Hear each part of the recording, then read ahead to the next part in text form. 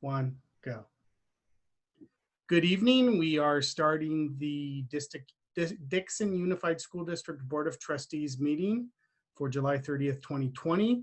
Since we have no public currently in the Zoom meeting, I will open the meeting and I will be going to closed session, and we will be back after closed session. Thank you.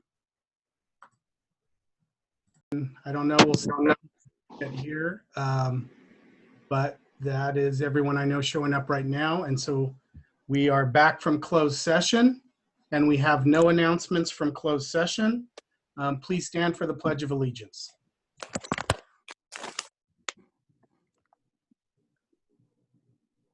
I pledge allegiance to the flag of the United States of America and to the republic for which it stands, one nation under God, indivisible, with liberty and justice for all.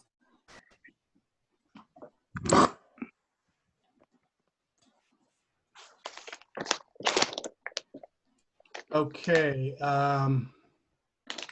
roll call. Lloyd? Here. Jewel? Here. Melissa? Here. And I am here, and Miss Halloran is excused.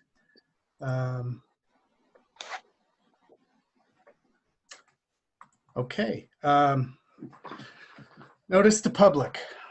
Persons wishing to speak to agenda items may present their written request this time. While the written request is optional, those making a written request will be recognized first. Persons wishing to introduce a subject not on the agenda may also present their written request at this time. The board president will recognize you for discussion at the appropriate time. Non-scheduled agenda items will be introduced under Section 9 on the agenda. Speakers may be limited to 5 minutes per topic at the discretion of the board president. In accordance with Board Bylaw 9324B, the district may tape, film, stream, or broadcast any open board meeting. The recording or broadcast may capture images or sounds of those attending the meeting. Any district recording may be erased or destroyed 30 days after the meeting. Recordings made at the direction of the board during a meeting are public records and, upon request, shall be made available for inspection by members of the public on district equipment without charge. If there is anyone on that has not been on one of these meetings, when it is the appropriate time for you to speak, whether that is on the particular item we have on tonight or on open comment, you can do that by using your reaction tab to raise your hand. And Mr. Monticello will then go through the raised hands turn by turn and let people speak. Tonight, again, is another very, let's say, energetic topic. People have strong feelings about it. So I'm going to try to give everyone sufficient time to make their statements that they want to make, but please try to be, try to know what you want to say when you speak and try to be concise. And as I said in the last meeting, if someone said what you wanted to say exactly like you wanted to say it, and you want to just raise your hand and say, I agree totally with what Steve said, you can do that as well. We will try to give everyone a chance to speak, so please don't worry too much about that. If the meeting starts to get very, very long and people are going on too long, I may have to say, please try to wind it up, but I've not had to do that yet. And I know people have strong feelings tonight, so let's all please try to be polite to each other.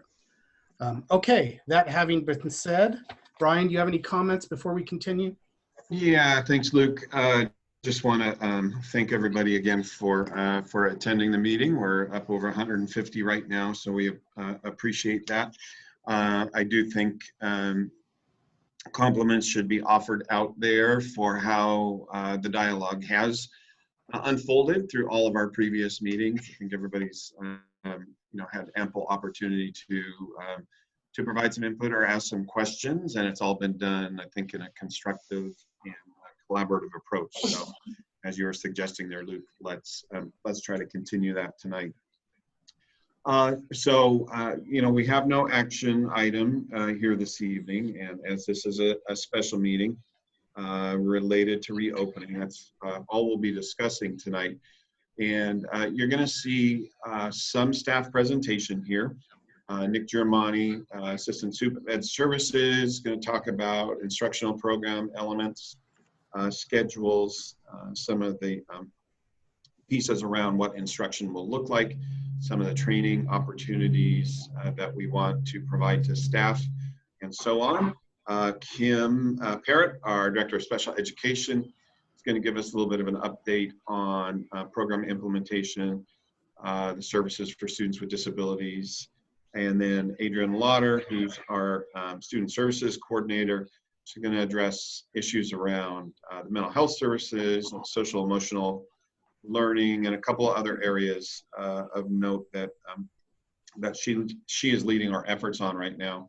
And then finally, Mark Monticello will run through some of the safety planning and protocols, procedures that are being developed and implemented, not as we speak, but on a daily basis.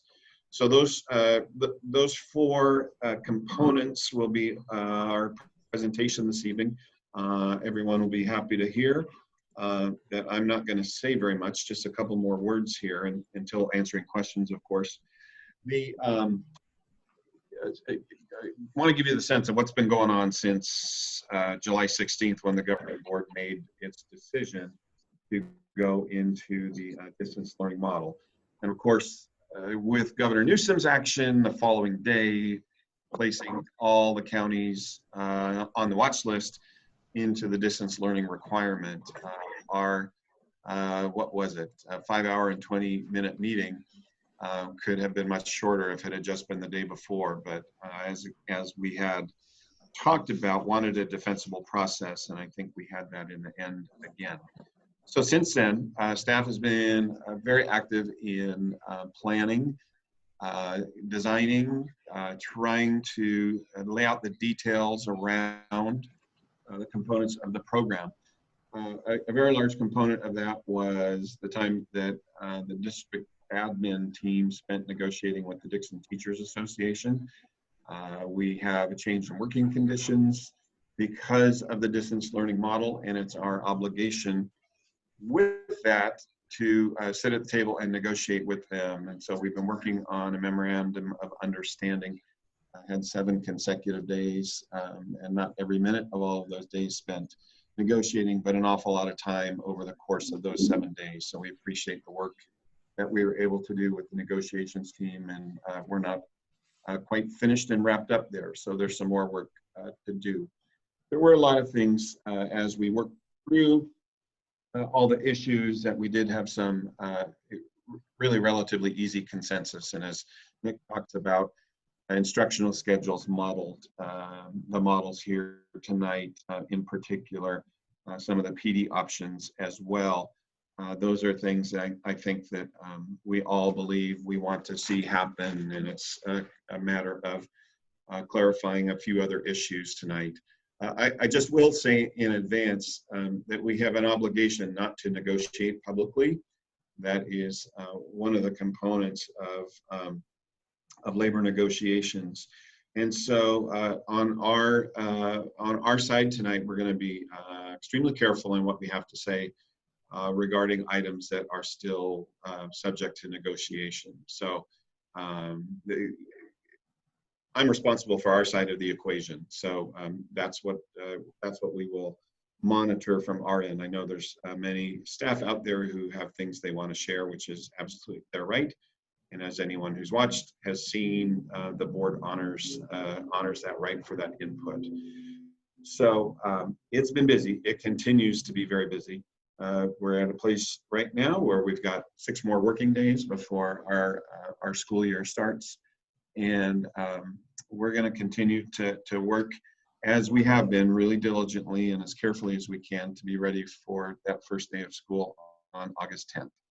With that said, I'm going to invite Mr. Germani in. Brian, before you do that, I just want to emphasize one thing you said. If we have any parents in the meeting or anyone in the meeting who planned to make a comment on the open comment, since this is a special meeting, we don't have that on the agenda tonight. So, Luke, yeah. comments tonight will be limited to the issue that we're discussing, which is the information and discussion of the reopening. If there is an item that you want to comment on or want to see on the agenda, you can contact me, send me an email, or we will have open comment on the meeting on, is it the 6th? August 6th, yes. August 6th. So, okay. That having been said, I just didn't want any people on here waiting and then not get to say what they want to say. Yeah. Thanks, Luke. Good point to make. All right, so I'm going to welcome Mr. Giramani to take the screen. Good evening, everybody. So I'm going to start tonight by showing what are, at this point, still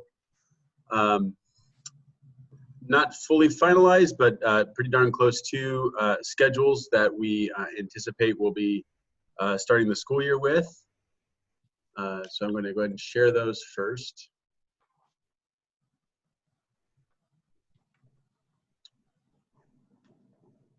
Okay, everybody see that? Yep. If you can enlarge it, I think, Nick, so it's a little more readable. Yep. Okay, so we'll start with the elementary schedule. And as you can see here, Monday represents what we're calling an asynchronous day for our students. Asynchronous meaning that it's not time bound for those students, but you can still see that there's an expectation that students will be engaged in work throughout the day. I should start by saying that this is an A-B model. So you have an AM group we'll call Group A and a PM group called Group B.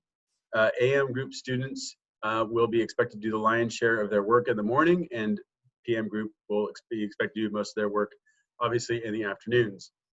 So Tuesday through Thursday, students are going to school, albeit virtually, during these synchronous allotted hours. So that's 8:15 to 11:15 for our Group A students, and 12 to 3 for our B students.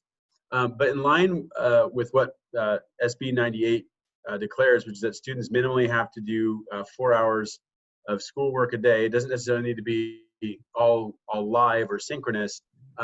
We will also expect students to do at least an hour of work outside of that 3 hours to which they are allotted in the elementary schools.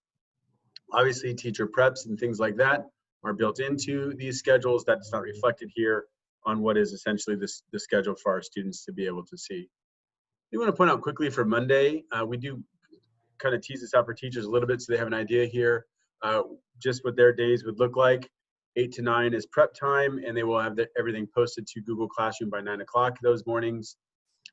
Likewise, we expect teachers to do at least 2 hours of office hours for supporting students on Mondays.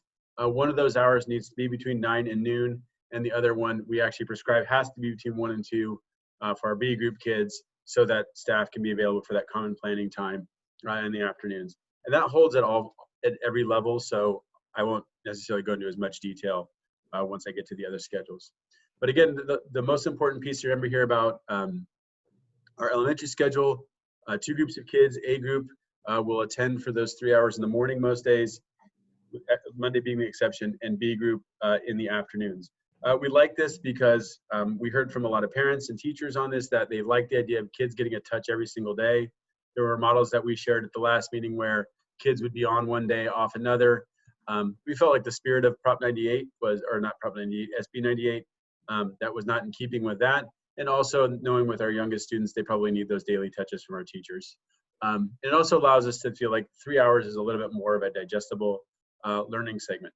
Now, this does not mean that students are glued in front of a screen the entire time for 3 hours. We know that that is not good practice, but they might be doing worksheet activities or PE activities. There's lots of different options that kids can be doing besides just getting talked at for that amount of time. So, and we know that it'll look very different for our kindergarten students than say our 5th grade students. So moving along to our middle school. Again, you can see here, Monday, this asynchronous day, as we discussed, students will be expected to do work in all of their classes on those days. And this one's a little different. So bear with me as I try to explain this. If you're an A student on Tuesday, you will go to, I'm sorry, this is Dixon High School. Let me jump to, oh, you know what?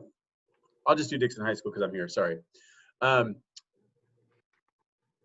Students who are A students will do on Tuesday and Thursday all of their morning classes synchronously. That's what this SYNC means, meaning they'll be in front of their teacher during that time.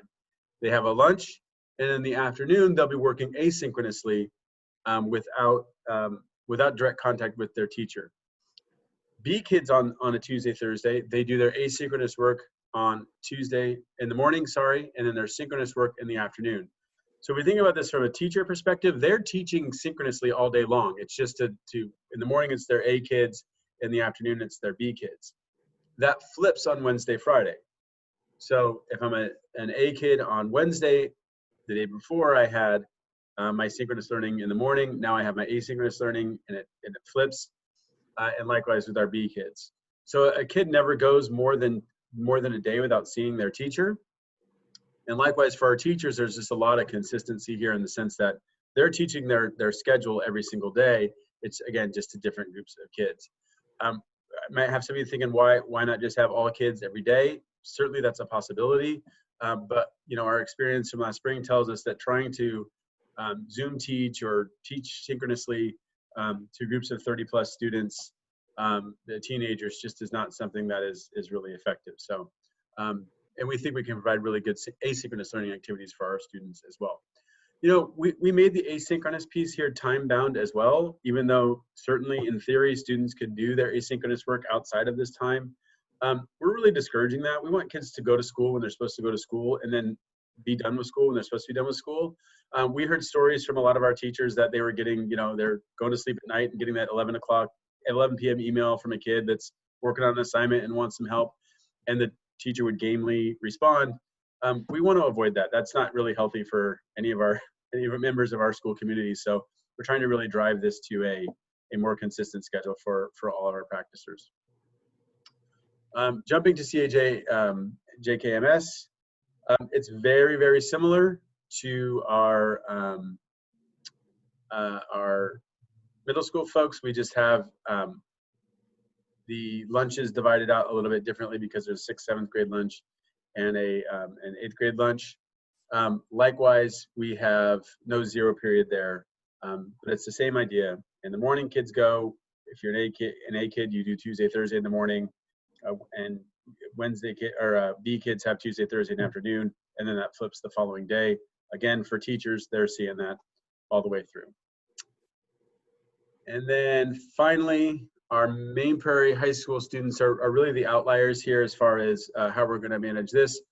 Because it's a smaller student population and the class sizes are already smaller, and because by contract these classes are smaller, these kids are going to do synchronous learning all day, every day.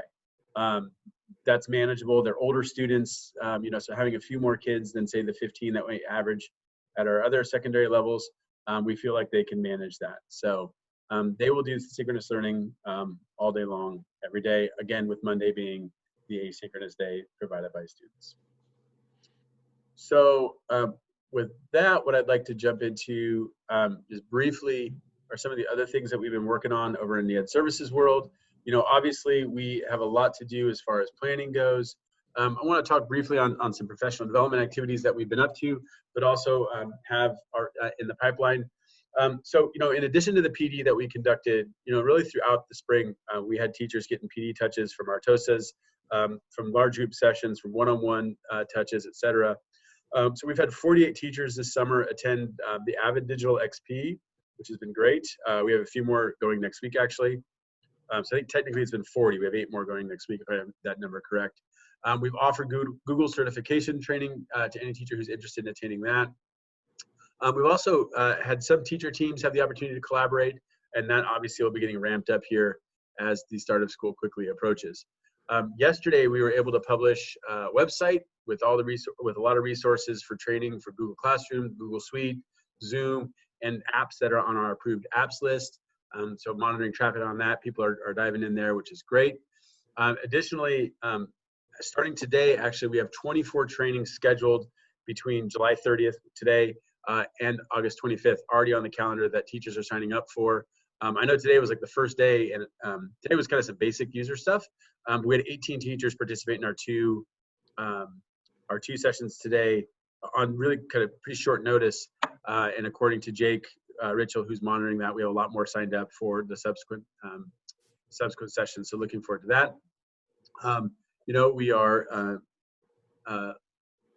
We continue to have our TOSAs available for one-on-one trainings as needed. It's a simple reach out to Jake, for example, on the technology piece.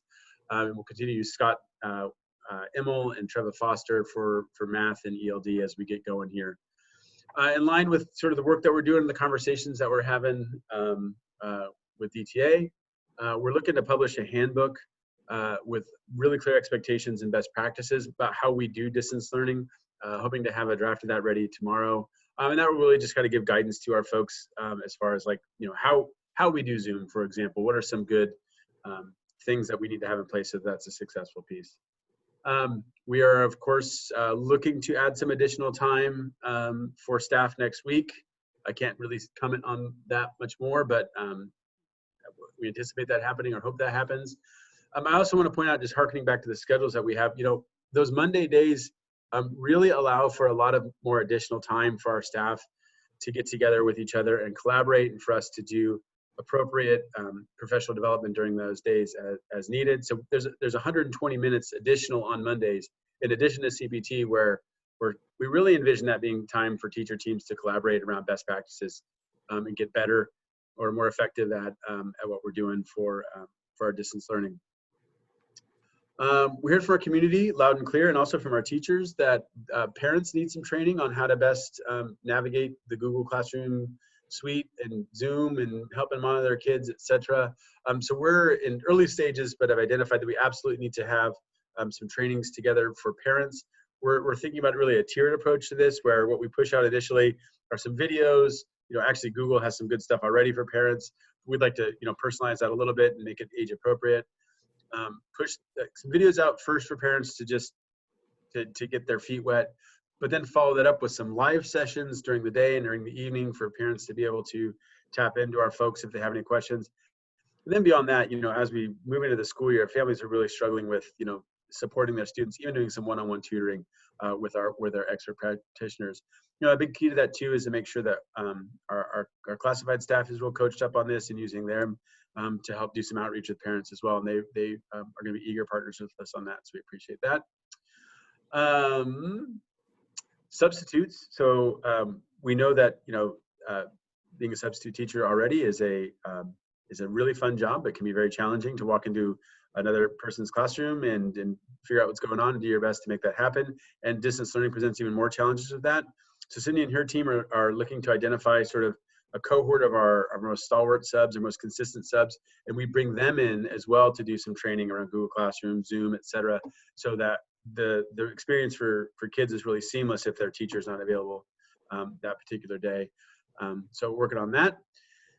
And then finally, the last thing, we heard from some families that they're interested in some after-hours support for our students. If we have a working family, for example, and the kid really didn't get it during the synchronous learning time that day, looking to have some resources available for them after hours. I've actually already identified a budget for that. It's just a matter of making that happen, but that's in the works as well. Thank you. Okay, thank you, Nick.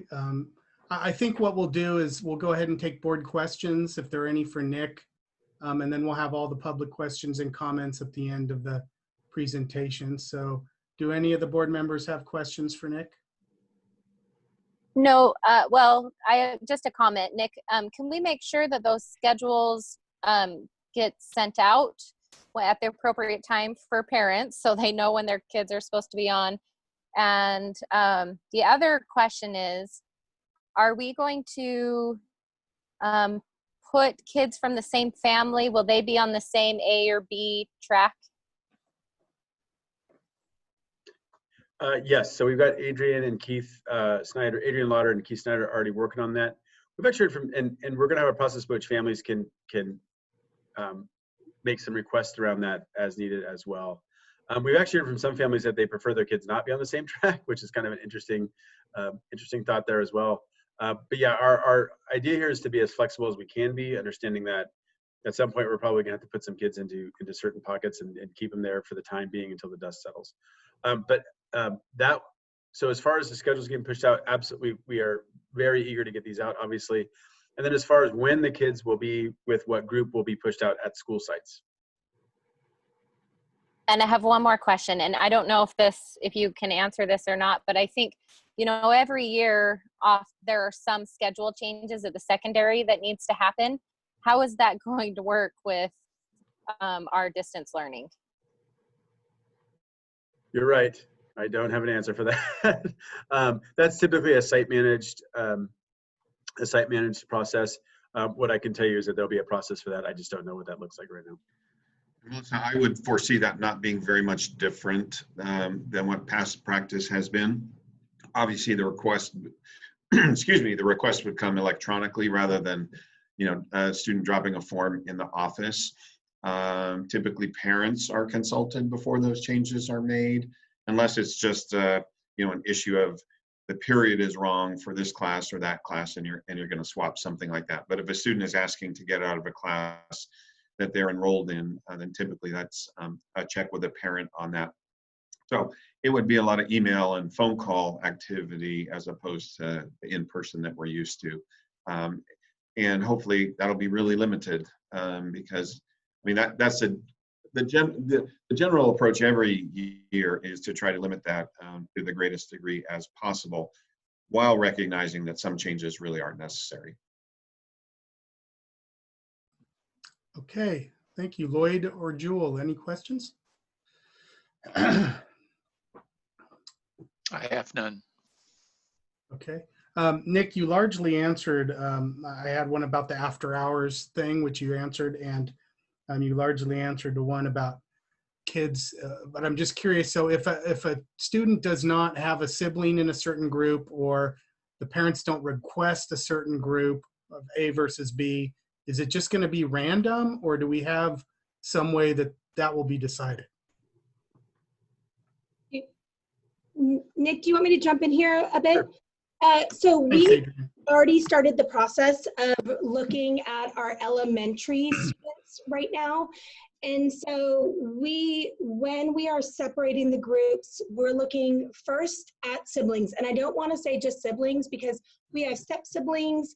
We have students who are maybe not family members who live in the same home. So that initial query was done by address. So really looking at families in the same home. So we have a dividing point for our classes for families in the same home to be on the same track. Like Nick said, we've had some families who say, listen, I've got 4 kids in elementary school. And in our conversation on how can we support you, it's better to do 2 on an A track and 2 on a B track. But we divided by our families in the same home. Then we look at our students who have IEPs, and to make sure kind of that division is equitable in the A track and B track. And then our English language learners. So just like, in a normal year where we're making sure each class is equitable, we're looking for that A-B track for that specific teacher to really have that piece for their classroom. Just so we can best support students when they're in those groups and, meet our students' needs as well as our family needs. Does Great. that? Yeah, that's great. And so if there's a parent out there that has a concern or needs a certain track, how should they contact the district? So that would be something we'd want to work with them as, we're developing these tracks. Right now, we've had a few families in that we've been supporting kind of all summer long, and that's where we've had those opportunities to talk about a track. We'd like to kind of get this done, divided, and then see when we get that information out to see if that's working or not. But I think for now, as our principals and our office staffs are right in the midst of doing this work, I would suggest maybe they reach out to me over at the district office, and then we can work on that piece together. Okay, great. Thank you. Mhm. Nick, I also had a question just for my own education. Could you tell me a little bit about what the Google certification is? Sure, and I can't tell you too much because I've not yet done it myself, but need to. But yeah, Google has essentially different levels of certification. You do a course through them. There's a fee. It's not a large one, but it's about 15 hours worth of work, and then you essentially become Google certified. You get to use it in your email signature, etc. And then there's different tiers of it. And did we offer to reimburse for that fee for people that chose to do that? Reimburse for fee and pink card credit during the summer if they did that. And what is the pink card credit? What is So that is credit that I'm getting into HR stuff now that Cindy's sure won't stop me. So pink card credit is teachers who do approved professional learning outside their regular duties can earn essentially post-secondary credits that they can apply toward a salary scale. Okay. Actually, a bonus payment, like a stipend or bonus payment when you get to 150 hours. So it's not actually salary schedule, but it is intended. Most of the people who use pink card credit, it's either kind of informal trainings, or people will pursue it when they've maxed out on the salary schedule in terms of the number of units that they have. Okay. I told you I shouldn't have said something about HR. I asked, sorry. So, so the trainings that you have scheduled and the 18 that happened today, are those primarily on the online platforms to help support teachers how to better use those, or what are those?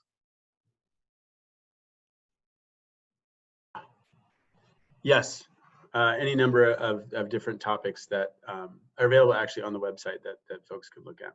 Okay, so other than the resources, we'll have continued support for Google Classroom or Zoom or whatever the staff needs help with? As an example, today, the afternoon session was like basic Google Classroom for maybe people who are new to the district or who just feel like they need that refresher. And then I want to say tomorrow or Monday, there's like intermediate Google, and then there's things on the other apps and things that we have available. And then people can timesheet that for pay. Okay. Yeah. Okay. And have you had any requests on specific areas of support or training? To me, no. It's possible that Jake has, and I'm not aware of that. Okay. And thank you to Jake for helping with that. Yeah, no doubt. Okay, Lloyd and Jewel, any other questions? Nick, can I just ask you to explain a little bit about, with Avid being such a district focus, if you could talk a little bit about Avid XP. I know you said there's close to 50 people who will have done it this summer, but what comes out of that? What are the outcomes? Yeah, is Maria, are you on? I hate to call her out. I know she was driving home, so she may not be on. I didn't get a chance to participate in it. She is. Oh my goodness. Looks like she's walking in the door. Yes. She can speak with much more clarity about this than I did. Nothing like being on the spot, right, Maria? Oh, it's quite all right. I was expecting it. Hello, everyone. Sorry, I just gotten home and was walking upstairs. So Avid, the Avid Digital Experience, we had 48 people sign up, 42 of which have already attended. I was one of them. Most of our participants decided to take digital teaching and learning. And in a nutshell, what they learned was how to Wickerize with Avid tools. So really the focus was on what Avid calls the 4A's framework, which puts the learning task and the learning objectives first and the digital tool after.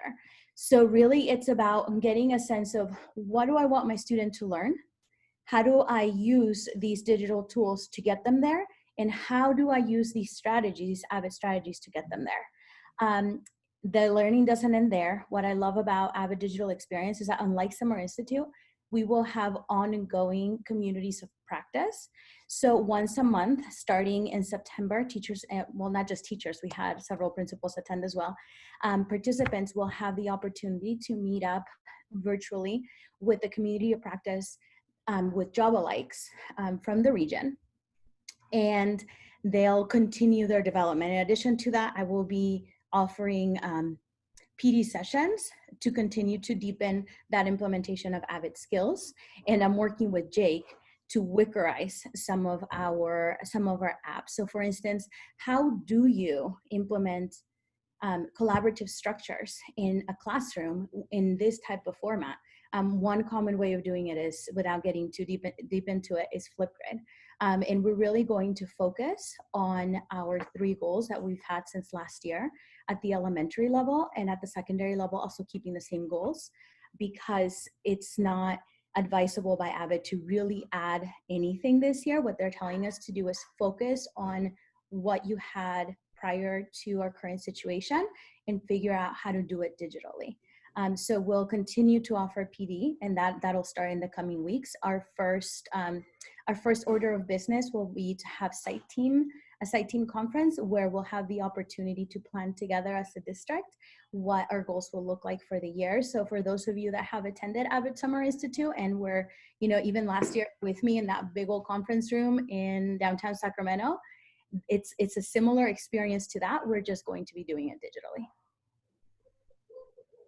Thank you, Thank Maria. you, Maria. And did I hear you say, Nick, that there's more Avid next week? And so we have some more people going to that next week. Is it too late for people to sign up if they've not taken it? It is not. So, but I may have some, it's not too late for us. It might be too late for Avid, depending on what they want to take. And they are pretty impacted. So what we offer our teams the opportunity to go at 8 different dates to make sure that we didn't have any scheduling conflicts. The last training starts on Monday, goes August 3rd through the 5th. If anyone still wants to go, we may be able to get them in. The only issue is that if they want to take digital teaching and learning, that unfortunately is at capacity and they're not taking anyone else on the wait list. If you want to be in a subject matter or grade level community of practice, so say you're an English teacher, you want to be with another English teacher and learn how to implement Avid strategy specific to your subject area, or if you're an elementary teacher and you want to be with other 3rd grade teachers, that is still available, but digital teaching and learning is completely full. In what's available, will they still touch on some of the digital issues, or? They will, but they won't go as deep into the 4ACE framework. That's something that we can still support locally, but the purpose is a little bit different. The purpose of those trainings is really to focus, it's really to focus on the subject matter or the grade level, whereas digital teaching and learning is more on the tools and how to use them. So the continued PD that you guys are trying to set up, you'll bring some of this stuff back within the district as an option for people to choose to learn this. Absolutely. And I'm not going to speak for anyone that attended Digital XP, but for me, it was a really positive experience, but it's quite a bit to learn. So it takes some time to really practice. So the one and done, even though it is 16 hours of professional learning, it's not nearly enough. Okay. So if anyone wants to try to get signed up for Monday that hasn't, should they email you or what? Please email me and I will get you registered. Okay. Super. Thank you, Maria. You're welcome. Jewel or Lloyd, any final questions before we move on? No. I have none. Okay, great. Thank you. Thank you, Mr. Germani and Maria and Adrian as well. Adrian will be back in a moment. So I'll welcome Kim Parrott, again, Director of Special Education, in to talk about the planning work to provide services. It's all yours, Kim. Okay, let me see if I've, I need screen sharing. And it says the host is disabled screen sharing. Ah, there we go. Okay, so this past week, the focus has been on working with our elementary special education teachers regarding what our services could look like in the various teaching models. Of course, at the elementary level, we have our intensive learning center or our special day class, which is what most people are familiar with, the class being called. But our ILC and our special day class teachers and I met for quite a bit of time yesterday. We talked about alternating between the synchronous and the asynchronous throughout the day, like in 15 or 20-minute blocks due to the attention span of the students within the classroom. On Mondays, of course, they will be assigned to work with the other teachers that week. The paraprofessionals will have their office hours to assist students, as will the teachers. The ILC SDC students will be divided into 4 rotation groups within their class, and that will include a mixture of direct whole group instruction, small group instruction, either with their teacher or the paraprofessionals, asynchronous assigned work, or supplementary computer lessons with the RazKid Plus or the Prodigy. The idea, of course, being that by alternating in small blocks in between all of this, as well as some break times, that we'll be able to maintain the students' attention while they're online. The ILC SDC students, of course, some of them have mainstream time written into their IEPs, and these students will be mainstreamed into general education classes for the subjects that are dictated by their IEP, and the schedule will be set up by their ILC SDC teachers in collaboration with the general education teachers, just like it's always done, except that it's going to be online. Paraprofessional support will be provided during any mainstream time where the children is maybe pushed out into a mainstream classroom. And of course, our ILC classes will have their PE and science times twice a week during asynchronous times, like our general ed classes are. Resource, and I just got to meet for a short time yesterday, and we kind of found we had a few more questions and ultimate answers, so we are planning to meet again at the elementary level. The paraprofessionals, we know we want them to attend the assigned general education classes to provide students with support within those classes, just like they do every day when we're in session actually within the school building. Our resource specialist also will work with the students for a portion of their asynchronous time, so that the resource specialist, when they're providing their direct support, will not be pulling them from the direct instruction time with the teacher. Accommodations and modifications. This has been a question that I've received a couple of emails from parents on. I want to assure them that the accommodations and modifications within the students' IEPs, the resource specialist will continue to collaborate with the general education teachers as far as the appropriate accommodations and modifications that the students need to be provided with, even while we're on this different style of learning, which is new to many of us. Accommodations and modifications will be provided collaboratively between the resource specialist and the general education teacher. So this is just a summary of what has come out of my meetings this week with the elementary staff. I had shared at the previous meetings that our secondary programs, our middle school and our high school programs, they're structured very differently. The curriculum support class, which is when students receive the resource time, is actually part of their class period rotation. And the paraprofessionals also push into the general education classes, just like we do at the elementary level. That too will also happen with us on the digital format. This will happen at both the middle school and at the high school level.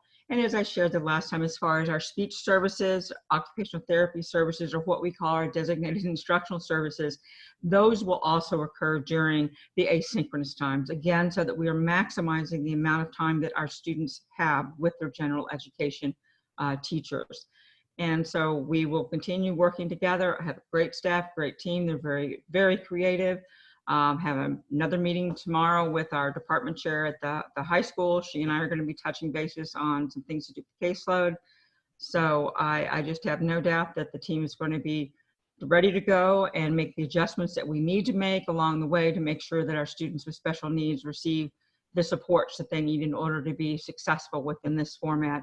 And we are also, as Nick alluded to, going to be making sure that our special education teachers and our paraprofessionals continue to get the training, both in the Google Classroom, the Google format, and with Zoom, the various platforms that they'll be using digitally, so that they are comfortable and well-versed on how to utilize those to support our students.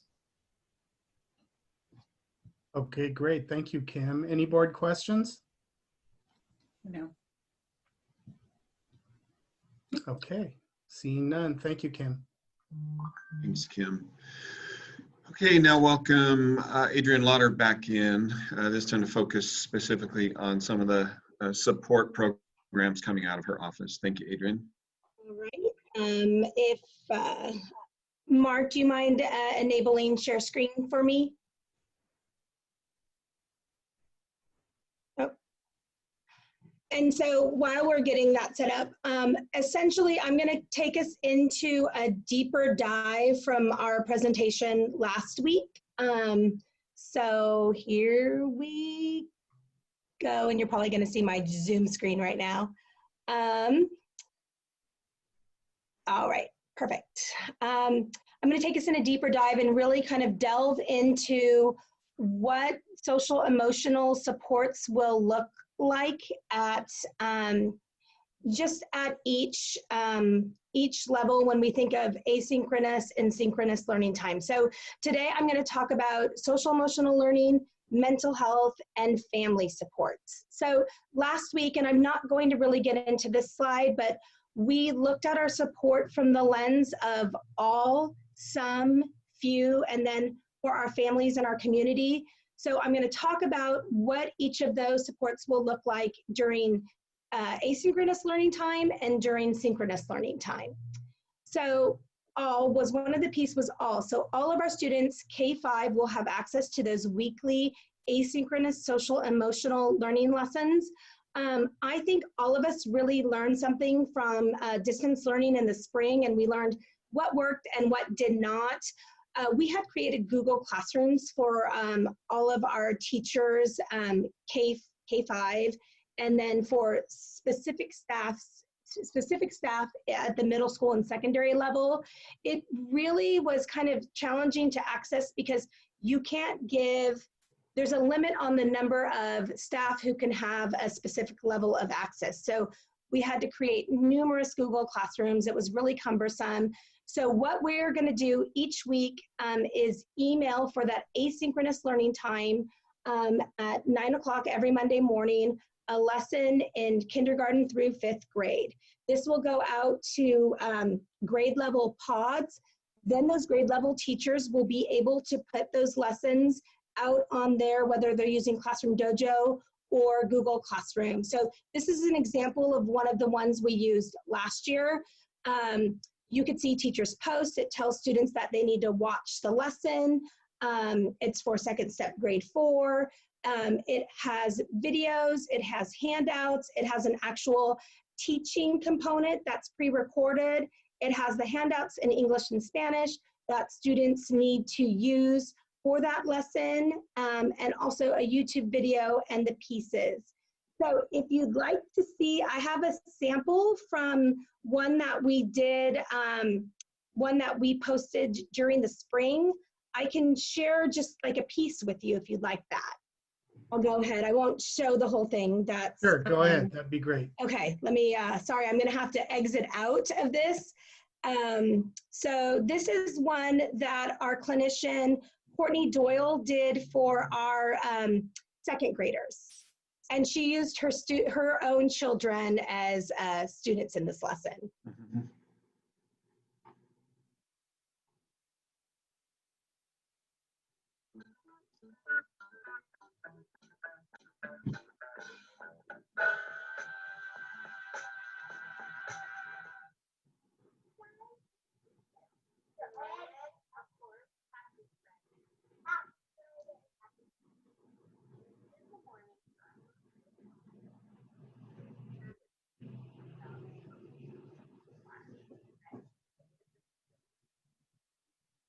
Can you get volume up, Adrian? I know, Yeah,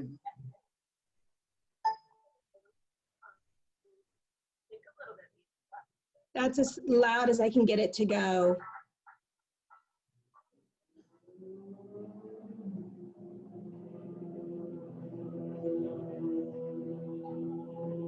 Yeah, I don't think it's loud enough Okay, to. I can show you. Yeah. I have another one. Let me pull. It's also on here. I have one that I did actually, because I tried the first one. If I was going to ask my staff to do this, I tested it out. I'm sort of embarrassed to share it. I'm going to just skip ahead a little bit. Adrian, I think there's a setting on your computer that says share internal speaker. We work harder. And even though I'm going to just, okay, I'm not. Roles. Can you do that? So I can do that. So here's what's going to happen. I'm going to say the listening rule, and I am going to, Mr. Snail is going to repeat it, and you guys are gonna get to see a picture, and then you're gonna have a turn. Can we do that? All right, perfect. So our first listening rule is, here it is, eyes watching. Can you say that, Mr. Snail? Eyes watching. Perfect. Our next listening rule is ears listening. Ears listening. Great job, Mr. Snail. Third rule is voice quiet. Voice quiet. Perfect, Mr. Snail. And then our last rule is body still. Body still. So essentially, what we did is we set up those lessons. It takes students through the CEL competencies that I shared last week. There are lessons K-5, there's videos that go along with it. You can see Courtney had a little, a bit more talent than me in the directing department, but we have set them up where students can access it.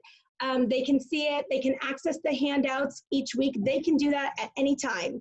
It can be done at 5 o'clock, it can be done at 7 o'clock at night. So this is a piece, so they'll get access to that each week, K-5. That's our asynchronous support for all of our students. And then we move into some, and that's our targeted CEL lessons. And so based on teacher data and PBIS, we're looking at smaller groups, and we'll support a group, maybe it's a group of, at each site, 10 to 12 kindergartners or 10 to 12 third graders who need more targeted support. And we have lessons that go along with our weekly CEL curriculum that we can reinforce what we're doing. This is Miss Marina up here. She did a Komochi's lesson.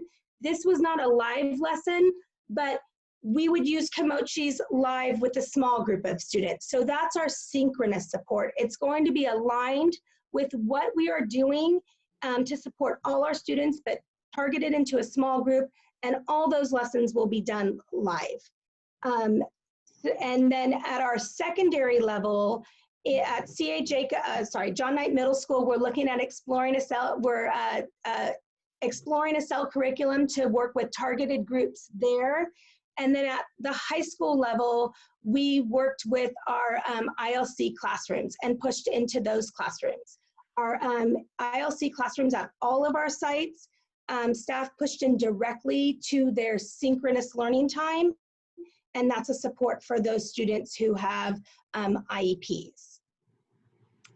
And then we go to our FEW, and that's our individual counseling and behavior support. So for students who need something more intensive, we have our counseling or our behavior supports that will be done via Zoom. They can also be done via phone. Some of our families feel a little more comfortable for students to engage with our clinicians and counseling over the phone as opposed to Zoom.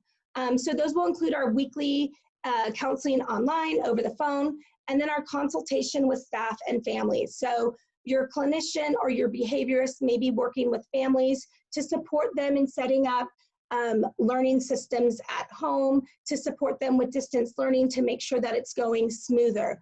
We are going to change our referral process. In the past, staff sent us referrals.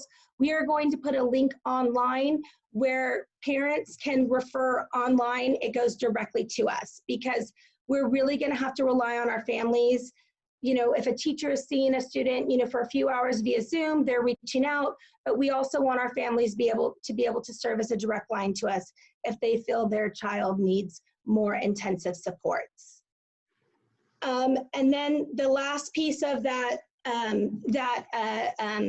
my first slide was our supports for families. So prior to March, we had really opened the pathway with our community partners. And so we are going to build that. And even though we are not here in person, we're going to build that over Zoom. So continue our partnerships with A Better Way. They provide our parents with trainings, free trainings. They also provide us with additional counseling at the sites. Our partnership with Solano County Office of Education is continuing. We expanded our wellness centers to our secondary sites. They have also developed a mobile suicide assessment van that if we have a student who is at risk, they can also come out and support and complete a risk assessment along with our staff, or do that as if we didn't have staff available. We have a community needs grant where we will be staffing a person who was going to support our wellness centers. They will serve in their role to support our reach out for community reach out for the Student Services Department. We have the community faith-based partnership with many Solano churches. Solano Pride will be working with our middle school, our secondary sites to provide group counseling for students. Continuous Solano Youth Voices, NAMI, and then there's many, many more that I can list, but we really want to leverage our partnerships to support our families. We are also looking and talking about our partnerships, family and child care needs. So we want to collaborate with local daycare centers and in-home daycare centers to provide them supports when they're working with children. I'm a working mom. My students' distant learning really it's going to be left to our daycare provider. I've been working with her on how she can support our kids, but we want to ensure that our local daycares, whether they're centers or in-home daycares, are able to support our kids. Because if you're a working parent like me, your child will be in that environment. And so we want to provide them access to trainings. If there's Wi-Fi needs, work with them on their Wi-Fi needs, support them just as we support our families, maybe at some hotspots. Mark and I are talking about different ways we can support some of the centers in town, lunches, and then ongoing support. So when I say ongoing support, really think of it as triage. So if we have a daycare who maybe, I spoke to one of our daycare centers today, and they have between Dixon Montessori and Dixon Unified, 25 students. And so we talked about what we can do to make this work and how we can support. And I really think of that ongoing support is, okay, hey, Adrian, we're struggling with this. What can you do? Maybe we're coming in and giving them advice on how to work with students, but we really want to develop that partnership because they're right here on the front lines with us, serving our kids and our community. And really just appreciate the reach out from the local daycares. So we're here, talk to us. We want to work with you. If you saw on Facebook, we sent out a child care needs survey. So we know that many of our daycares have reduced their number of students, their children they're allowed to have.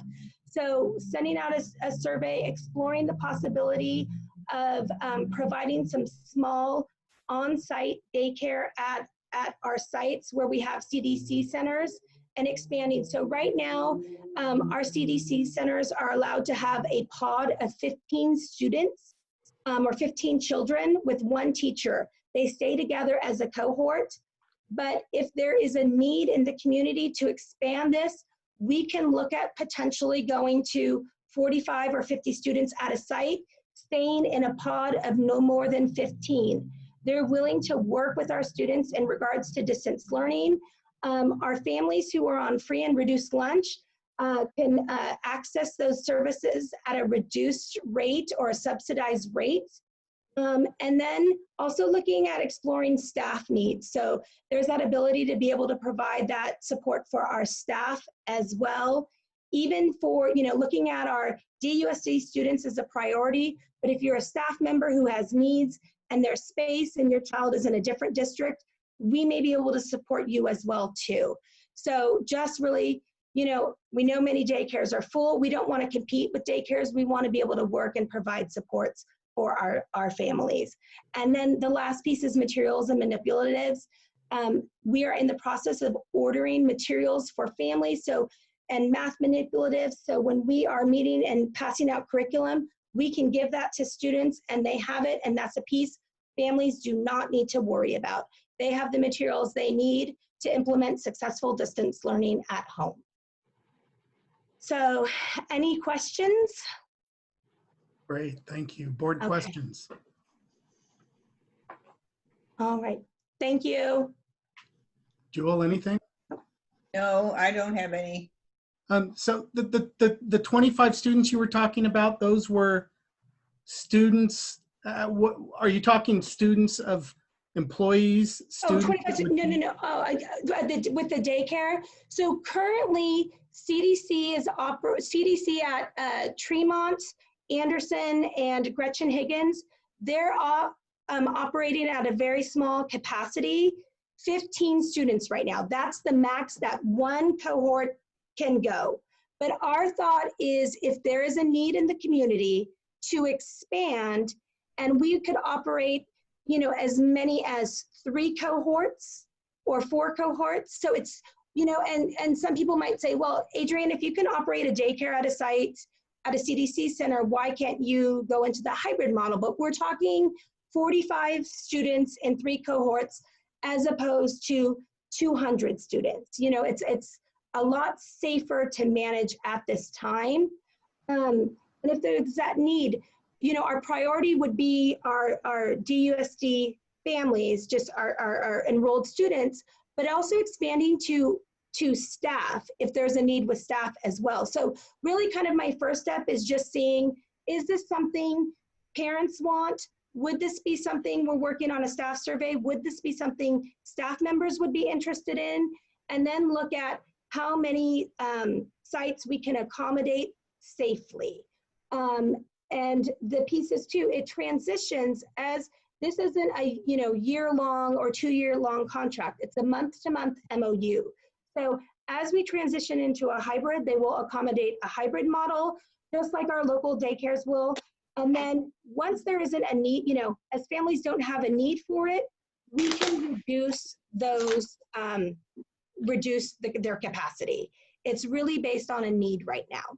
Okay, and those CDCs, if they're modified or increased, and parents choose to put their children in there, we're still going to be providing the necessary PPE and expecting all the appropriate social distancing and such? Absolutely. They have to follow CDC guidelines, and then we would be working with them as well on that piece. So they would follow the same protocol as we would as a district. Okay. And so they have been operating, like I said, at a smaller capacity following CDC guidelines, and we would work with them as well to expand. So, you know, as in the past at Tremont, when we had 3 CDC classrooms operating at like 25 students, students would intermingle outside. That doesn't happen anymore. It's a cohort, and they are with one classroom, one teacher, and there's not kind of that cross collaboration just to keep students in their pod. And I was at Tremont the other day, drop off and pick up. Parents are dropping off at the corner. They're wearing masks, so they're following the guidelines as well. And when you say we're trying to collaborate with local daycares or home daycares, how are we finding and reaching out to those, or how are we?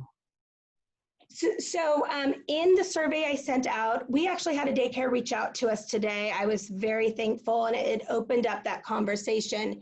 In our survey, what we did for families who don't need childcare, we asked them to share where they're getting their childcare from. So we would be able to reach out to them to say, do you want our support? We want to work with you. And so hoping that as our parents take this survey, they'll let us know who they're using, whether it's Burton Ernie's or one of our in-homes or Millennium. And that way we can, we know our big ones. We know many of our in-homes at our elementary levels, but there are some new ones out there. And so we can say, what can we do to support you? We're here, participate in our Zooms, offer really kind of some daycare specific training, how to set up needs for various groups of students. I know my own daycare, they have 2 kindergartners, a 2nd grader, a 4th grader, a 1st grader, and a TKer.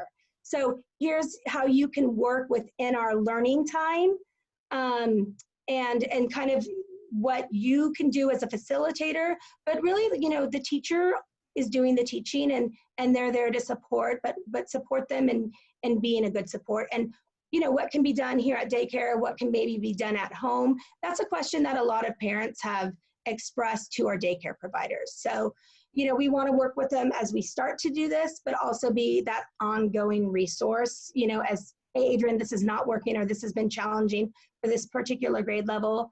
Here's what we can do to help. Okay, great. Thank All you. right. Any other board questions? Okay, hearing none. Thank you, Adrian. Thank you. Thanks so much, Adrian. All right, now going to turn it over to Mark Monticello, who oversees our IT and our maintenance and operations at this time. And he's going to talk about some of the safety protocols that we have been working to implement and will be ready to roll out as soon as needed. Mr. Monticello. Okay, thank you. Good evening, board, Superintendent Dolan. And I'm going to ask Adrian if she could, thank you.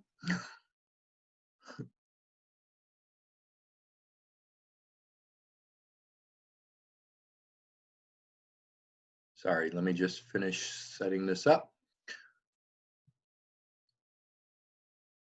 So tonight I'll start real quickly with my other hat. We are getting about 1,800 computers ready for students to use at the start of school. I took a look, so we checked out about 1,200 computers in the spring. We have about 100 of those back from people who have left the district or seniors who have graduated. And so when I look today, we're sitting at about 2,200 computers ready to go. We have about another 600 to go tomorrow, and then the rest on Monday. So we'll be ready to give computers out probably when we start school. On the classroom side of the house, I've walked the sites. We are ready at every school except for the high school. So tomorrow and Monday, I've pulled some extra bodies from some of the school sites to finish the cleaning up of the last 4 classrooms at the high school, so we'll be ready. On Monday, I will be taking out to the school site so we can distribute the PPE that we picked up from the county and some of the PPE that we have purchased ourselves. So when a teacher walks back into a classroom, they'll find 2 cloth masks, 2 face shields, hand sanitizer, alcohol-based wipes in their classrooms. I've just recently finished a PO with Cintas, so they will be putting the auto-dispensing hand sanitizers in all of our classroom, and we'll have about 40 that will be placed throughout the sites to be used on the campus. We'll also be purchasing, when we get closer to having students on campus, hands-free wash stations located throughout the campus, along with signage. So we have our first 2 room foggers in place. Our handheld foggers will be here late next week. So I've purchased handheld disinfectant spray that has a 3-minute dwell time. So once it's sprayed, within 3 minutes, everything is disinfected that it's touched. But I prefer to have the electrostatic sprayers so my custodians don't get carpal tunnel from spraying the bottle too often.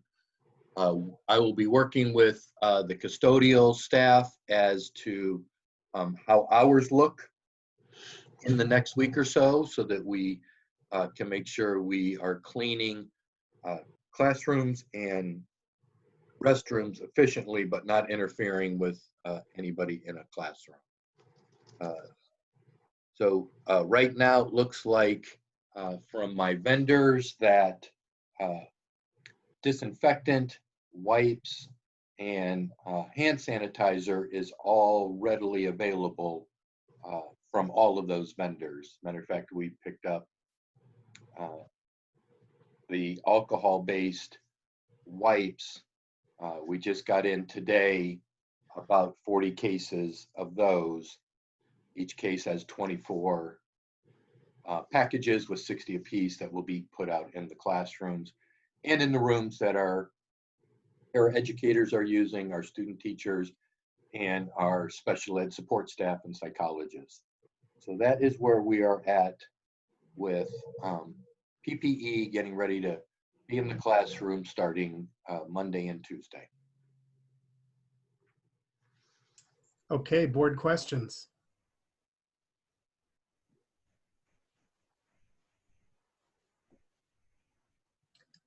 Okay, seeing none there. Mark, would you, when you say all but the last 4 classrooms have been cleaned, can you kind of walk us through the standard process if there is one? Has the fogger been used on all rooms, or was it, you know, independent cleaning by hand? How did you guys do that?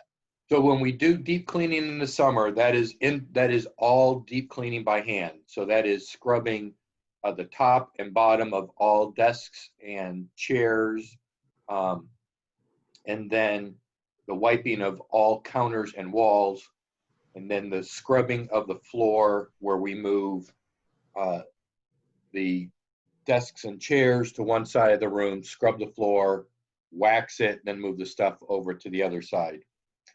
I will tell you that currently we are setting up teachers' desks and only teachers' desks. So we are going to leave the stacked desks and chairs in a corner of the room until we decide when we are bringing students back, whether that's a 25 or a 50 or 100%, and whether I have to move some of that equipment out to multi-purpose rooms so that there's plenty of room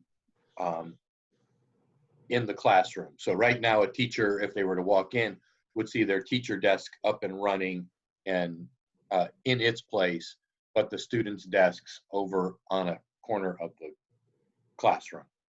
Thanks. Don, I see you raising your hand there. Well, I'll let you know when we're ready for public comment. You can get your question in. So when you say the deep cleaning in the summer, was that sterilizing or was that standard cleaning and we're doing the spraying with the sterilizing stuff now? Well, that is deep cleaning with first a cleanser, then the disinfectant. Okay. We have not used the foggers yet in the classrooms. Okay.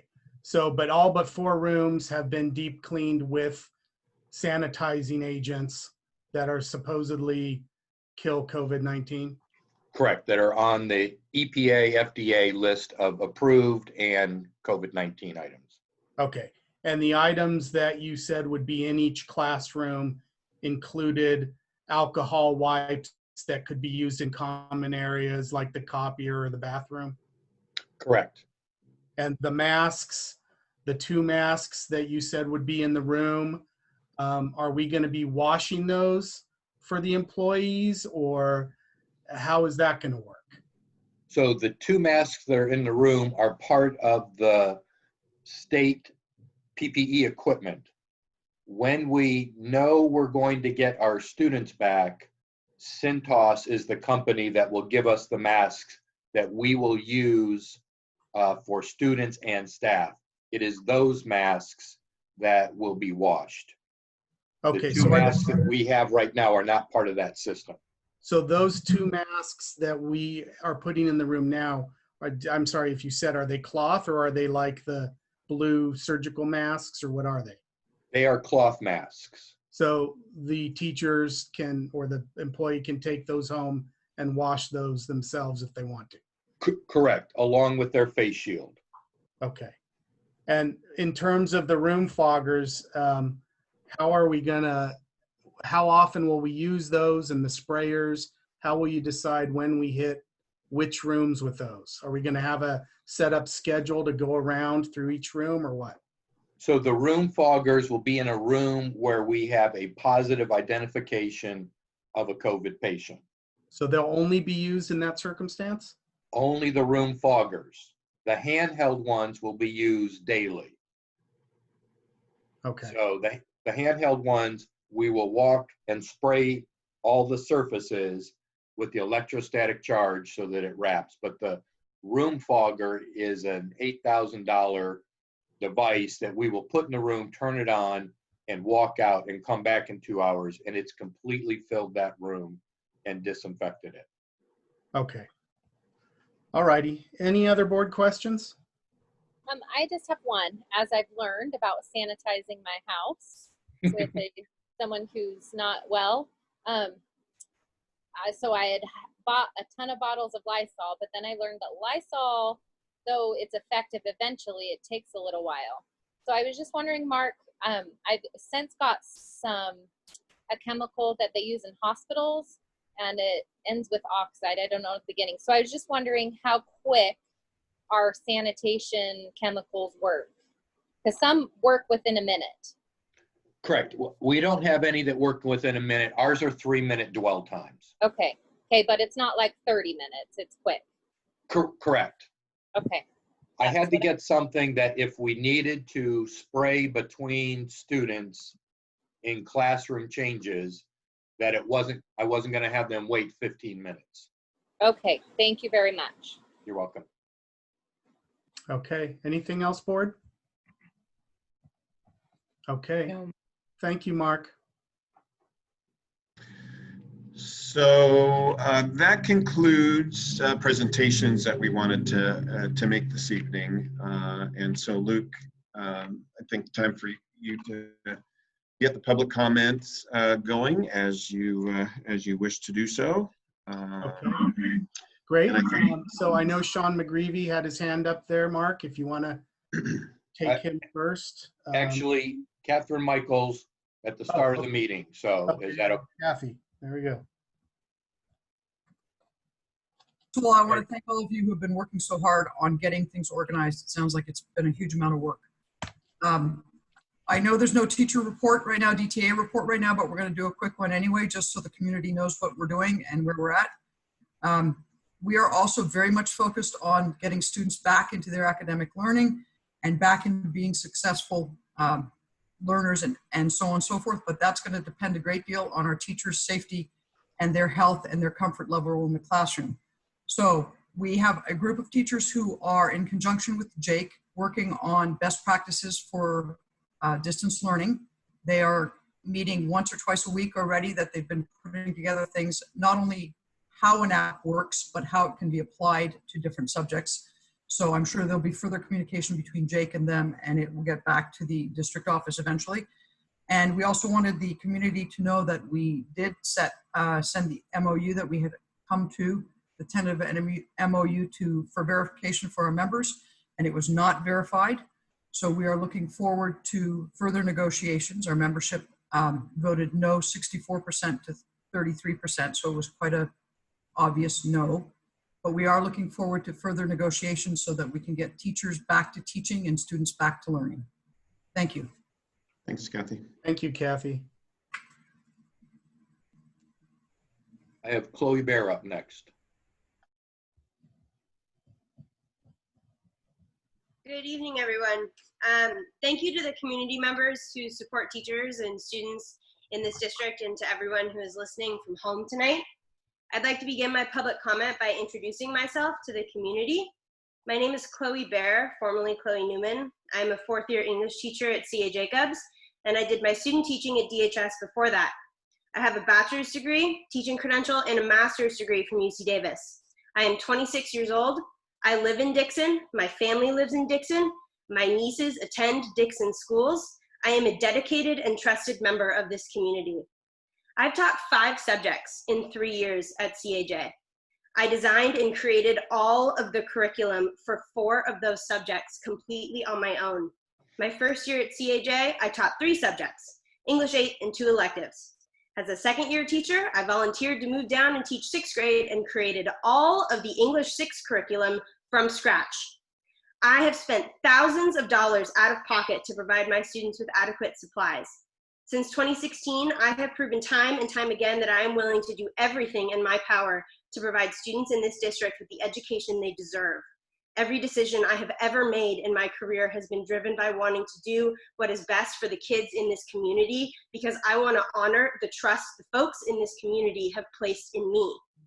By contrast, during my time here, the district has done very little to prove they are willing to do the same. The district pink slips and lays off exceptional teachers that the students of this community grow to love every single year.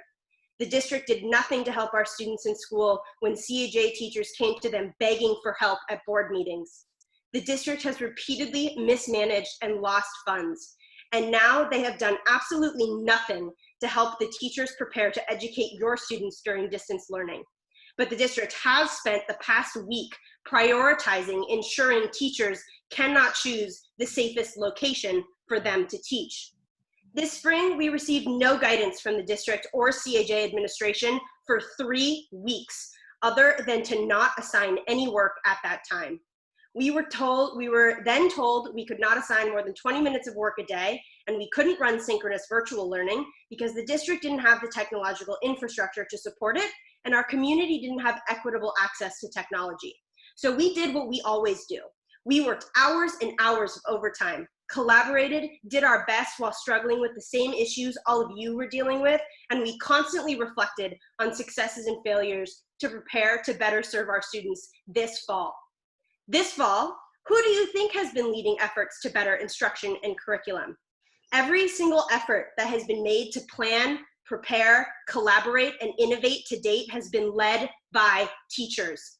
Contrary to what Assistant Superintendent Giramani's presentation made it sound like, the district has been slow and reactive instead of proactive.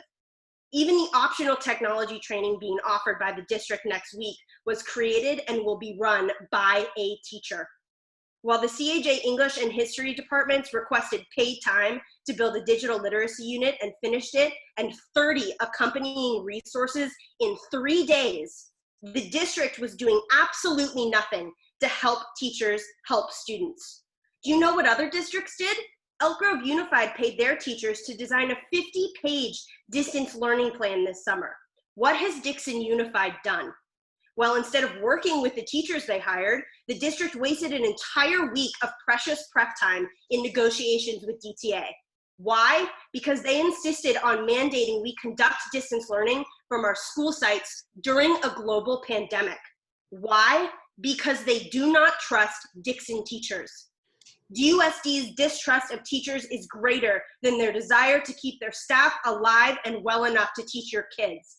DUSD's distrust of teachers is greater than their desire to do what's best for students. If we don't get this under control as a community, we won't be able to return students to campus. Teachers and students and families will get sick, and some of us will die. And all of the time the district has wasted spitefully insisting on noticeably absent board member O'Halloran's stipulation that we must teach from our classrooms has left all teachers completely unprepared to support and educate our students. A district who doesn't trust their teachers does not serve Dixon students. Every reason the district has provided to justify shoving teachers back on campus and risking their lives is baseless. Technology? Teachers can't even run a video conference on their district-provided laptops. Teaching materials? Teachers already have all of their materials at home with them from the spring. Internet bandwidth? Dixon Unified doesn't even have the bandwidth to have all students at one school site use the state testing portal at the same time. How can the district expect to have every single teacher to conduct video calls with 30+ students, each at the same time throughout the entire district? Delivery of curriculum, teacher accountability, collaboration, assistance? As mentioned before, teachers have already proven to this community that we can teach, collaborate, and can be monitored by admin no matter our physical location, and are begging the district to let us prove it to the community again this fall.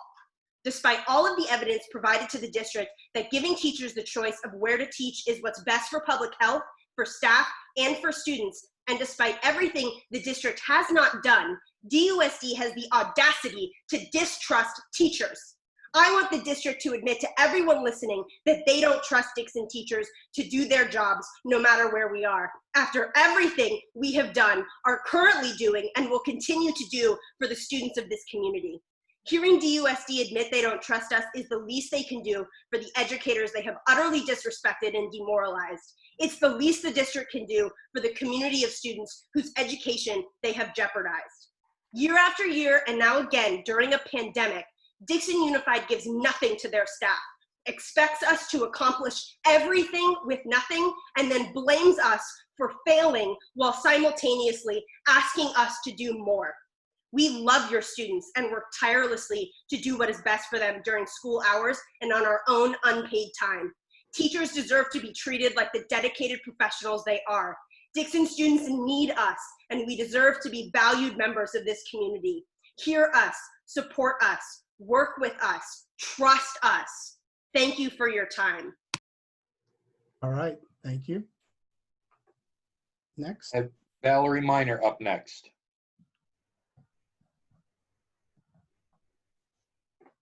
Go ahead, Valerie.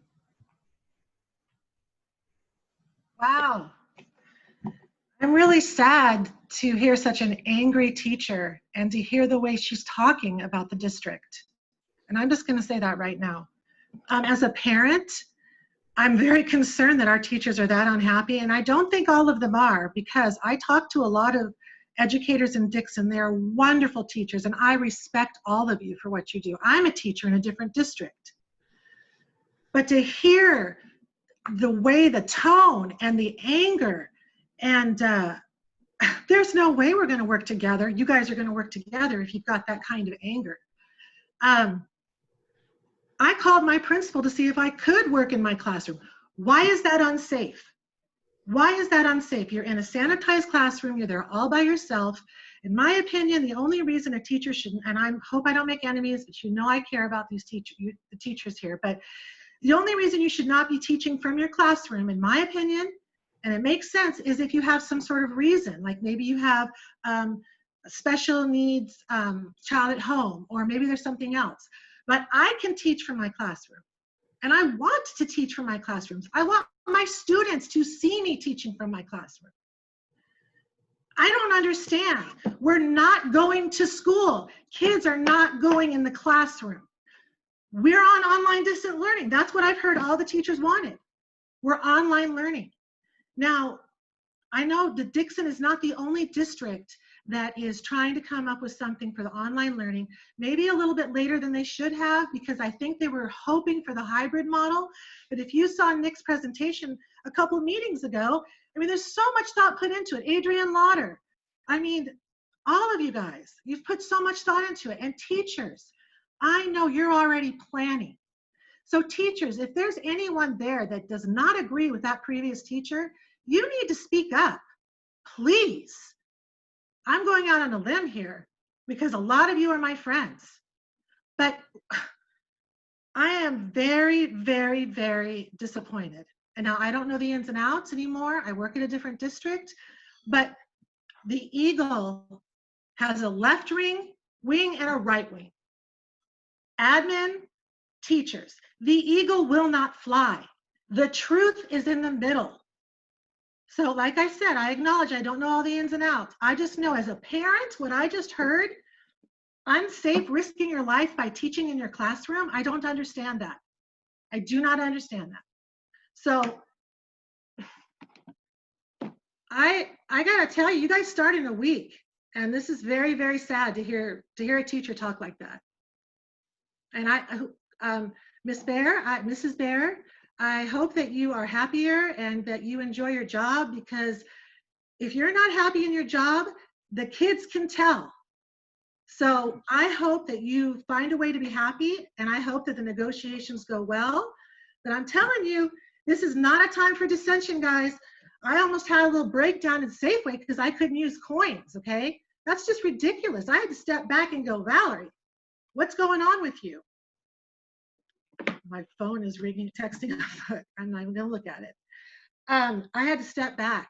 This is crazy times, okay? I respect all you teachers, I trust you, but you guys have got to work together. And it's not about all students, it's about each student. We should be talking about how are we gonna get all the students online and participating. That's our focus. I'm just very surprised and very saddened. So teachers, if there's anyone out there that has some good things to say, that can say something that will help bridge the gap to fly that Eagle so that we can teach all students, each student, please speak up. Thank you. Okay, thank you. And next? I have Teresa up next. let's see. Good evening. Let me just switch over to my page. I want to say thank you, Chloe. Our chat group felt like unmuting ourselves and giving you a big clap. And so I'm going to start by saying that today, Representative John Lewis was laid to rest in Atlanta, Georgia. And so today, I dedicate my words in his honor and promise to do what he asked. And I think Chloe's on board with this too. Start a little good trouble.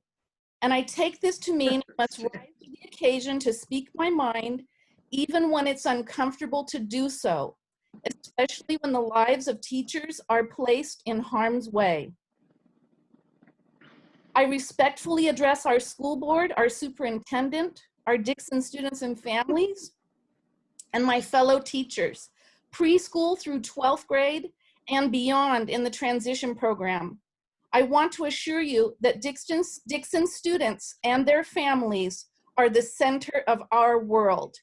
They are the center of every meaningful action and need accomplished by teachers.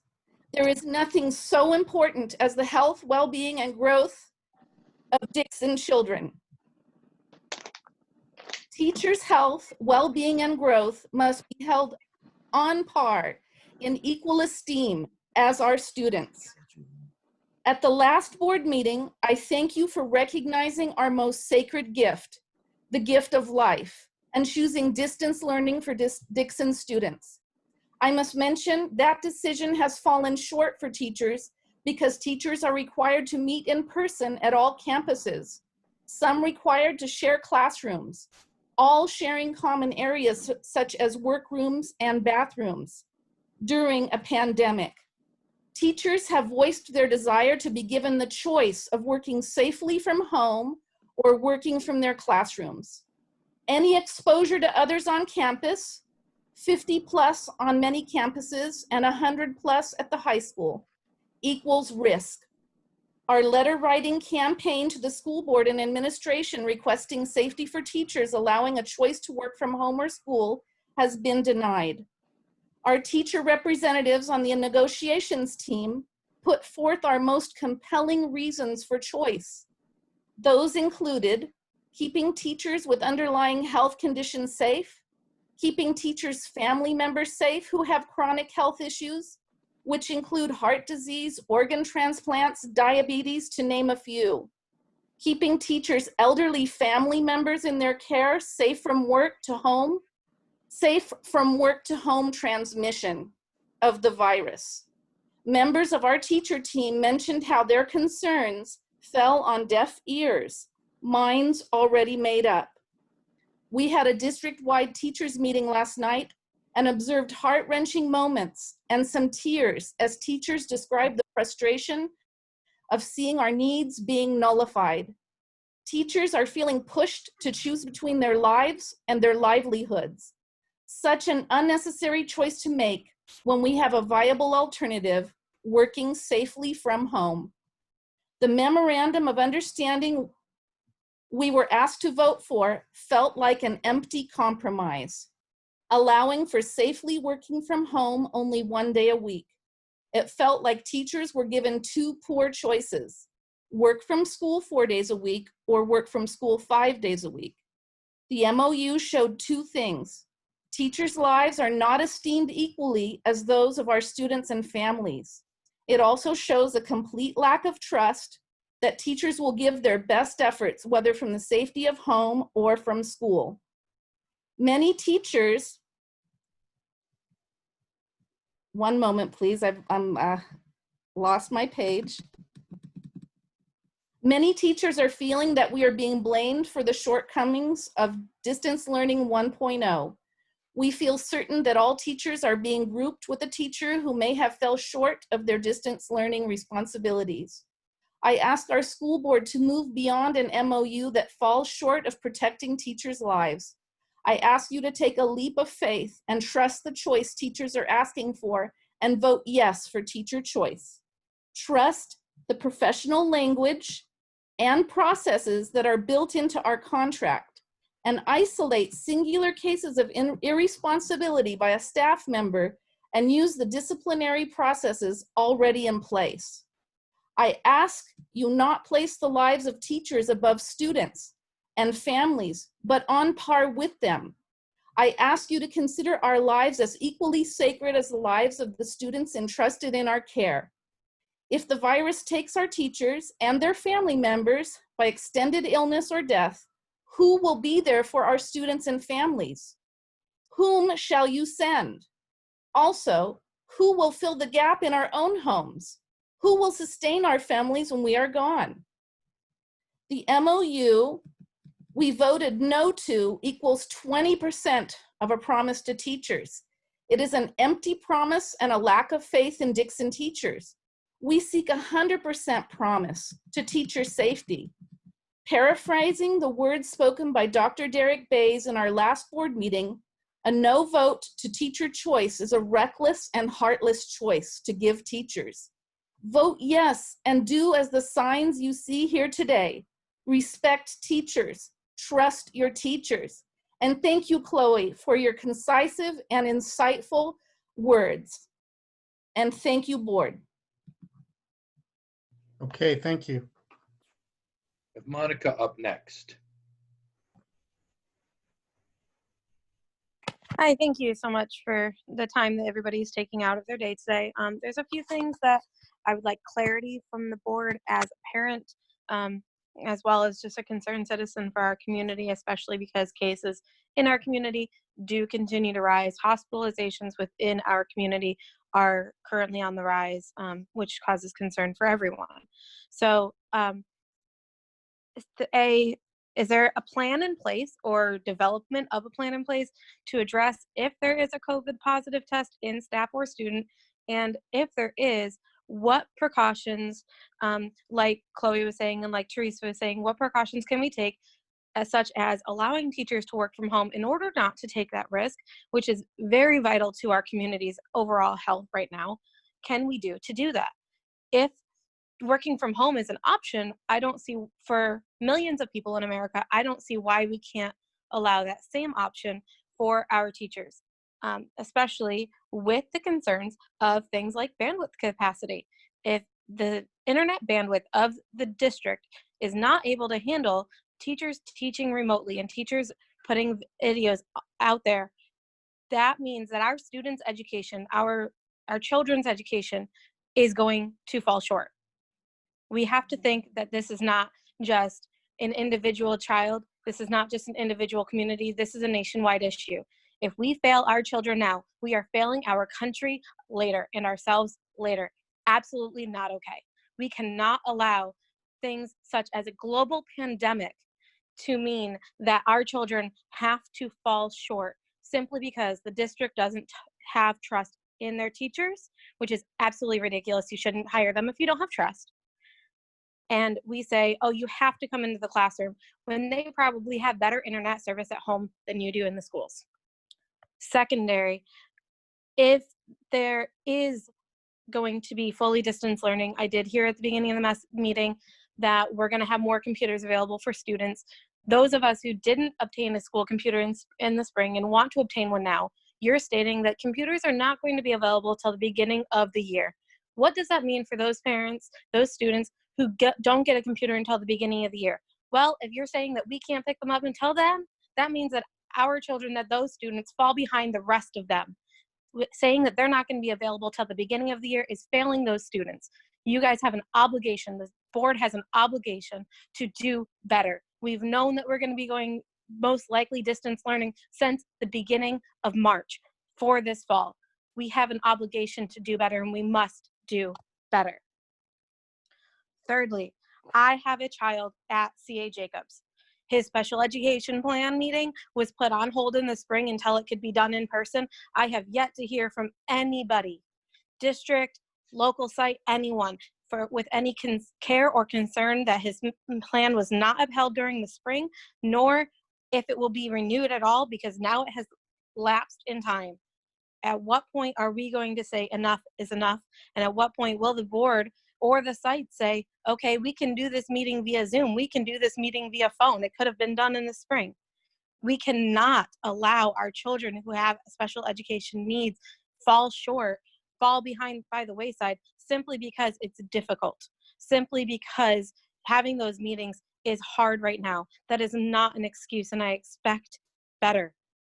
My tax dollars go to better. I have one final thing. I know our teachers work so incredibly hard, and I appreciate all that they do from the bottom of my heart. I know I couldn't do what you do. However, I do have a request for all teachers out there, and if you're here, please spread it on to your peers. As a parent, there's only one way for us to see how we're doing, how our children are doing in school, without sending you guys a weekly email. And that is, as far as grades go, that is the ARIES program. My son has been in the district community for 2 years now. I have yet to see unanimously all of his teachers updating that ARIES program. And then I find out on progress reports or report cards that my child is struggling or even failing a class, but yet there's no communication home to me. And when I send communication to his parents, I don't hear to his teachers, I apologize, I don't hear anything back. You guys work so incredibly hard, and there is not enough that I can say thank you for that. However, this is something that, as I call out the board, I called you out as well.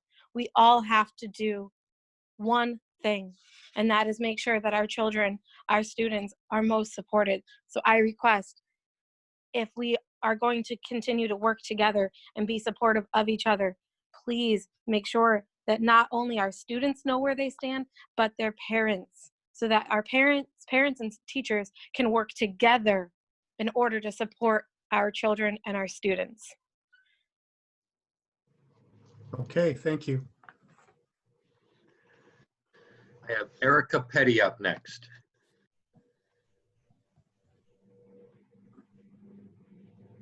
Hello? Go ahead, Erica. Hi, sorry. Make sure you can see me. Hi, thank you for giving me this chance to talk. I'm a parent of one student that's in Dixon Unified and one student that's in Vacaville, but I'm also a teacher, or a lecturer, I should say, at UC Davis. So I have some familiarity of what's going on with Zoom and some engagement issues that we have, because I taught some senior college students, and we had to do it completely remotely. So I have some understanding of that. But I guess I have a couple comments, but then I have some questions, if that's okay. So my comments are that I'm really surprised. My daughter's going into 5th grade. I'm really surprised that the elementary school is going to be expected to have 3 hours continuous for synchronous learning. It's something that I think is going to be very, very challenging for the younger students. It's something that I think there's been plenty of studies that have shown that 30 to 45 minutes is the extent of actual focus, engaged learning you can get before they have to get up and move around. So it seems like it's going to be a very challenging thing to expect these students to be able to go for 3 hours. And I know it was mentioned that they can have PE or an activity or a worksheet, but I know we had a fantastic experience compared to a lot of people, because we had Miss Katie Lavin. She did a great job, and she's very engaging, and we had a good experience with my daughter for 4th grade in the 1.0 version of distance learning. But she's very engaging, and she's still, with that many students, it became just chaos coordinating, and there was very little actual learning that was happening with that synchronous learning. So I'm very concerned with the fact that it would be 3 hours of time. They're going to be extremely fatigued by the time they get done with that. The teachers are going to be extremely fatigued by the time they get done with that. And then also what was mentioned is having connection issues. So if a student is on there, but then they get kicked off, or if they only can connect because they're in a parking lot somewhere, are we expecting them to be there for 3 hours to be able to be considered to be an attending student for that? And will they miss out on instruction time? So then these students from Tuesday all the way through Friday, they're expected to be 3 hours in the morning and 3 hours in the afternoon, just trying to get these students to learn something. And so it just seems like a very challenging model for the elementary. And then it looks like it seems as if the middle school looked like it had the similar model, which is better for older kids. It makes some sense. So I guess that's one of my comments about, it seems like it's going to be very difficult for them. I think they're going to lose engagement, and it's going to be 3 hours of time, and then they're just not going to want to work at all for the rest of the day. So my other comment is that my son, who's in the Vacaville Unified School District, he had a multiple different ways that they handle the distance learning, but I wanted to share that there was a very, very positive experience he had. It was 8th grade math, and it was an asynchronous instruction, very organized. Everything was rolled out at the beginning of the week, where the teacher would use a setup attached to her computer. She would use her document camera. She would go through and record herself delivering that instruction just as if she was there with a whiteboard. Then she would record that or post that video with instructions for them with a book they had at home and a workbook they had at home where they could practice those problems. And then at the end of the week, they had a quiz. So it was very organized, and it was linear equations introduced to him. He'd never learned it before, and he just rolled right through it. And my son has an IEP. He didn't struggle at all, and he was able to handle that really well. So I think there's some really, really good models for using asynchronous type of instruction. It takes the weight off the teachers to handle those students, and it lets people have more flexibility in how their kids are actually completing their work, if that makes sense. So those are my comments, but I had a couple questions. And I'm not sure if you're gonna, Mr. Dolan, if you're gonna do it the same as last time where you're gonna answer them at the end. Yeah, we'll do that. Okay, so my first question is the platform you're gonna use for the instruction still gonna be Zoom, or if you're gonna switch to something else, whether or not it's Zoom or not? I also wanted to know if the instructions are they're going to be recorded. So when you have the teachers teaching in the morning and then teaching in the afternoon, I'm talking about the elementary model, if you're going to be recording that. So if a student gets kicked off or they're missing because they're sick, because obviously we're doing this because there's a pandemic. So if they're missing this instruction, is it going to be recorded? And if so, is it going to be posted for the students to get so they aren't missing out on that instruction? And if it is going to be recorded and posted, then what are you planning? How are you going to deal with the privacy issues for the students that are there sharing their screens? Because we have all these students and they're sharing their screens. Of course, you'd like them to because you want them to be engaged, and you don't want them to be just black screen out because you don't even know if they're there. So how are you going to deal with the privacy issues of sharing something? And then if you aren't going to share it, then how are you going to deal with the students that are missing out on instruction if they can't be on there for 3 hours, if they have to miss it for any reason? So that is one tremendous benefit from doing asynchronous type of learning, is that you don't have to worry about the privacy issues, and then you could just post it and the students have it. You don't have to worry about it, and they can access it when they can access the internet or if they have the time. And if students can't sit for 3 hours, which there's plenty of those students out there, then they can get up and take breaks when they need to without it causing a disruption in the teaching. So then I also wanted to know how you're going to handle attendance. And so I know that it's something required by the state that the students attendance has to be recorded. So are you going to be recording the attendance, of course, at the beginning of a Zoom session with the teacher, but if a student leaves during it, can't stay there for 3 hours, or gets kicked out for some reason and therefore doesn't stay the full 3 hours, is that going to be considered to be a truancy or absent? So is that going to something that, so if a student leaves after an hour of it and misses out on 2 hours of it, are they going to be considered to be absent as if they would in person leave? So that was one of my questions. And then with absences, are you going to set up something where they can make up an absence? So something like when we had in person, they could go to Saturday school and they could make up absences. So how are attendance issues going to be handled with the model that you're talking about? And then the other question I had is really for this specific model, is this something that's research-based or research-driven to be able to have them sit for 3 hours? I know there's not a lot out there talking about virtual learning, but there is online instruction, and I'm wondering if this extensive amount of synchronous teaching, is that something that's based on research, or what model did you all use to develop this for our district? And then I also wanted to know if, sorry if I'm taking too long, I also wanted to know if each site is going to have the flexibility to modify or deviate from your plan if they find out that it's not working or it's not effective. Are they going to be able to switch from something that's 3 hours of synchronous to something that's more chunked up and more blocky if they're finding that the students are not performing well? Whatever assessments that they're rolling out, if those assessments are they're not showing that there's actually learning going on. So if each site's going to have the flexibility to be able to modify these.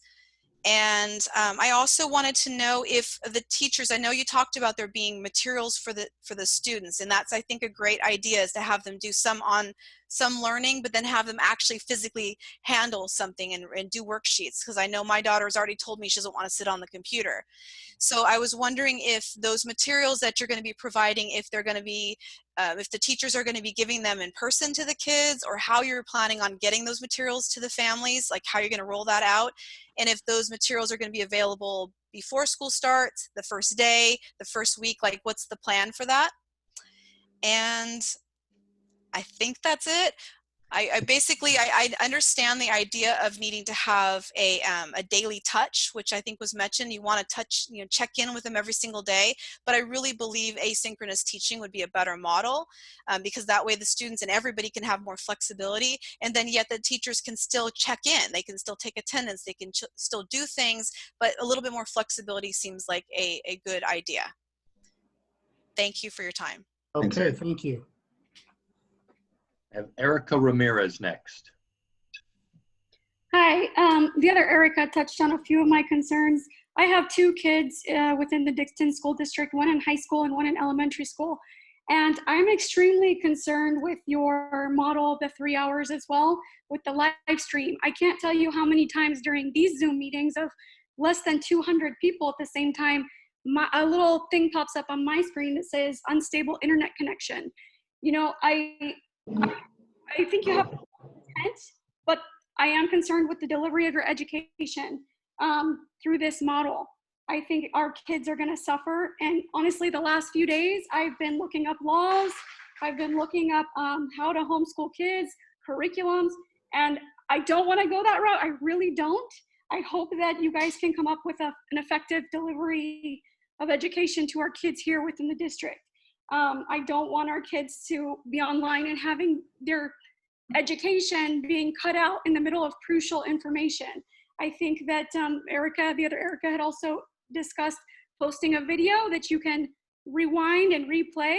I think what would be a much better delivery system for our children to be able to replay it and actually not get the live cut streams of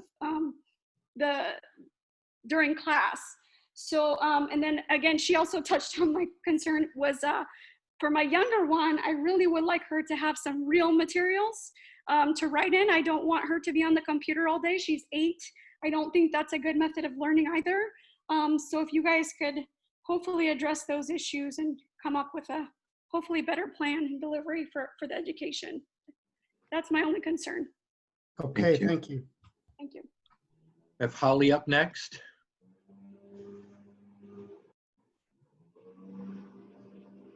Go ahead, Holly.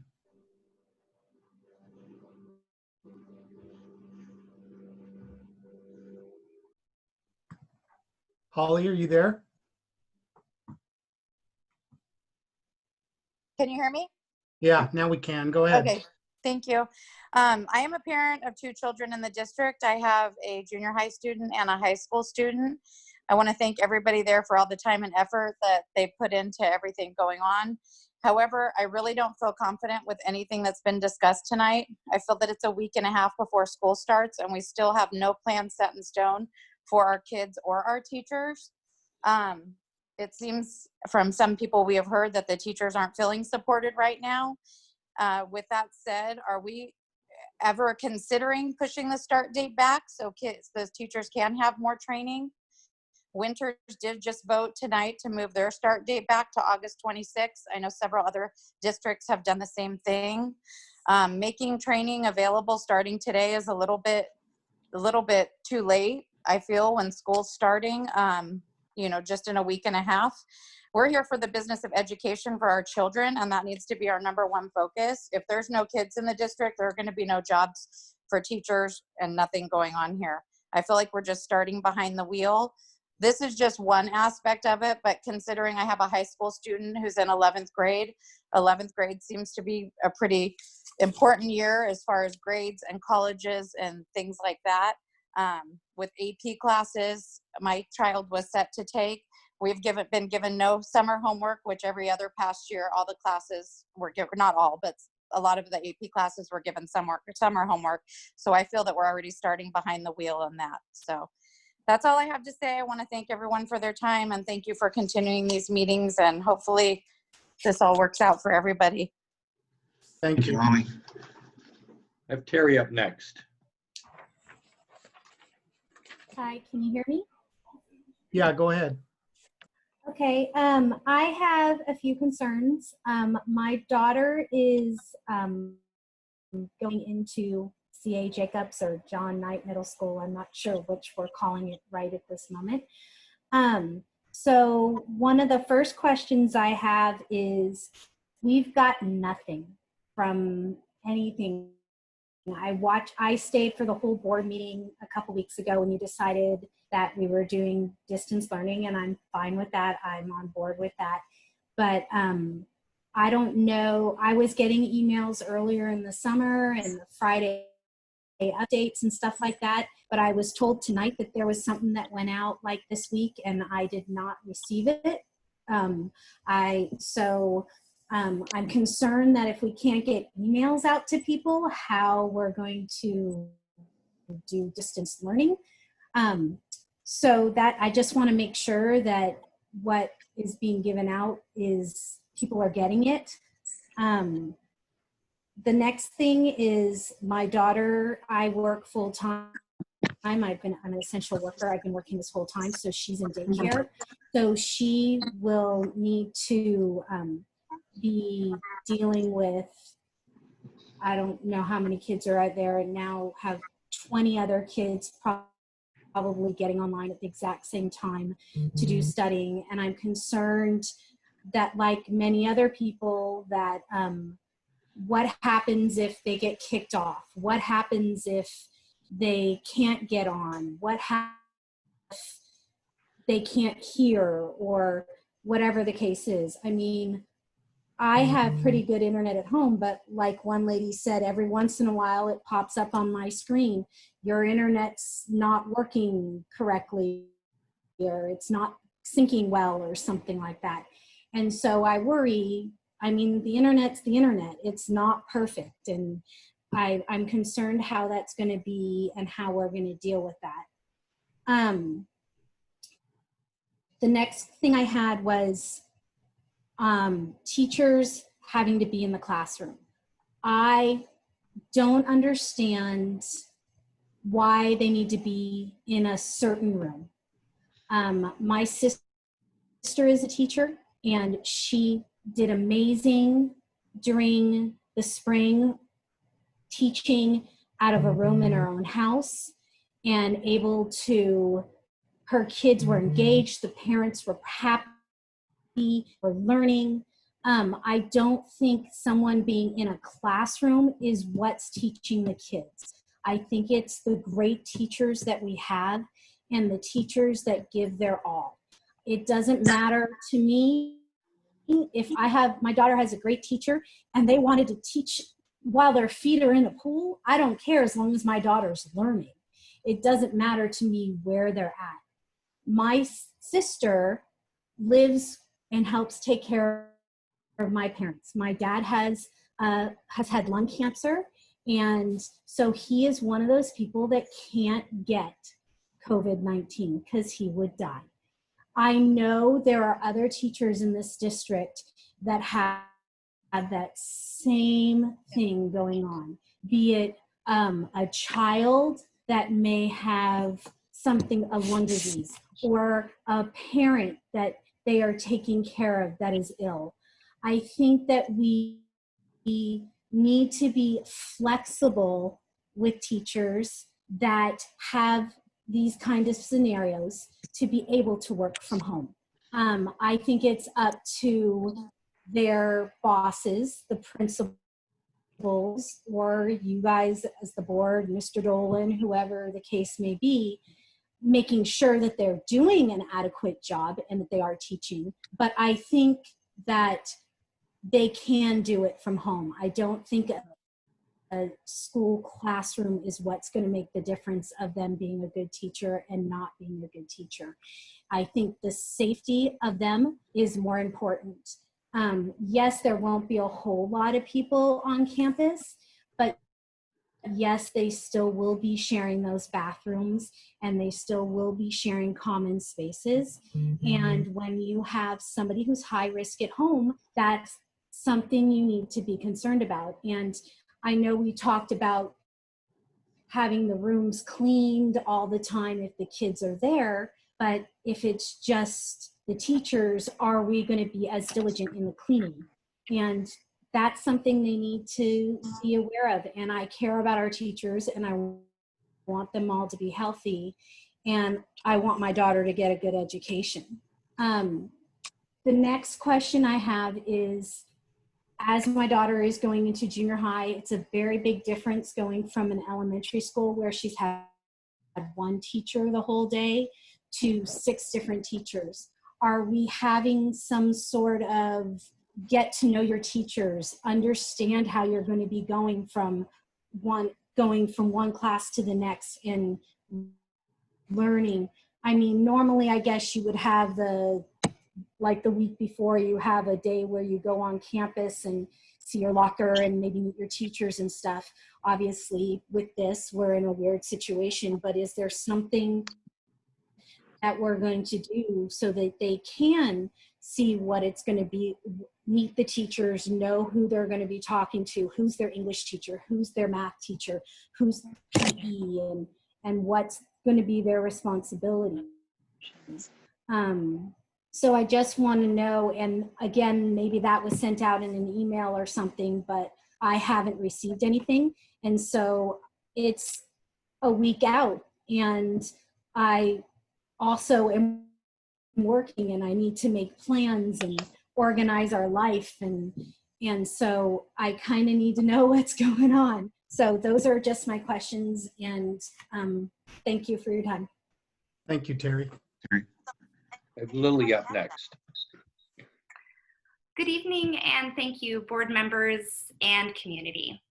My name is Lily Young, and I come before this board today as a teacher, a mother, and a friend.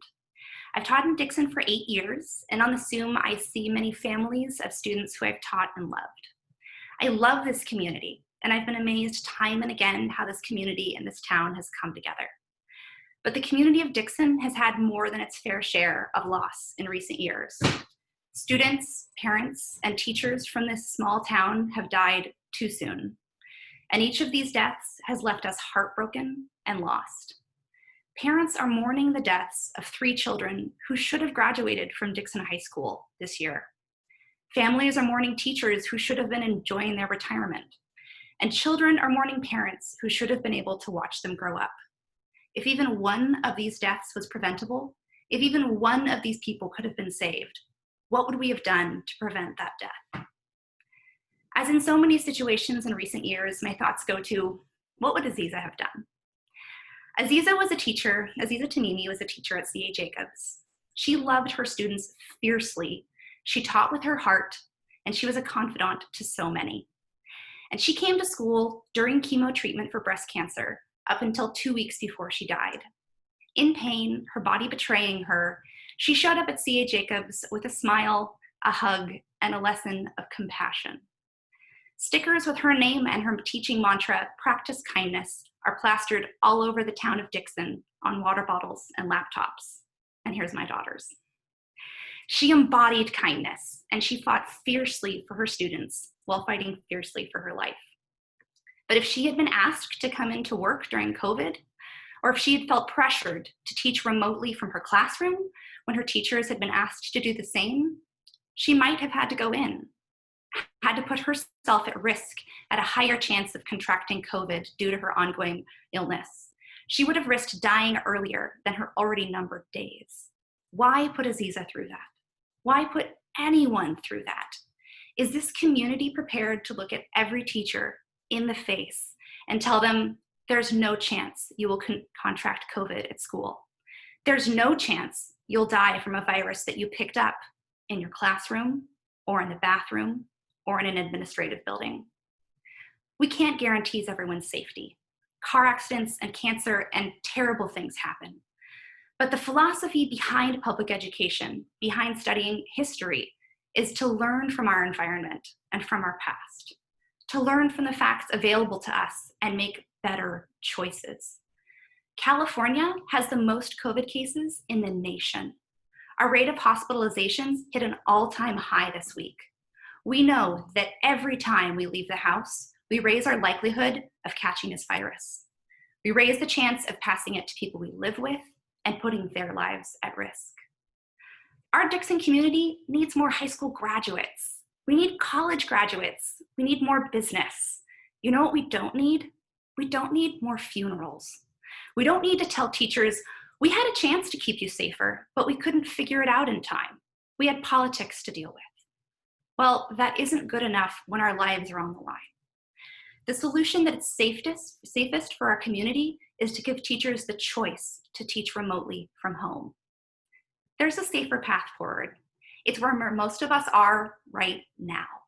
It's in our homes. Some people have jobs that force them to leave their homes, but to force all of us to leave our homes because others have to is reckless. It's not compassionate, and it's certainly not kind.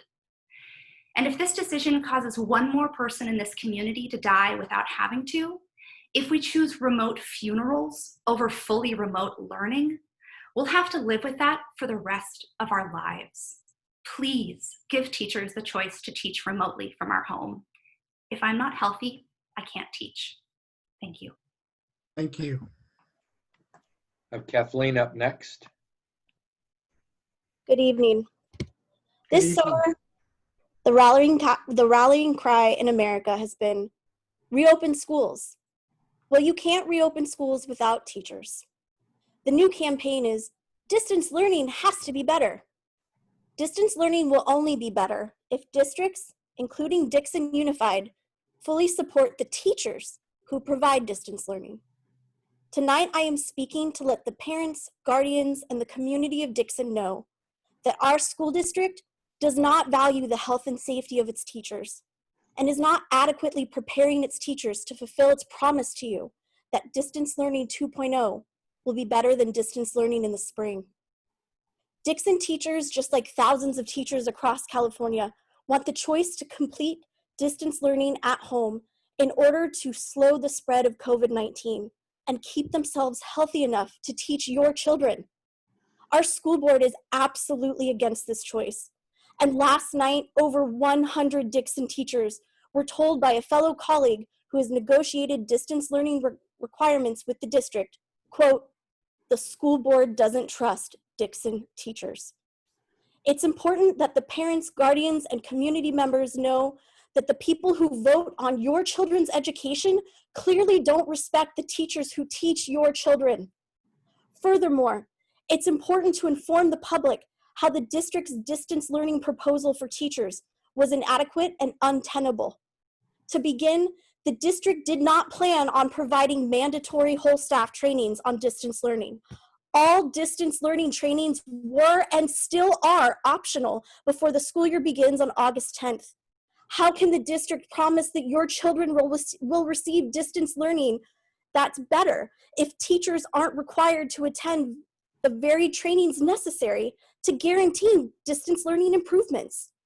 Robla Unified in Sacramento, Chicago Park Schools in Grass Valley, and Calexico Unified in Calexico have all scheduled mandatory trainings at least 4 days in length the week before their respective school years begin. Again, Dixon Unified has not scheduled a single mandatory distance learning training for its teachers. Beyond a lack of required distance learning trainings, your children's teachers are not being given the choice to safeguard their health by teaching from home. Dixon Unified will now be spending money on substitute teachers, as your children's teachers are not allowed to teach from home if they're not feeling well. Travis Unified, Vacaville Unified, Davis Joint Unified, Washington Unified in West Sacramento, Elk Grove Unified, and Sac City Unified will be saving money on substitutes because they have all respected their teachers by giving them the choice to teach from home. The sad reality is that without the choice to teach from home, Dixon teachers will get sick with COVID-19, and some of them will die. These tragic outcomes will occur because our schools' shared spaces are not safe. Why haven't any of your children's teachers been given access to our school's risk assessments for each campus? California's COVID-19 employer playbook states that facilities must conduct a risk assessment before reopening for physical reporting to work. Additionally, do you know that California's COVID-19 website goes so far as to state that physically reporting to work should only occur when telework is not possible right now? Dixon Unified has not promised its teachers any type of distance learning technology that can't be operated from home. So why is Dixon Unified clearly defying California's COVID-19 recommendations and potentially adding to the number of COVID-19 cases and deaths by forcing their teachers to teach from campus? On June 26th, Arizona teacher Kimberly Chavez Lopez Bird died from COVID-19 complications. She, like some of your children's teachers will have to, shared a classroom with 2 other teachers while providing distance learning summer school classes. All 3 teachers wore masks and gloves. They socially distanced, and they used hand sanitizer. All 3 contracted COVID-19, and tragically, Kimberly died. Your children's teachers risk just as much exposure to COVID-19 as the 3 Arizona teachers did, because our shared spaces are not any cleaner than they were before our schools were closed in March. Your children's teachers have been promised, quote, daily cleaning of restrooms, as if that promise is somehow a new concept. Shouldn't publicly used restrooms be cleaned daily regardless of a global pandemic? Furthermore, there are HEPA air cleaners that could be purchased for restrooms, staff rooms, and other shared spaces on our campuses. In fact, Dr. Robert Harrison of UCSF Health recommends that all schools have HEPA air cleaners placed in classrooms and all shared spaces right now. But once more, your children's teachers have not been promised these potentially life-saving machines. Finally, I want parents and guardians and community members to know that your children's school district is financially in shambles and doesn't appear to have the ability to be solvent for quite some time. On July 5th, the Times of San Diego reported that Dixon Unified is only one of 5 districts in California to run the risk of going bankrupt. Some of that risk could be alleviated if our school board and district administrators would allow teachers the choice to teach from home, as our school district saved hundreds of thousands of dollars when schools were shut down in the spring. But regardless of that bleak financial future and the district's current disregard for my health and safety, this new school year will be my 10th year teaching in Dixon. I teach in Dixon because I have a loyalty to C.A. Jacobs, a Title I school. I was a Title I kid myself, qualifying for free lunch because my family lived off food stamps and somehow avoided being evicted from our trailer park month after month.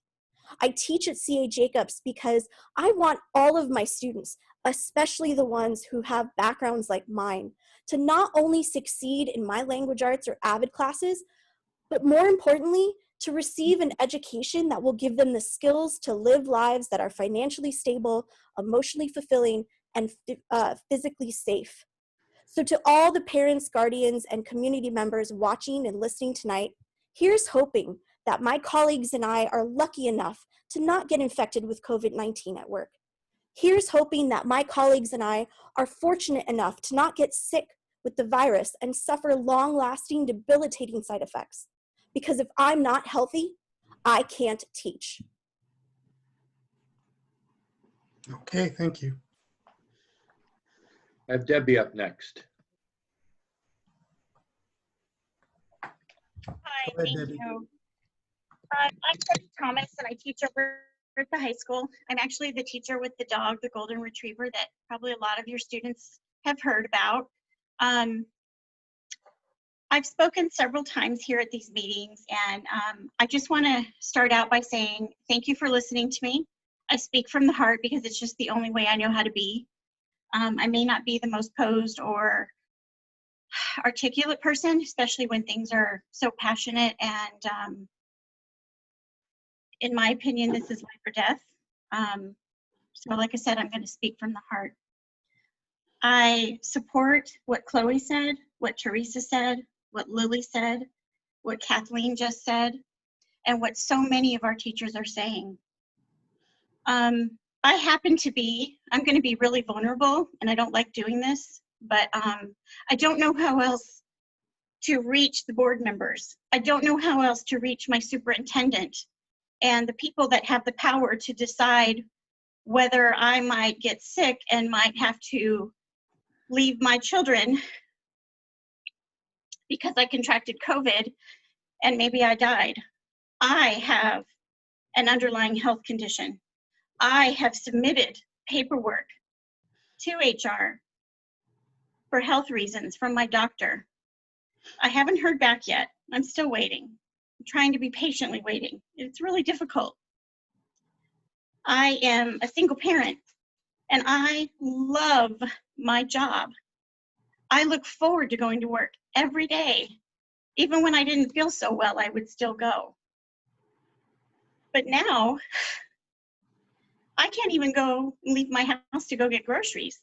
I can't go pick up my medications. I can't go places. But I have people that tell me I have to go to this classroom and possibly contract something that could kill me. I'm a single mom.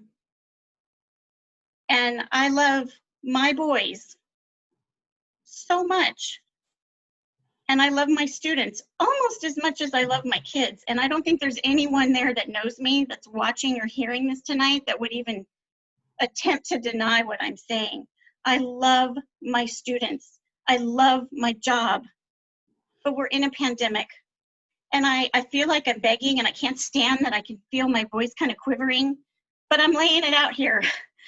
This isn't about I want to sit home on my couch or, you know, wake up late and not do my hair or whatever. I just want to know I'm as safe as I possibly can be, that I'm following what my doctor says to do. I want other teachers to have the choice. If they want to go and teach in their classroom, and then please, by all means, but don't force some of us, such as myself, who has a health condition, who would literally probably die if I got sick with COVID. I'm begging you to please reconsider the vote that you guys gave out. I'm extremely disappointed, and I am personally insulted at how Caitlin O'Halloran responded to my letter. She basically said she supports the board's decision and that no matter what, she finds that teaching in my 904 square foot classroom is giving equity to my students. How that is true, I couldn't even begin to tell you. How would she even know the square footage of my classroom? And what does that have anything to do with equity to my students? Equity to my students is being here. It's meeting with them. It's talking with them. It's Zooming with them. It's being alive. And I'm begging you, please, please, please, from the bottom of my heart, those of you that have the power, really consider what you're doing, because I don't want to strike, but if I'm forced to, I will. It's my life, and I will not do this to my children. Thank you so much for listening to me. I appreciate it. Thank you. Thank you, Debbie. I have Jay Herman up next. Not sure which one this one is.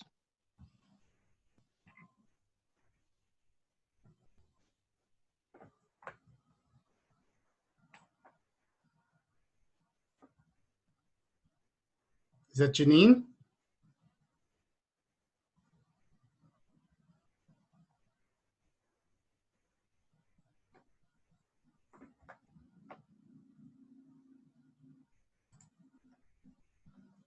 Did we lose her? Yeah, I don't see her right now. We have Melanie up next. Hi, everyone. Can you hear me? We can. Go ahead. Great. Good evening. Again, I am Melanie Sedora Torres, previously an 8th grade teacher, ELA teacher at C.A. Jacobs for the last 2 years. This summer, I've been preparing to teach 9th and 10th grade English at Dixon High School. I also have 2 sons who are students at Tremont.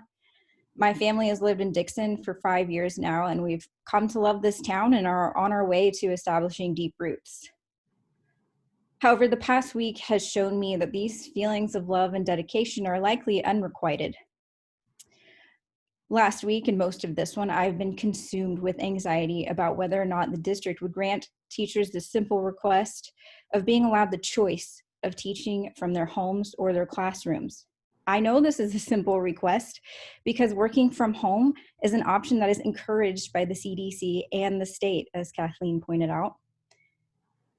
While the district dug its heels in on denying us this simple choice, nearly all plans and preparations to educate my children and yours, other parents who have asked questions that I hope already have answers, those plans have slowed or completely halted because we want the choice of where we teach. As a mom, I am concerned about how much and how well my young sons will learn in a place that does not value and trust its teachers. You don't want your teachers to be angry, as someone kind of pointed out earlier. I want happy teachers because they will teach my kids better. After years of being expected to do more with less, many teachers are now finally saying, enough is enough. I can't say that I blame them.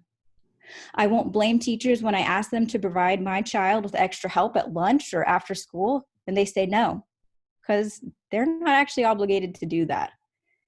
I will not get angry when my sons can't have enrichment activities that require several supplies not provided by the district because the teacher is done buying pipe cleaners, construction paper, glitter glue, stickers, and all kinds of other fun things.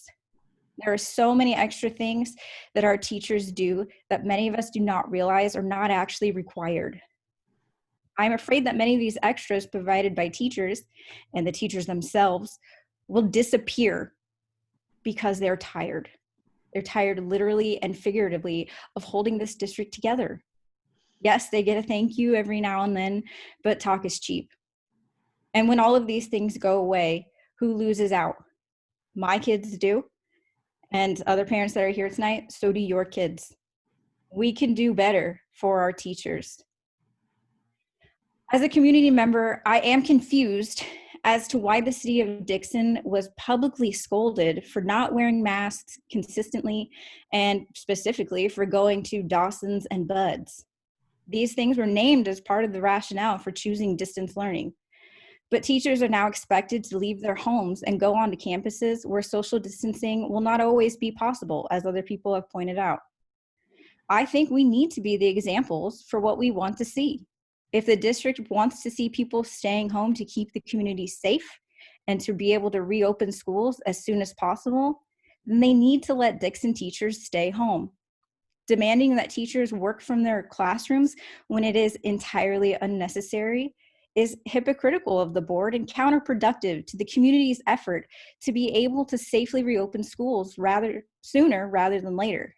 Many people want their children back in school. Don't make it take longer for parents and guardians to reach this goal by forcing Dixon teachers to leave their homes and put themselves and their families at risk of exposure. I'm going to end by saying I am very worried for the educational future of my own children. Not because of the amazing teachers that the district is lucky to have, but because I'm not sure how many teachers will be left to teach my children. A simple question was asked: can I have the choice of working from my home or in my classroom? The ability to choose was not given on the basis of mistrust. The depth of demoralization among teachers in this district is unacceptable. And it's now forcing teachers to make much more difficult decisions. Some will have to decide between career or the life of an at-risk, beloved family member.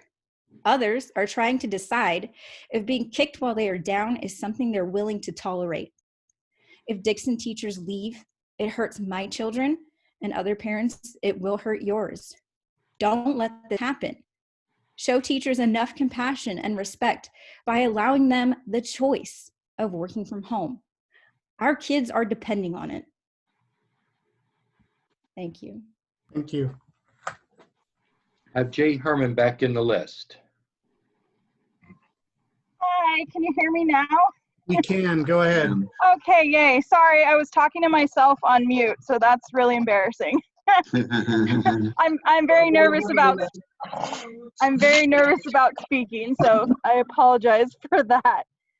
I wanted to start off by saying I'm Janine Herman. I teach history at C.A. Jacobs, and I taught at Tremont for many years. And my mom taught in the district at Gretchen Higgins for many, many years. And I grew up in the community of Dixon, and I moved here in 6th grade in 1995. And I'm sure this will come up at some point, but yes, Mr. Dolan did drive me to school every day my sophomore year of high school, and I did babysit his kids a time or two. But this is what I love about Dixon. The community feels like family in so many ways. And this is why I chose to come back here and to teach in this town. I taught in Vacaville for 6 years, and while I loved it, I didn't feel the sense of community that I felt in Dixon.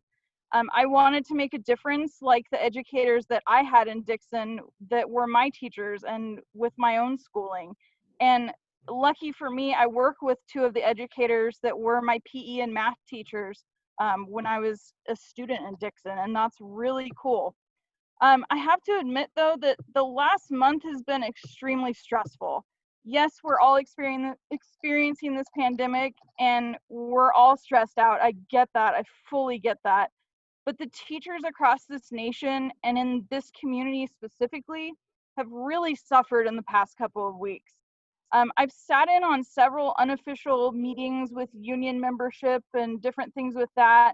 And I'm part of this giant group text from C.A. Jacobs that is honestly keeping me sane. And I have witnessed the growing stress that people are experiencing. I've left every meeting feeling absolutely defeated and sad and scared. And I have never seen so many people at one time that are so afraid, so worried, and so upset. And honestly, watching others become upset is more upsetting to me than paying attention to my own self or my own feelings. And teachers in this district are tired of fighting for their safety. We're tired of being fearful for our lives. We're tired of being asked to go above and beyond no matter what the cost is, financially or mentally. We're tired of being told that we're not doing enough. And tonight we really feel defeated. All we wanted was choice. That's it. We wanted the choice to be able to come into the classroom or the choice to work from home. We wanted to be trusted as the professionals that we are, and we wanted the support of our district leaders. I personally am pretty disappointed with how this has gone lately. We aren't asking for a raise. We aren't negotiating prep time or extra duties or so on.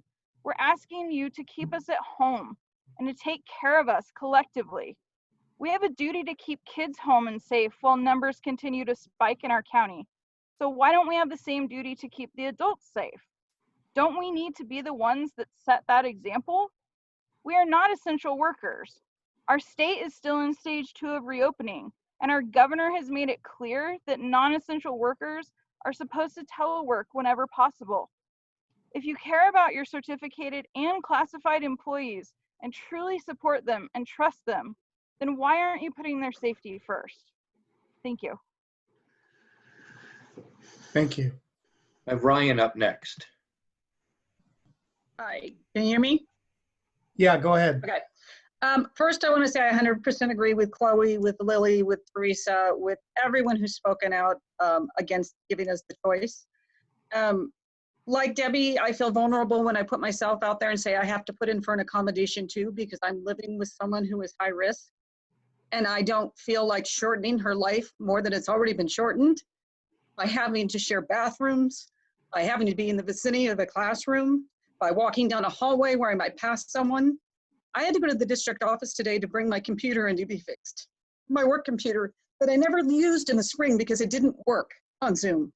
I could have called for help, but I just used mine because we weren't supposed to leave the house in the spring to get things fixed or to go somewhere. I didn't even want to do that. I appreciate the way that was handled today. I did not feel that I was put at risk. However, that's not always the case. I have watched my colleagues on Facebook gathering for the 4th of July with groups of 20 to 30 people with no masks.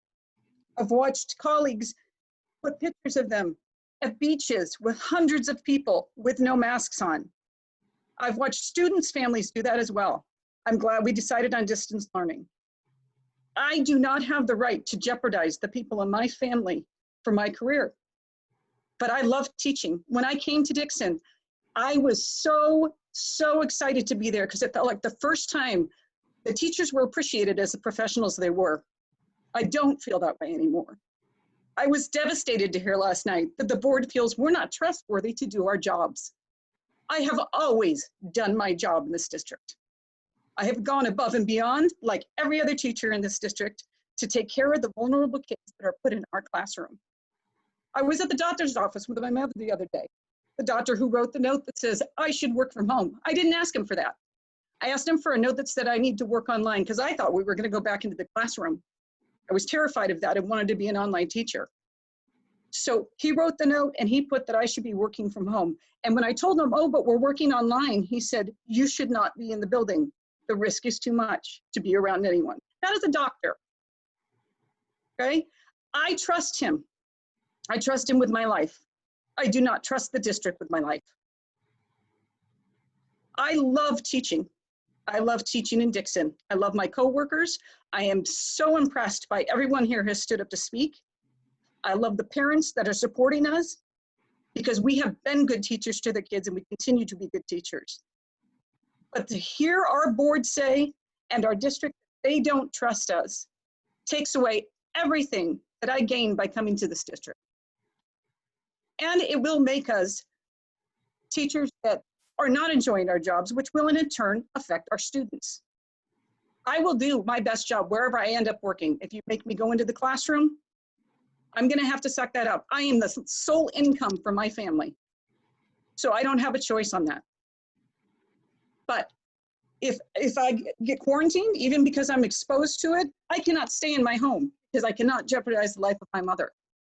So where am I gonna go? Is the district gonna pay for that for 2 weeks while I'm waiting for test results?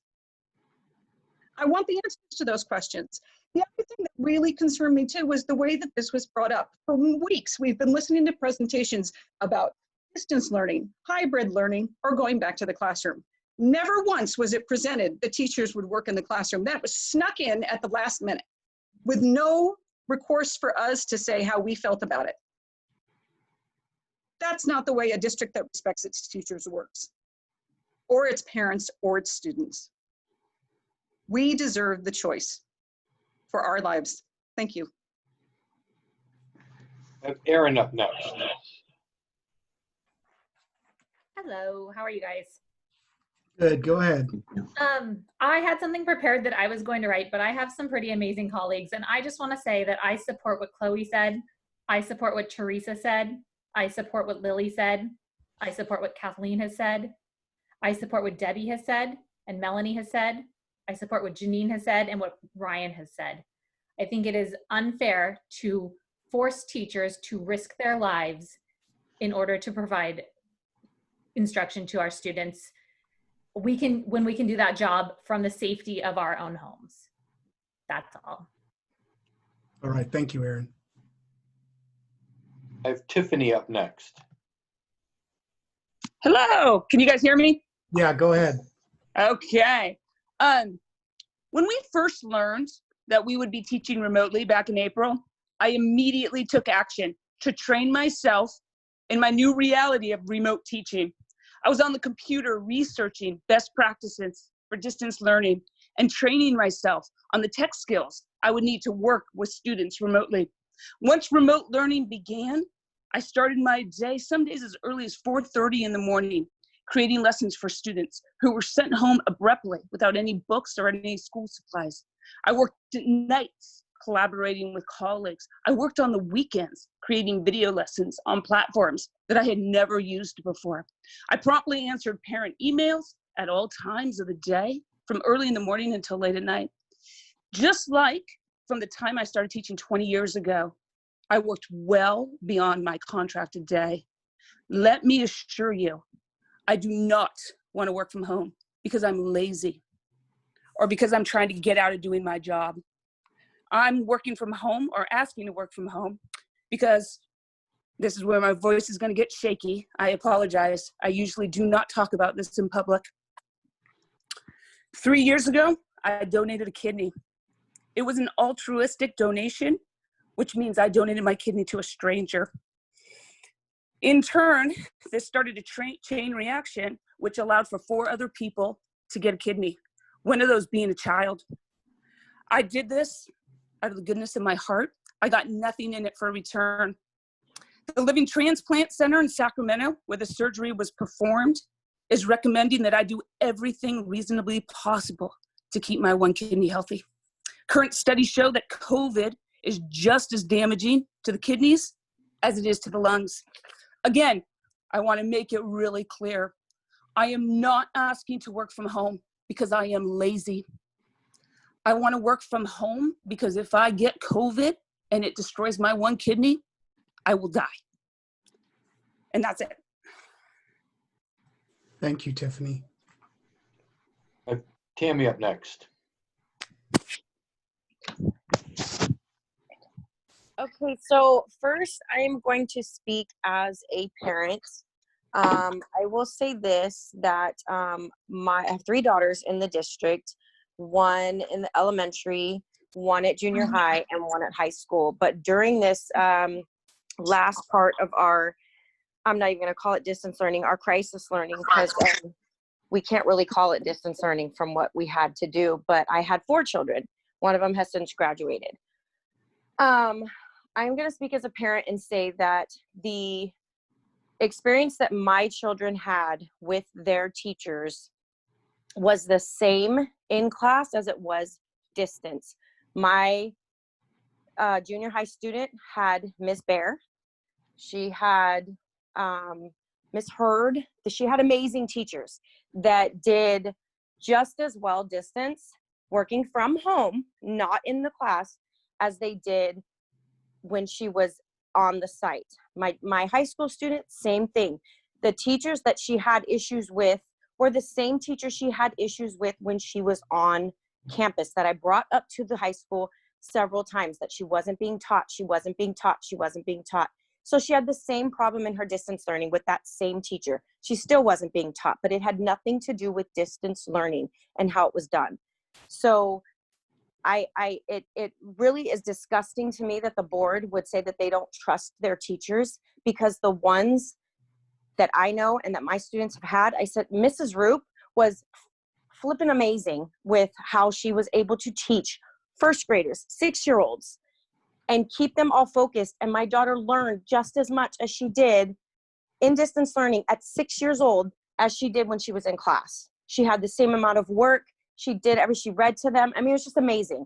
So I get that some people have had a bad experience with distance learning from the past, and that's all fine.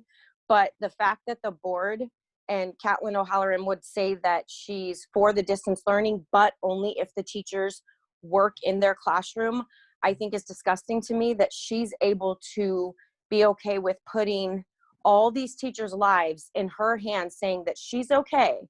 And she has to be okay with the fact that if one of those teachers does get sick and dies, she's saying that it was worth it. And to me, that's sick, because my kids' education is very important to me, but it's not more important than their life. And all of these teachers are, the fact that these kids need to learn and all that is important, but not more important than their life either. So for us to put our children's and the children's lives in the school as more important than these teachers' lives, it's just, I don't understand it. It does not make any sense to me. When, Valerie was saying that, Miss Bear was angry and she was so appalled at how angry she was.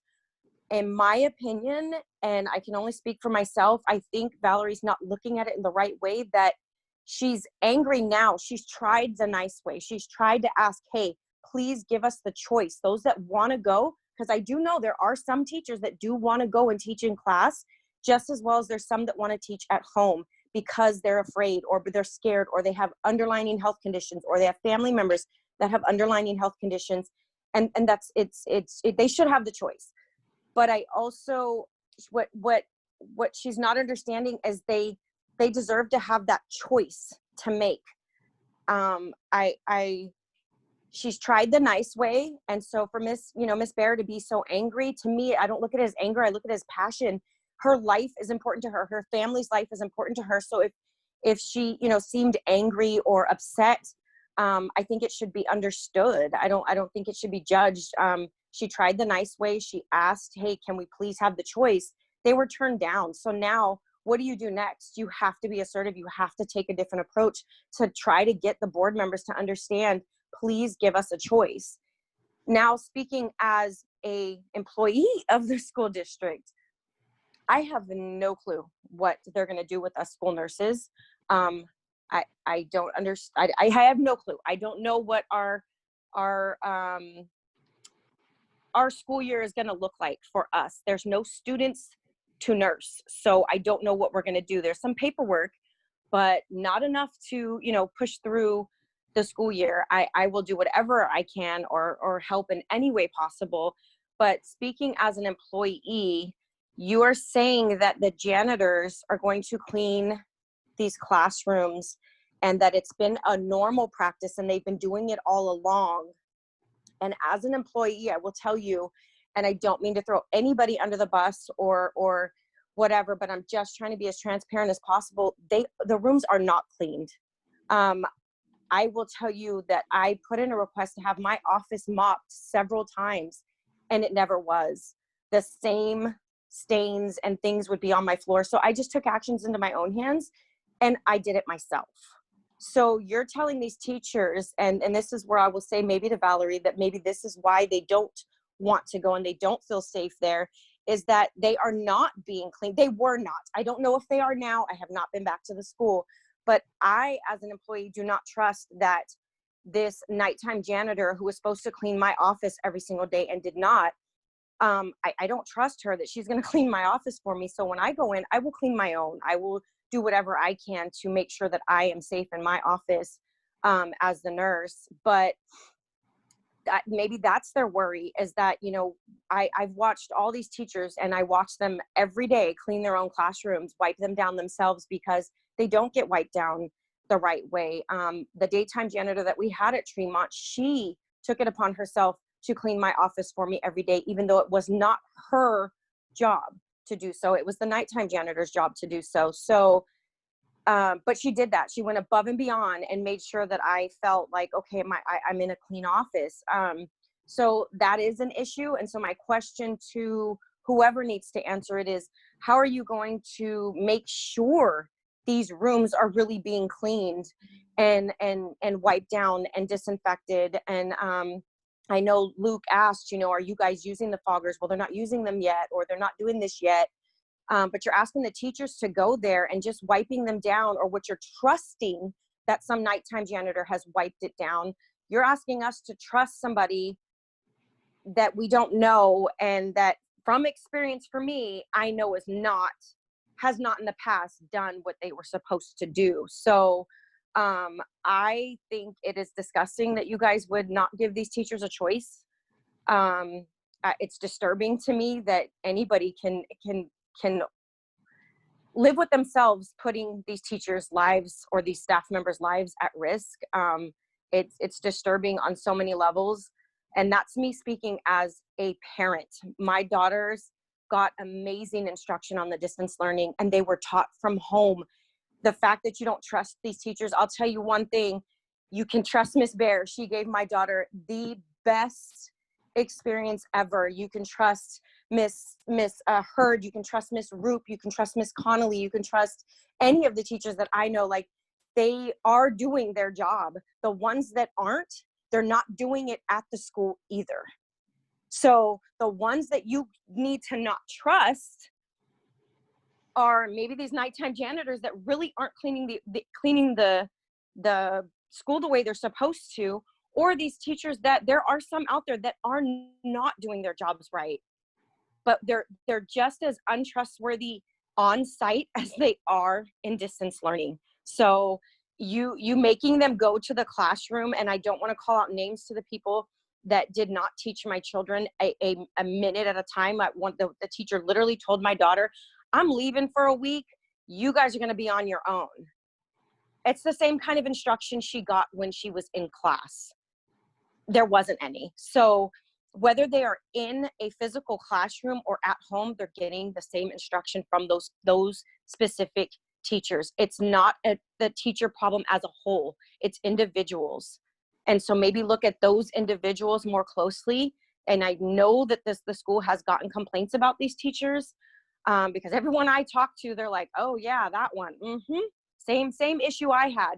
So the complaints are there. They're not being dealt with. And that's where the problem is lying, not on these teachers that are amazing. And I cannot tell you enough amazing teachers that I have 100% trust in, that they will do their job from home just as well as they would do it from a classroom. So I hope that you guys change your minds and do not put these teachers' lives at risk like that. And then my question again, I would like answered is, how are we making sure, if you guys do decide, okay, you're going to make them teach and you're going to make everybody be on campus, how are we making sure that this stuff is really getting done on the night shift janitorial service? The day shift, I've never had a problem with any of our day shift janitors, but the night shift, the one, I can only speak for the one that I had cleaning my office. How are we going to make sure that it's really getting done? Or where's the accountability in it? Like, how are you checking to make sure that, yes, it's getting wiped, and yes, everything is disinfected and it's all being done? Or can you give us employees supplies so that we can do it ourselves? Because if I do it myself, I know I'm going to do it right. So that's my questions. I thank you guys for your time, and I hope that you guys change your mind and let these teachers have a choice. Thank you, Tammy. I have Jamie up next.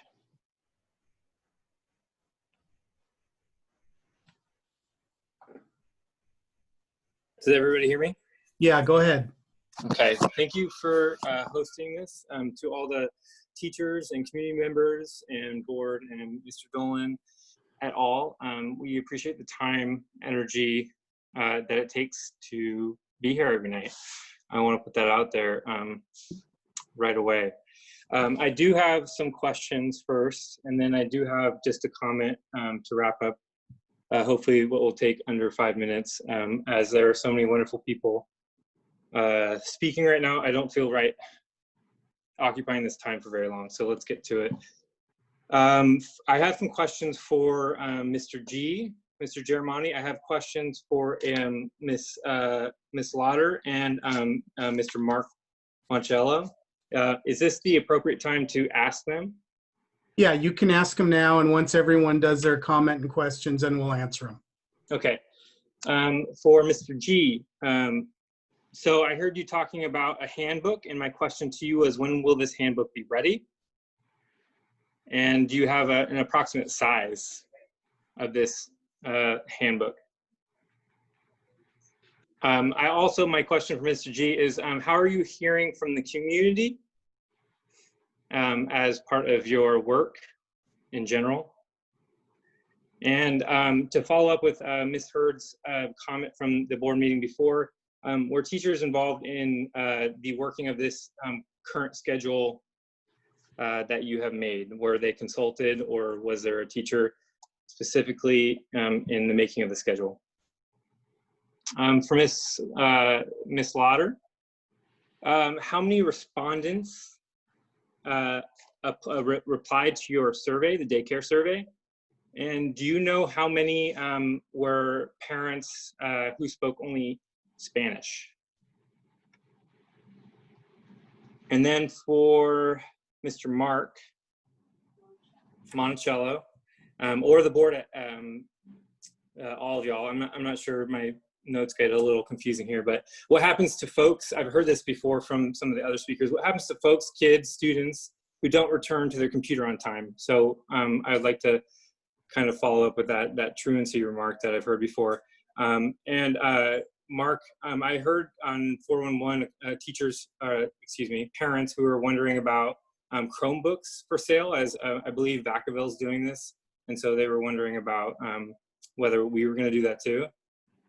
And then lastly, for Mr. Mark Monticello, how many kids had to share tech in the crisis learning in the spring?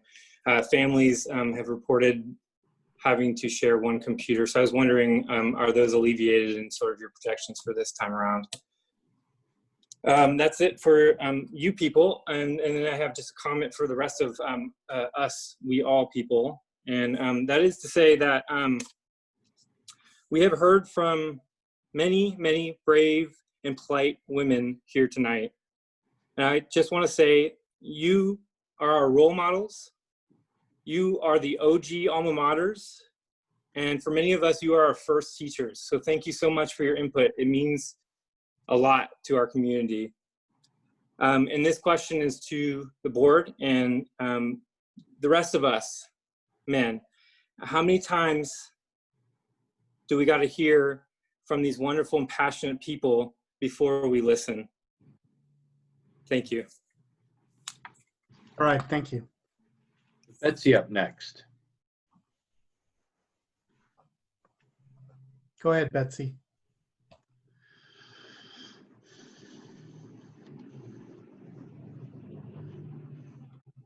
Betsy, you there?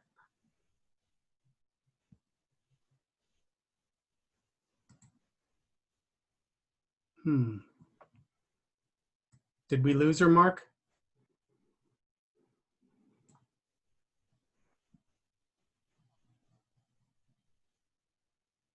Or did you lose me? Now we hear you. Okay. Did we lose Mark? Sorry about that. There's Betsy. Okay, go Hi. ahead, Betsy. I went to go, give me a second. I went to go get headphones so that I could hear, and you called me, so I apologize for that. Sorry about that, guys. Anyhow. No problem. I think that my main concern is not the reason why that we are, you know, a lot of the teachers gave very compelling personal reasons that they would like to do school from their homes. For me, it's a professionalism issue and a trust issue. As one of the speakers pointed out, teachers have to go through many different layers of proving themselves before they get hired by the district, even before the district hires them. And all of our teachers have done that. If any of our administrators need to check up on our teachers, guess what? They can go and join the Zoom call and have a look and see what's happening. As a parent, I think that if we trust the teachers with how they run their curriculum, then obviously there will be some pauses during that 3-hour block. I don't love a 3-hour block of kids on the computer, but I do trust our teachers to know when it's time for them to take a break. I do trust our teachers to know when it's time to maybe, I don't know, black out everybody's cameras so people can have a few minutes of privacy, maybe run to the restroom and things like that. That doesn't concern me. I do think that for one of our board members to publicly chastise our teachers and to imply that our teachers are not interested in doing professional development is wrong. Our teachers have a negotiated professional development rate that they should be paid. If the district wants our teachers to do professional development, then the district should set aside the time and pay our teachers their previously negotiated professional development hourly rate. Every teacher has it. It's part of the contract. It's not a new negotiation. It's already agreed upon in the past. Maybe you still need to finalize your contract this year, but for one of you as the board members to chastise our teachers and to say, you must do your professional development, I think that's wrong. I also think that it's wrong that that particular board member is not here. I think that is impolite and inappropriate because it does not give the teachers a chance to respond directly and to address that in a professional manner. So I find that unacceptable. And I would ask the rest of the board members to realize that, again, our teachers are professionals. I was very happy with the instruction my children received at home. In fact, at one point, I think one of the teachers would probably concur with this. I told her it was okay if we kind of slowed down on it because she was being so exceptionally thorough and doing such a great job. Ms. Connolly spoke. She knows what she's doing with online instruction. My kid had a great online instruction with her. So I cannot think of any teacher that my child would have next year that I would not trust to do proper instruction from their home. And that's all I have to say. I don't have any questions, but I do think that it is probably appropriate and also professional for the teachers to be able to address this public chastisement that happened at the last meeting. Thank you very much. Thank you, Betsy. I have Laura Anderson up next. Hi, can you hear me? Yeah, go ahead. Okay. I'm going to try to come at this probably from a different perspective. I work at the district office. I work in our business department. I have been nonstop working ever since this shut down. I've worked a little bit remotely from home, and we've all come back July 1st. Also saying that I do have a condition that severe asthma. I have addressed that with the district. I am one that did do an accommodation, but I'm listening to this board meeting, and I'm kind of coming from this as a perspective of a parent. Both of my kids have gone through Dixon Unified School District. I love our teachers. They've done a wonderful job with both my daughters. One graduated from UC Davis and one is at UC Davis. I'm a little concerned. There just seems a lot of scare and fear, and I understand the anxiety. I have been working at the district office since the beginning of July. It was scary going back. We have taken lots of precautions at the district office. I guess my concerns are, and we did a survey. A lot of parents, I think, are silent out there. And I worry for those kids that are out there not actually getting the additional help that they probably do need, that would be more beneficial in a setting on a one-on-one setting. I understand that we have decided to go on the district distant learning. I hope one day that will change, because I feel like the benefit of our teachers with our kids is crucial, but I understand we're there. But I also want to speak out a little bit. There's a whole different set of group of employees here, which are called classified. I do want to give a shout out. Our custodian staff have been nonstop working ever since. I did hear Tammy's concern about a nighttime custodian. She should have shared that with her principal, and that probably would have been rectified. I do say that we probably need to step up the custodial service. I'm sure Mr. Monticello is working nonstop on different ways to address that. Not having students there right now, that can be addressed, and different custodial staff support there. I also wanted to give a shout out to our food service, who have nonstop been feeding our kids. And I appreciate, there's a whole group of employees here that have nonstop working. We're all scared too at times. There's just this overwhelming fear that I hear all the time that we're all gonna die. I've never been on a board meeting where I've heard we're all gonna die so many times. Let's look a little bit at stats. Any life is a loss. I'm just gonna say that. This is scary for everybody. Every loss of a life matters. But let's put some perspective a little bit in this. 7,633,840 tests have been reported positive. Okay, or I'm sorry, tests reported. Out of that, 7,485,000 have been positive. 7,633,000, that's a lot. Only 485 have been positive. Total deaths is 8,900 here in California. Solano County 37, Yolo County 41. 7 million tests are reported, 485 positive. I'm not saying that this is not a pandemic. I'm not saying that we need to be concerned. I think we need to put a little bit more perspective in this. And we are a district, we are established as essential workers. At least the last time I heard, we are essential workers. I give a shout out to, we go to the grocery store every day. Those people serve us every day at the grocery store. And I'm not saying, I have elderly parents too. I limit my visits. I take precautions. I love my dad. I don't get to see my dad as much right now. We all are dealing with our own issues and concerns. I worry about my health. But I just want to say that our district office has worked nonstop on trying to provide service to our students. And we love you teachers.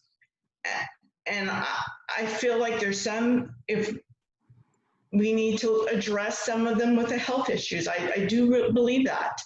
But I don't know what else to say. I just speaking from the heart. And I love our kids, and I feel like we need to be there for them. Thank you, Laura. Eleanor up next.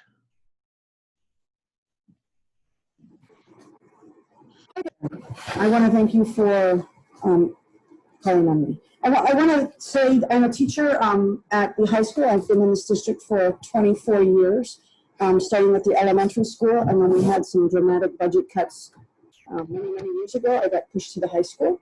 And so I've seen a lot that has gone in this district, and it is demoralizing to hear how frustrated, sad, scared, anxious my colleagues are, and not just from the certificated staff, but also the classified as well. And I want to say that I support my colleagues in terms of being able to say, please let teachers have choice. Some teachers want choice because they have family members or themselves that they need to worry about. Other people, this pandemic is stressful, and the way that it's affecting people's mental health is taking a toll on everybody. And we have colleagues who maybe they don't have a medical condition, but they are anxious with what is going on and all the concerns. This is a serious pandemic.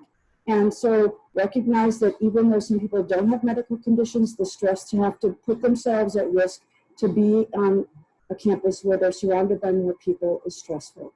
And so by giving us as professionals choice would be appreciated. Thank you. Thank you, Eleanor. Corinna up next.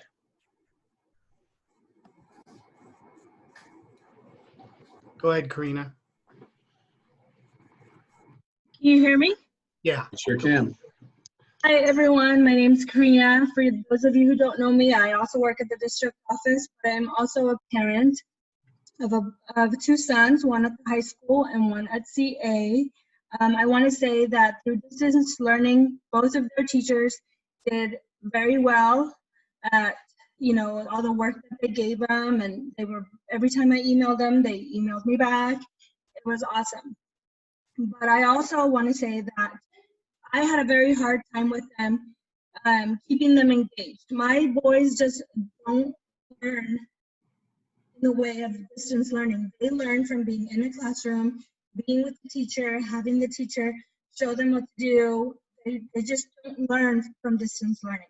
I understand, Okay, so I'm gonna be honest. I understand that, the teachers are scared to go back. I think everyone's life matters, not one more than the other. I want to say that over the summer, or not over the summer, a couple weeks ago, I was part in some of the town hall meetings that the district had where, the parents expressed their concerns. I was a part of the we had for just Spanish speakers, and overall feeling of that meeting was the parents did not want to send their kids back to school because they were afraid. It's understandable. However, they also did not like the distance learning the way it was.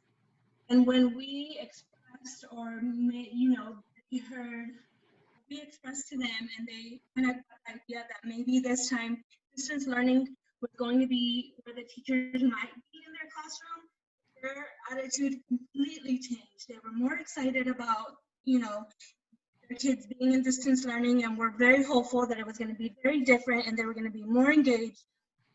I understand that if the teachers want to teach from their house, they might be very, that would be good for them. But I think of my boys, if they're on the computer and they're watching their teacher teach from their house, they're not going to be as, maybe not paying very much attention because they're going to be distracted with what's in the background, or what does my teacher have at her house? What is that? What is this? What is that?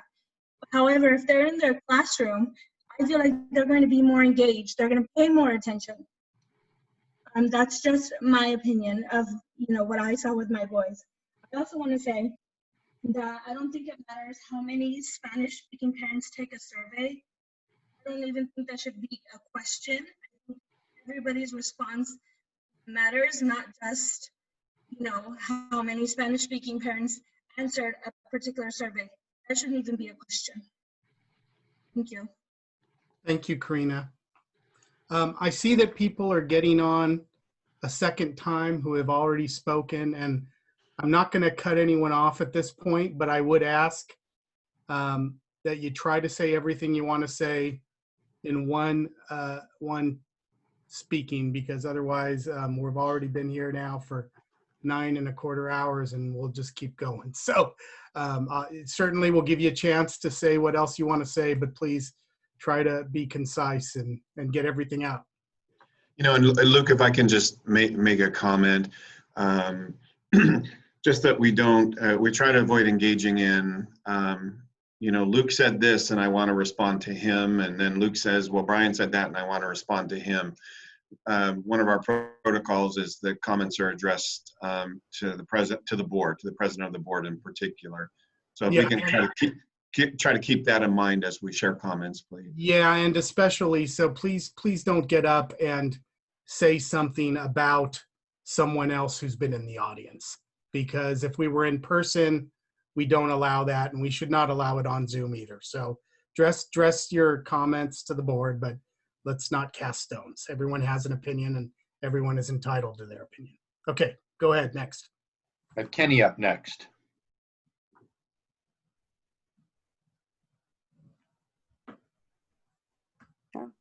Can you hear me? Yes, go ahead. Yay, perfect. So as a parent, I really just want to say that I most certainly do trust, right, my teacher, right, in the sense that who are the ones that are interacting with our students on that daily basis, right? Like who are the ones that are engaging the students in the distance learning and even in school, right? Like I do trust the teachers, and I truly, it makes me sad, yes, that the teachers feel that the district does not trust them when the teachers are the ones that are doing the work of teaching the students, right? So I do just, as a parent, I want to applaud all of the teachers that have spoken, especially because I think that in this district, it is very fearsome to speak out because of how small this district is. And so I do want to, give credit, especially to the teachers who did share, very vulnerable information. The fact that they feel the need to share that in order to be heard is appalling, right? Like that's not okay. And I also, I just want as a parent also to put an opinion on the schedule that was presented by Mr. Giramonti, in the sense that,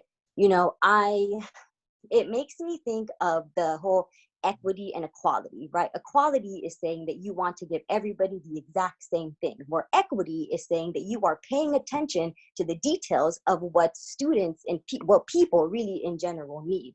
So even though, I understand the whole 8:15 to 11:15, and I understand that there is this whole attendance, right, that needs to be taken into consideration.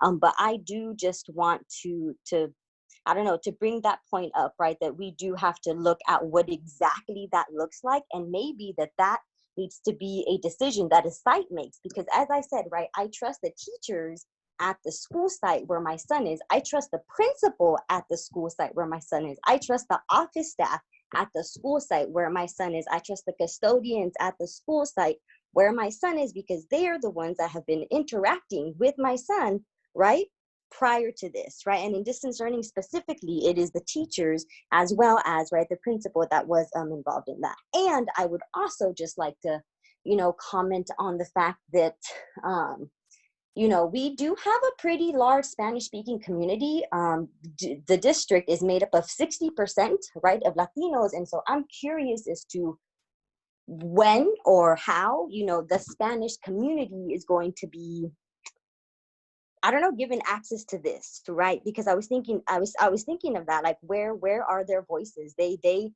too have children that have IEPs, right? That have not gotten calls. They too have these questions, but they can't be involved in this because, well, they can't, right? And so I do just want to bring that into perspective. So thank you for listening. And as I said, I really do applaud all of the teachers that have spoken. And as a parent, I want you to know that I do indeed trust you. Thank you. Thank you. I have Michael up next. Hi. I think a lot of my points have already been said, but I just I've been a part of these board meetings virtually, I guess the last 3, and what surprised me the last one was that our teachers were not being listened to. And I go and I speak to other parents that I know that are under other districts, and I say, I trust my school district because they're listening to us. We're having these Zoom meetings where we can participate. And then I hear again that our teachers aren't being listened to. And again, that we're making decisions for people who we're not listening to. And I guess that's where I'm coming at, is that again and again, I feel like I'm reiterating the same point, is that we have these resources in our community. Our teachers want to help us, but again, they're not being allowed to make that choice. I have given up my family events because I have a family member who isn't social distancing. And I don't know if my child is more susceptible, but you know what? I can't hang out with my own family member because my child might be. And why would I send my child to federal jobs with only 5 employees sharing a building? Find that it's too dangerous to have all of them show up in the same day, even with their nightly staff that only has to clean up after 5 human beings. And so why are we forcing our teachers to go back? And let me let you know that before this meeting, I had no idea. I didn't even click in my brain that it was so dangerous to send these teachers back to these environments. But it makes sense. Every time that my husband goes to work in his 5-person job where he's sharing a space, I make him disinfect. It's too dangerous. I don't want to lose my only child because of something that I don't know about, like something not cleaned up properly. It's just not worth it. And so why would I send my teachers, who I trust completely? I enrolled my child into an online school and disenrolled him because I had so much faith in the school district for listening to their teachers and their parents. And you can hear in probably my voice that every teacher and parent that has spoken, we are speaking for our life and death situation. That's why the fear. This thing has touched close. It has killed people that I have loved. And I haven't said that before in these past 3 meetings. One has been in a healthcare profession. One was in automotive. And they're gone now because of this. So why are we going to diminish our own citizens to this thing? It might not have hit all of us yet, but if we keep on making decisions for other people that don't have a voice, and we're taking the voice away, it's going to touch more.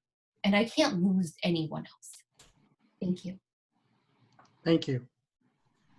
Derek up next. Thank you. Again, my name is Sorry about that. Again, my name is Dr. Bays. I'm an infectious disease fellow at UC Davis Medical Center, and I'm the husband of Amy Bays, science and avid teacher at C.A. Jacobs. The words I share do not reflect my employer. I'm here to address the safety of teachers working from school. While teachers are vital aspects of the workforce in the community, I'm not arguing against that. They have not been deemed essential. California recommends non-essential workers work remotely. That is because due to the literal global pandemic causing 60 to 70,000 cases a day at least, with over 1,000 dead again today, it isn't safe for the vast majority of the population to leave their homes. That includes teachers. Any contact that isn't essential isn't safe. Plain simple, it's not that hard to comprehend this. While I'm skeptical of reports demonstrating airborne transmission of SARS-CoV-2, the virus that causes COVID-19, there are increasing reports suggesting the possibility of airborne transmission in the absence of aerosol generating procedures. This is a novel virus. We don't have all of the understanding even to this day. This is all the more reason we shouldn't be recklessly and baselessly forcing teachers into classrooms. While I admire the strength of your teachers to share their personal health conditions and family concerns, I am so disappointed that the board created a situation where their teachers felt that they had to do this. You should all be ashamed. Stop this nonsense. Give them the choice.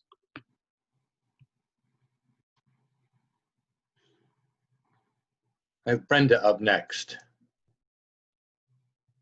Good evening. I had several things that I had planned to cover, but I have to say that my colleagues have been so amazingly eloquent that anything that I could possibly say would pale in comparison. I 100% agree with everything that Chloe, Teresa, Kathleen, Eleanor, Ryan, Lily, Debbie, Melanie, Janine, and Tiffany shared. Their eloquence, their commitment, and their compassion is to be commended. I also would like to thank the parents who have stood up and supported teachers as well. Teachers do acknowledge that it has been very difficult for families and for parents to juggle distance learning. We do understand that. And I think one of the things that we have done extremely well has been to try to support parents as much as possible and to create open lines of communication. So I hope that parents know how much we appreciate them and their support. I am a teacher at Gretchen Higgins, and next week I will start my 33rd year as a teacher, and I'll start my 5th year in Dixon. And I'm going to share this next bit of information for 2 reasons. I was also a tenured professor at Purdue University in the College of Education, where I conducted research, I taught students, and I conducted community service working with districts, site administrators, boards, superintendents, and teachers.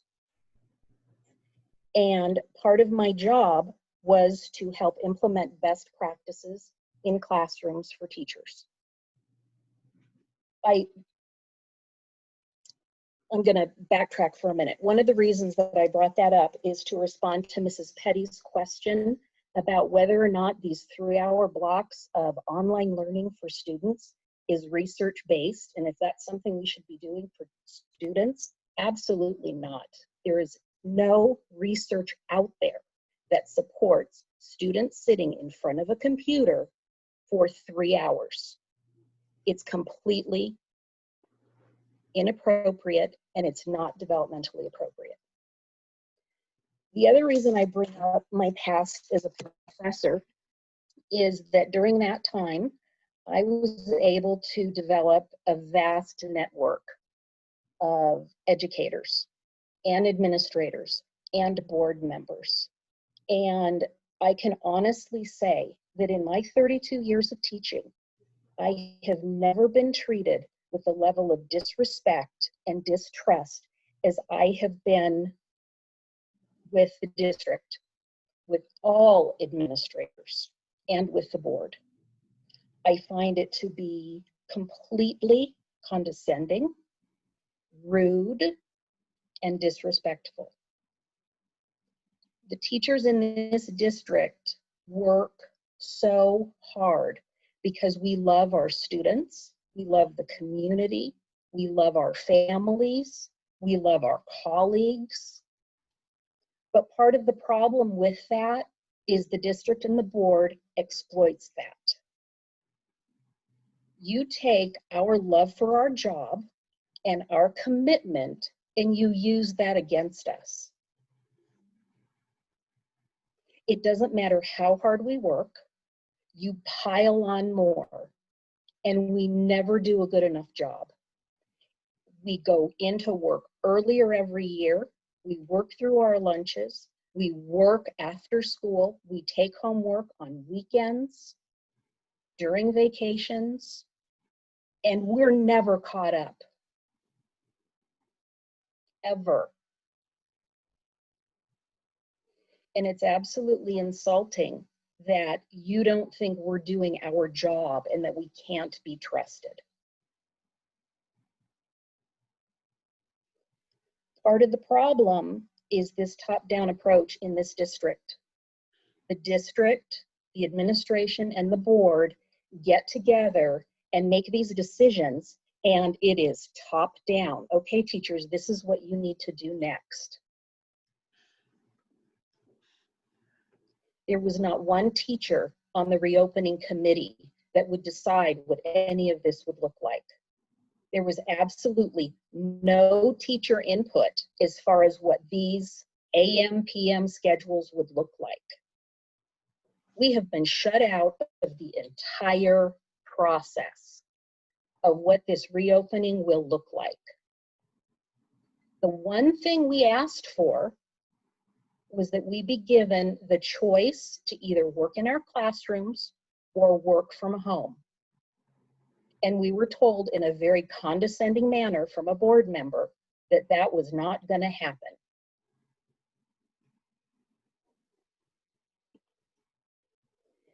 The other problem is that teachers get set up to fail.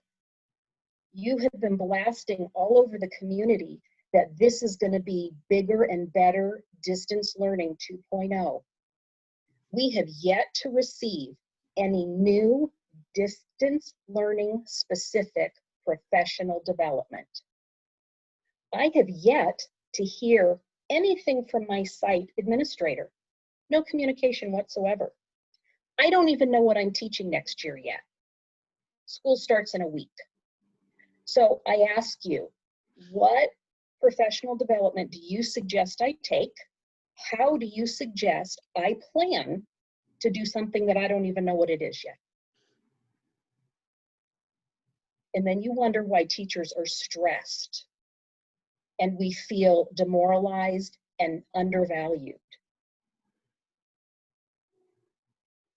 And this goes on and on and on. So I ask you to think about how things happen in this district and that you start including teachers in the decision-making process, because that just doesn't happen.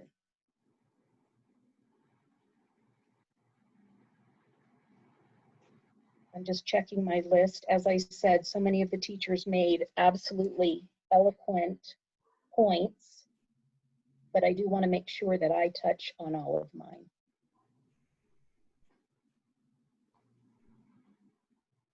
Yeah, I think that covers it. Thank you very much for your time.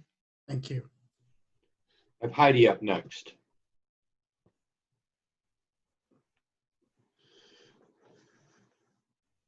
Hi, can you guys hear me? Yeah, go ahead. Okay, thanks. I just want to say that I appreciate you guys listening to us, and I'm really proud of everybody that's spoke tonight. We've got to hear lots of different sides that I think we sometimes forget. You know, we get so caught up in our own stuff that we forget that, you know, this side's feeling this side's feeling this. This situation is not good for anybody. There's never going to be an answer that is good. I mean, this situation sucks, and we all know that. None of us signed up to be online teachers, and none of our school kids signed up to be online kids. Like we don't want to do this, but this is what we're doing right now, and we're doing the safest thing. And I'm so glad that we voted to do distance learning, because it is the safest thing. It's not the greatest thing, but it's the safest thing, and that's our number one priority. So I just wanted to start off with that. I also just want to mention that I'm really disappointed that we spent the last 7 days arguing about where we're going to teach instead of what we're going to teach and when we're going to teach it and how we're going to teach it. I like some other teachers that mentioned, I still don't know what grade levels I'm teaching, what assignments I have, what I'm doing. And usually I'm very prepared before this. And that's a little scary. And so I'm really concerned about the distrust that we have and disappointed in that. And so I wanted to mention that. And also just this 2.0 version, you know, I think I did a pretty good job last year. I'm hoping that I'm going to do better this year, because I would consider last year crisis learning instead of distance learning. You know, I have 2 small children. I was worried about this. It was a global pandemic. You know, my husband was laid off from work. Like, I was dealing with all of these things. And I think that you have to take that into consideration. Like, teachers were dealing with the same things that other people were dealing with. We had absolutely no time, no preparation. And I think we did a pretty good job. And I hope I do better. But honestly, I don't know what I'm going to do that different in terms of like the curriculum and stuff, because I haven't had any training other than Google Classroom, which I've known how to do Google Classroom for 10 years now. Like, I don't need training on Google Classroom. I need training on other platforms and other ways to get kids engaged in those. If we're going to be teaching for 3-hour blocks, how do I get those kids engaged in those 3-hour blocks? That's what I need. I also want to mention that I keep hearing that about the essential worker thing. We are not essential workers. We aren't. I've looked it up in every place I can look it up. We are absolutely not essential workers, and people keep comparing us to Safeway workers or other things if they can go to work. And I'm very thankful that people are at Safeway. I'm super thankful. That's their job, and I'm thankful, but I don't work at Safeway. I do not work at these places. I am a teacher who's not essential, and they say that if you're not an essential worker, that you should be working from home if possible, and it is possible. And you know what? I'm like a lot of other people that would probably come in if I knew that a lot of other people were staying home to mitigate risk. But it is scary to think that I am going to go next week to a campus with over 50 adults after sheltering in place since March. My children, I have 2 small children, have not been out of my house since March. My husband has not barely left the house. We order in groceries. We are very, very afraid of this virus. I do not want this virus. I do not want my family to go through this for nothing. Okay. And so we're doing this unnecessary risk so that we can stand in a box and teach when I am perfectly capable of doing that from home. If you don't like my background, if it's going to make your kids not be able to learn, guess what? I can change the background. I can put whatever background on there. That's what technology is for. Maybe I can have a session on how to make backgrounds. I don't know. I just really feel like putting us at risk because you don't trust us is unreal. Deal with the people that aren't doing their jobs, and let all of us who have been in this profession and doing this profession, like, let us show you that we are good. We became teachers because we love kids and to teach. Like, I don't know any teachers at my school. Maybe there's 2 that I can think of that are like, you know, I don't know. But the rest are so awesome, and they stay late, and they talk to each other, and they care about kids. And it's so sickening that you feel like you were not good enough, because I think that we are, and I think you need to give us a chance. And I know I may be running on, and I know it's emotional or whatever, but healthy people are dying from this disease. Not just, we keep talking about weakened immune system. Healthy people are dying. And if we can stop the risk for any bit, that's better than nothing. So that's all I have to say. Thank you for listening. Thank you. I have Ken up next.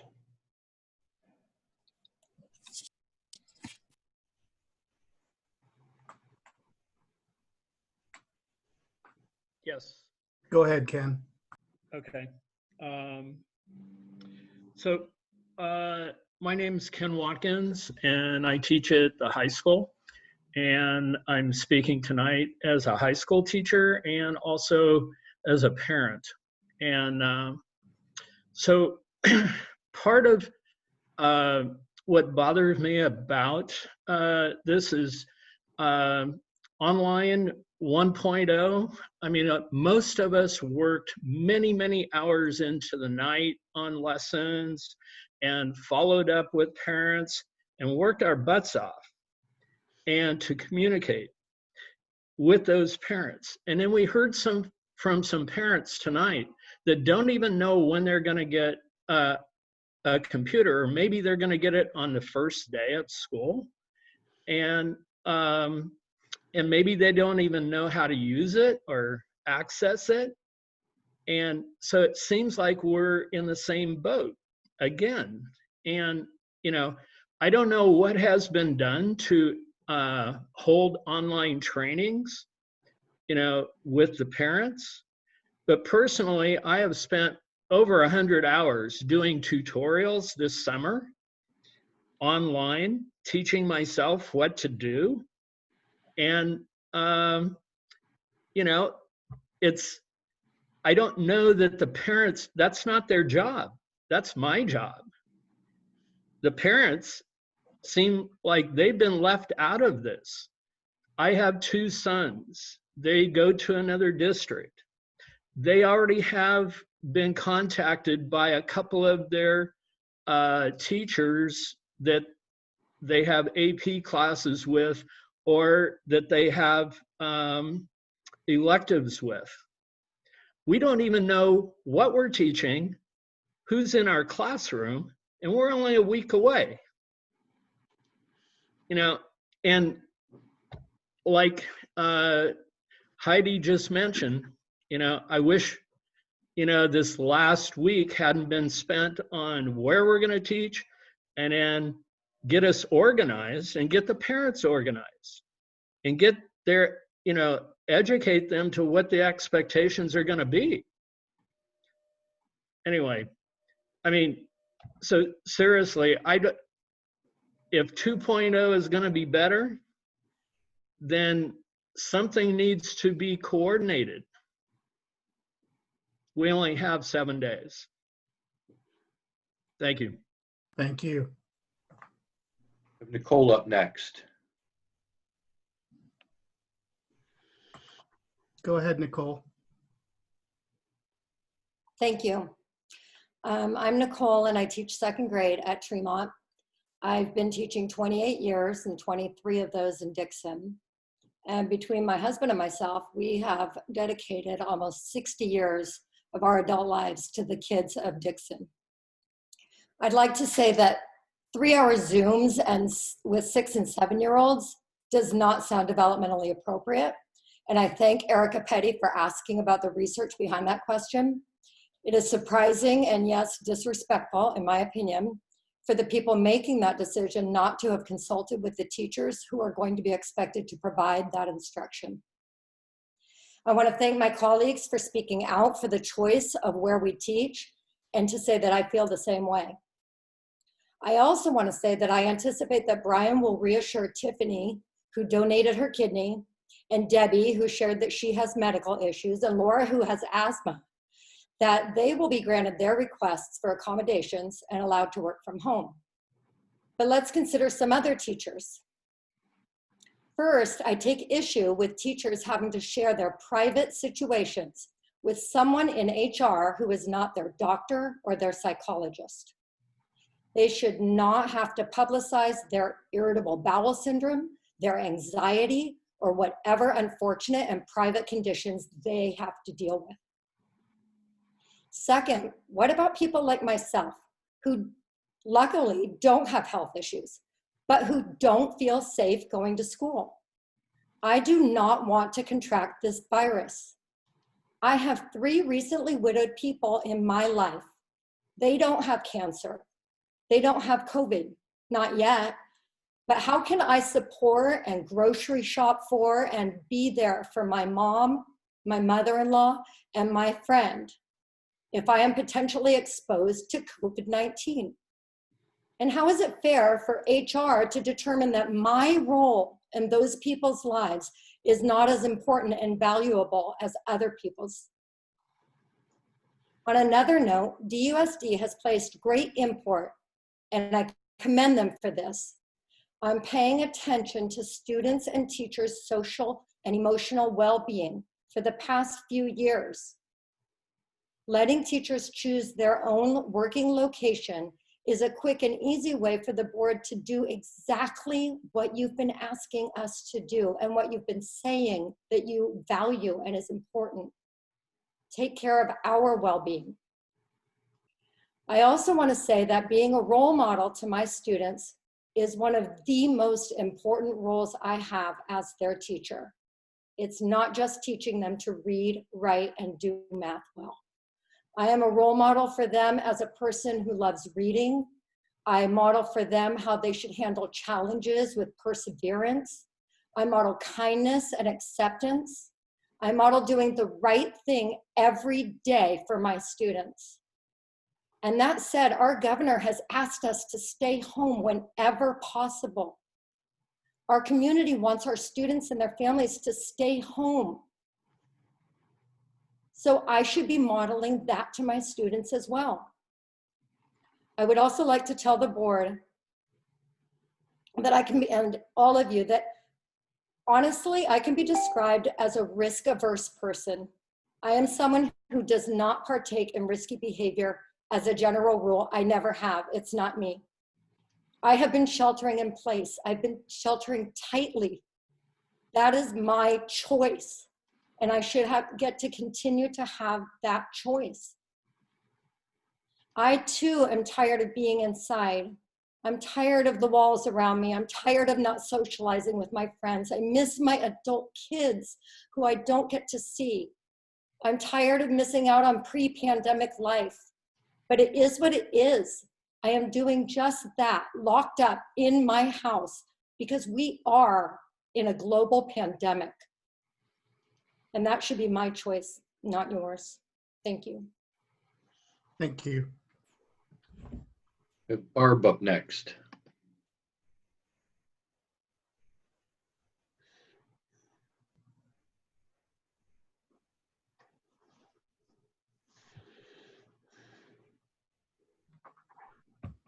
Barbie there?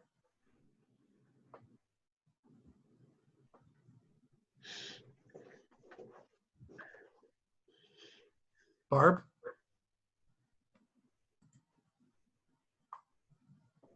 Did we lose her, Mark? I don't see Barb. Okay.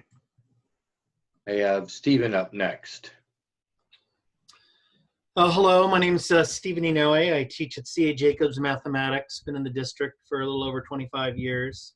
So I just wanted to go, I'm speaking as an individual. So I just wanted to go on record citing with many of my colleagues the right to a choice and how I was very disappointed when the memorandum of understanding came before us that simple request was not granted. Whatever I choose, I just feel that everyone should have that choice, and has been so well articulated. Whether you teach from home or teach from a classroom, it's not going to change the level of instruction, you know, for our students. So I just wanted to go on record for that. To take a different twist, looking ahead now, I'd like to focus on training and what our district either is doing or can do to be more of assistance. So Mr. Giramonti mentioned today that they started training and 18 teachers participated. I was two of those 18 because I went to both sessions. I do not think that the sessions would be necessarily any benefit to me, but I figured there may be one thing that I can pick out of that training. And I can tell you from my experience of taking these two trainings today that they were very well presented. However, it would have been something that would have been very perfect for before spring break. If we would have taken the time to do these simple things before spring break, it might have been of benefit to the members. Everything that I'm going through now, whether it be Google or Flip, whatever, you know, that's been offered, I've already gone online, I've looked over things, and I made a choice in the spring of what I thought might be best and went about that way. During the summer, I've also been testing with 3 students online, going through mathematics and trying to find out what methods would best work for them, just in case I'm called upon to ask about best practices and things that I've been doing. I've met with members of my mathematics department over the summer, and we've talked about pacing and how we can best deliver instruction. But this is all on our own. I think our district should look to seeing where things are going and what's happening. And as a board, you might want to check on things. What are the trainings? Are they going to be relevant? Are they best practices? How will it help teachers in the classroom come the starting day? A district that I'm familiar with has just granted their employees 40 hours of professional development at $41 an hour. And that school doesn't open for quite a while. So and all this time, all the summer, they had small groups together talking about different issues, small committees. They were composed of parents, teachers, and members of the community, parents, along with board members and district staff. I don't know if we've done that or not. I don't know anything, except for what I hear and what I ask. And it rolls out about the same time, as or a day before when parents get them. I get more information from sitting in these board meetings than I do through channels that, quite frankly, I feel that I should probably get a heads up on this, more than a day before. And again, as Mr. Watkins said, I mean, we are starting soon, we have 2 professional development days. I just hope that they're really packed with some good information. Having said that, that gives me Saturday and Sunday to get things together. Still don't have a key to my room yet. Neither does anyone. Don't know what I'm teaching officially yet. It makes it difficult to plan. So on the training part, I would hope that the board might take a look at what we're doing as a district. Just more to think about how can we best help support our town to having this mythical, oh my gosh, it's going to be better 2.0. That's all I have to say. Thank you so much for your time. Thanks, Steve. Jenny up next.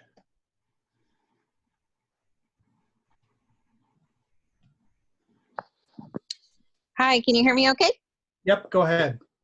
I was just wanted to talk and say I saw some other school district samples of an elementary school learning schedule, and I sent them tonight to Mr. Dolan. Some of them are like a 3-hour schedule, but with breaks so that the synchronous and asynchronous learning are kind of back to back. So hopefully you'll be able to see those schedules and think about what would be best for the elementary school age kids rather than being on for 3 hours at a time. And if you guys need more time to work things out with the teachers, I really think that you should consider pushing the school start date back, maybe even after Labor Day. I don't know, but that's it. Thanks. Thank you, Jim. Scott up next. Go ahead, Scott. Hey, everybody. So Scott Immel, this is my 31st year teaching in Dixon. I started way back in 1989. And looking down the Zoom list, I know almost every person I've either taught or been involved with. So many of you on the board. I've taught your kids. I've coached with your brother-in-law. I have my daughters dated your son. So I've been in this community a long, long time. And I had 3 kids that went through here and all went to college. My son's a senior right now. And so I hope that my message resonates with you. And it's simple. Listen to what your teachers are saying. You hear them tonight. You hear the angst, and you aren't hearing people that are lazy. You're hearing well thought out responses to what's going on. And what they're telling you is distance learning 2.0, they're not sure what that looks like. The communication isn't there. And I fully understand that with the district administration, you have so many things to do. You're a small district and you have to deal with 1,000 different details. So no one is blaming you for that. But what I'm trying to implore to you tonight is that the MOU that we saw last night, or that it doesn't have to be set in stone. I don't think, we are not going to be perfect. There's nobody understands what this distance learning 2.0 is or probably ever will be. And we have to be take care of ourselves and be flexible and listen to what people are saying. It's so important. If you help your frontline people and not your teachers, you will win this battle. But if you fight against them, or if you don't give them the tools they need to succeed, we're not going to be successful. And nobody wants that. The board doesn't want that. The district administration doesn't want that. The parents don't want that. And the teachers don't want that. We all want what's best for our kids in this community because it's an amazing community. It's fantastic. I love living in this town. I love the people in this town. And teacher choice. That's a big one you've heard. We cannot protect our teachers. We are not equipped with our custodial staff. We are not equipped with just even our own personal sense of what is safe. Like we all go there and some of us feel very comfortable getting 2 feet away from people without a mask, and some of us don't. We just know that. You look on Facebook and you see all kinds of things on there, and that's what people have referenced tonight. So even if you clean the rooms and you require masks and you do all that, the reality is it's not going to happen all the time, 100% of the time.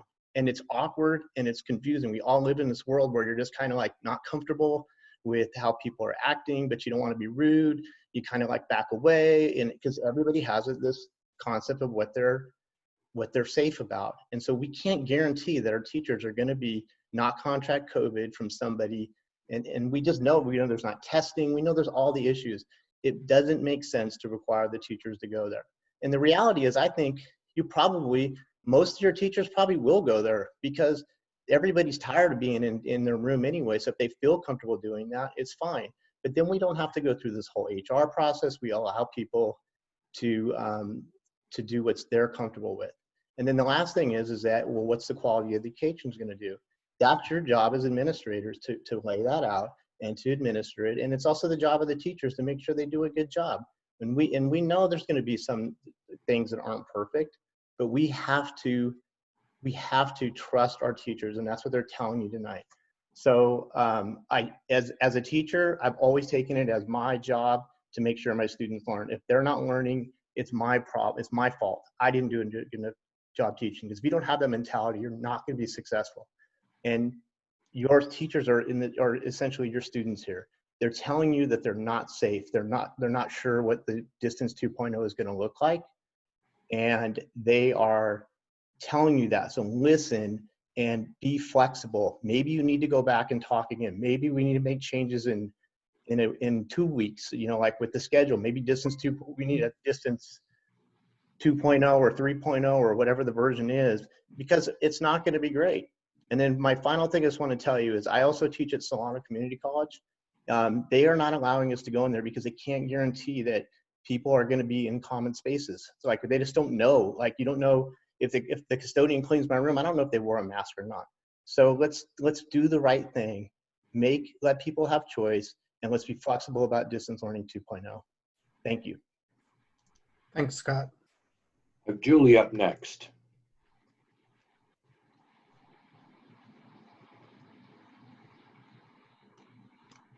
Hi, can you hear me? Yeah, go ahead. Hi, my name is Julie Munson. I am a parent of a soon-to-be first grader and another child who is not in school yet but utilizing speech services through the district. It makes me really, really nervous as a parent to hear that the district hasn't been listening to the teachers. I'm horrified that teachers are being told to disclose their personal medical information. I'm disappointed that we're still arguing about where we're going to be teaching instead of how and what. I don't understand why we keep talking about the risks we should be taking instead of avoiding those risks altogether. My daughter had a teacher leave mid-year last year. That was hard to explain to her. The teacher who picked up the class was phenomenal, even through distance learning. But how am I supposed to explain even in the off chance that it would happen, that her new teacher got very sick or died. I don't want to explain that to my 6-year-old. That's too much for them to handle. I also am pretty upset that teachers haven't been consulted about how this is going to happen. I think it's absolutely ridiculous to ask that 5, 6, 7-year-olds sit in front of a computer for 3 hours. It's inappropriate for them developmentally. It's going to cause frustration for them. It's going to cause frustration for the parents, the teachers, everybody involved. There has to be a better way of doing this. No, I know our teachers are amazing. I trust them wholly with my child's education, but this feels like a kind of an unmitigated disaster, what we're going into. Nobody has told us as parents anything. It sounds like nobody has told the teachers anything. Nobody knows what we're going into. This doesn't feel like 2.0 anything. It feels like the same thing that we went through, and I know that didn't work for most parents and most kids. So honestly, I'm very disappointed, and my family's been seriously considering about pulling our daughter out and homeschooling. So my questions are, when will the teachers and the parents know what's actually happening? Why can we not push back the start date with all of the problems that we've had in planning all of this? And why is the district not asking teachers what they think is best? Thank you for your time. Thank you. I have Barb up next. Hi, can you hear me this time? Yeah, go ahead. Sorry about that. I wanted to start on a positive note and just say thank you to all involved. I know how hard the jobs of the administrators are, just as the jobs of the faculty and all of the other staff as well. And the board members, just thank you for listening to all of this. Thank you for everybody for your brave comments tonight. And we appreciate the chance to give some feedback. My son is going into 6th grade, so he will be starting at CA. And we have been at Tremont, and I've served on the PTA there since he was in 1st grade. And I did that so that I could get to know the teachers and the administrators at his school and so forth. And this has obviously been a situation that has been incredibly difficult for everybody. So, I feel like we have to give a little bit of leeway to all involved for everybody trying to scramble and figure it out. However, about a week ago, I just started thinking, gosh, school starts pretty soon and we haven't heard very much. And Ian's, if we were still doing another year at Tremont, I would feel kind of like I would know what to do the first day. But we'll be new at CA. Ian is our only child, so we have no idea, what to do, how to do it, when to do it.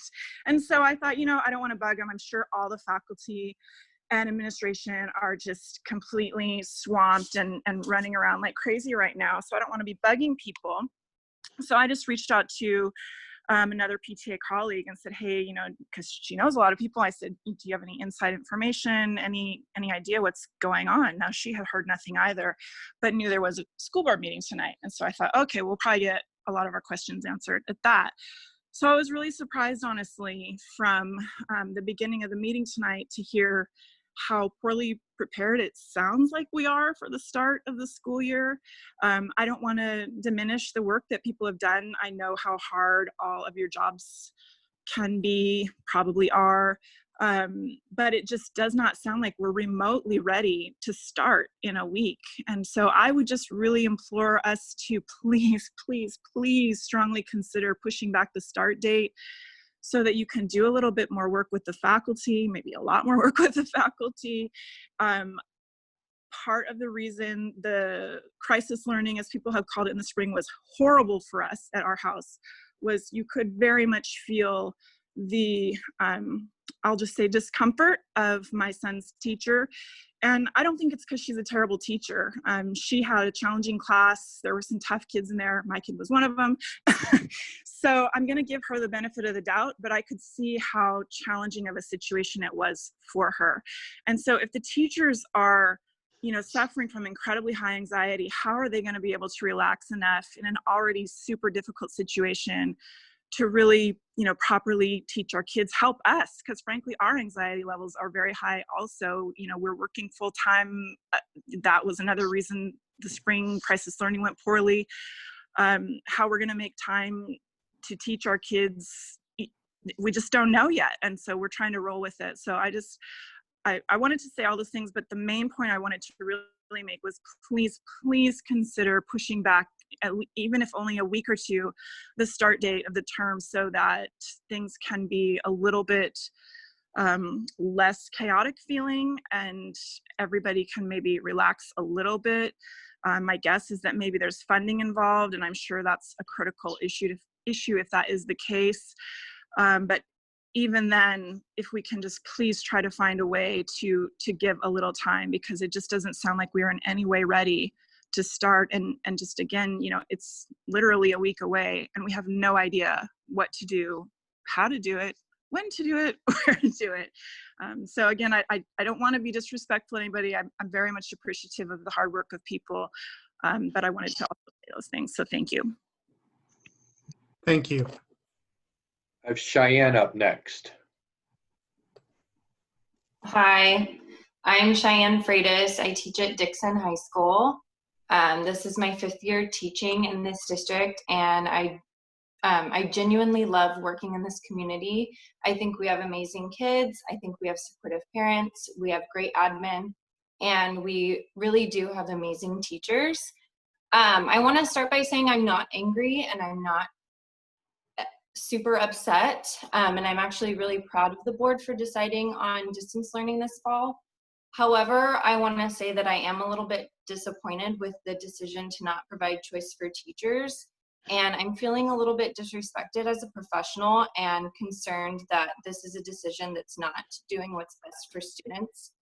I support everything my colleagues have said, and I believe that they've made valid points about their health concerns, and those need to be desperately considered.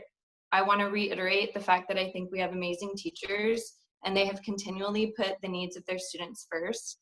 We're professionals and we should be treated as such. If the goal is equity, then we should realize that a one-size-fits-all approach is not the answer, and we should be allowing choice.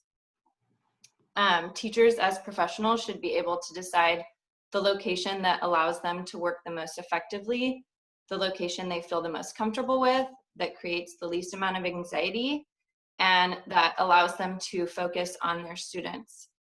Unfortunately, due to my own feelings of anxiety and feeling underprepared for this school year, I have recently decided to use my 12 weeks of FMLA that I actually had not planned on using in the fall.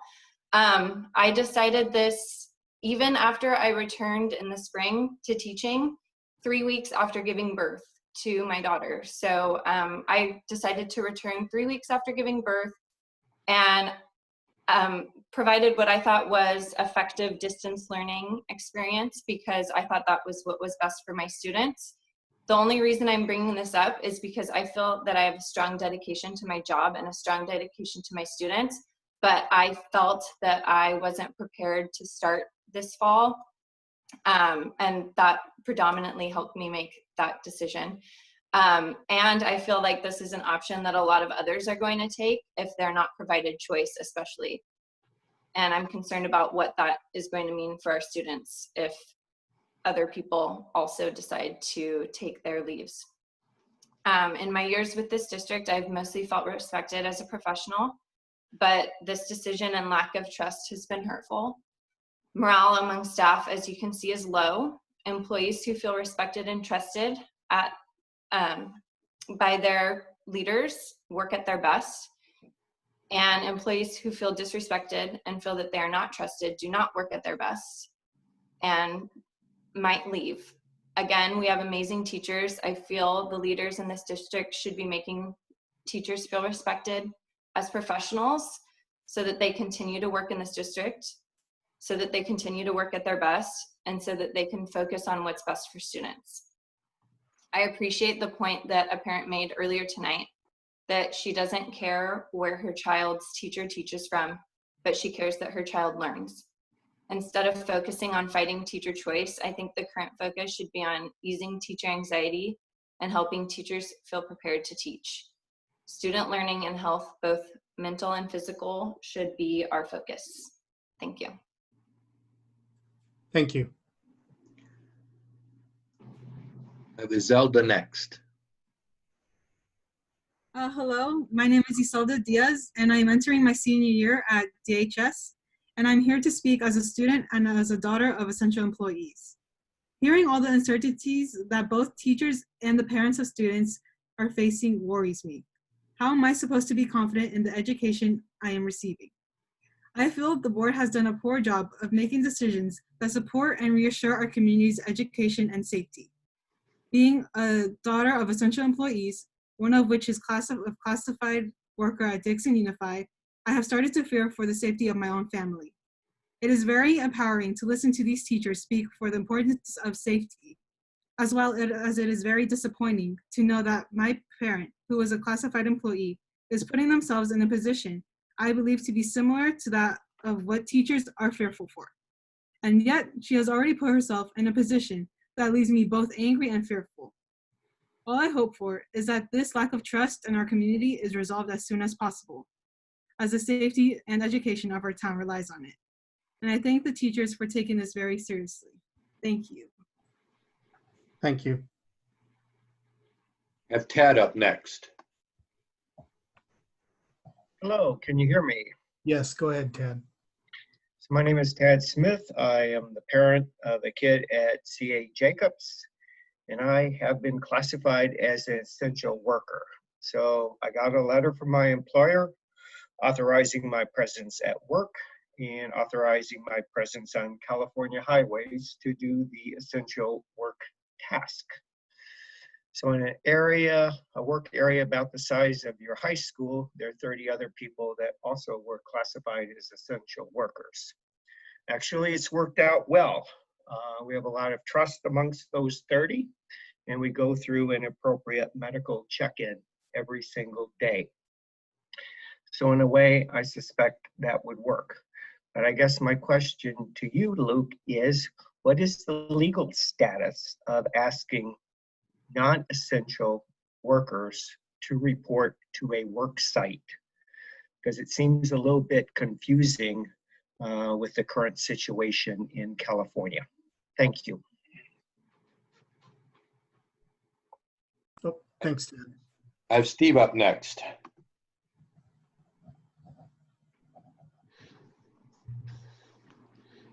Good evening. Thank you for giving me the opportunity to speak. I have two questions. I'll be brief. The first question is, an email came out today from the district, and it says we are collaborating with the child development centers located on our campuses to assist parents with their child care needs.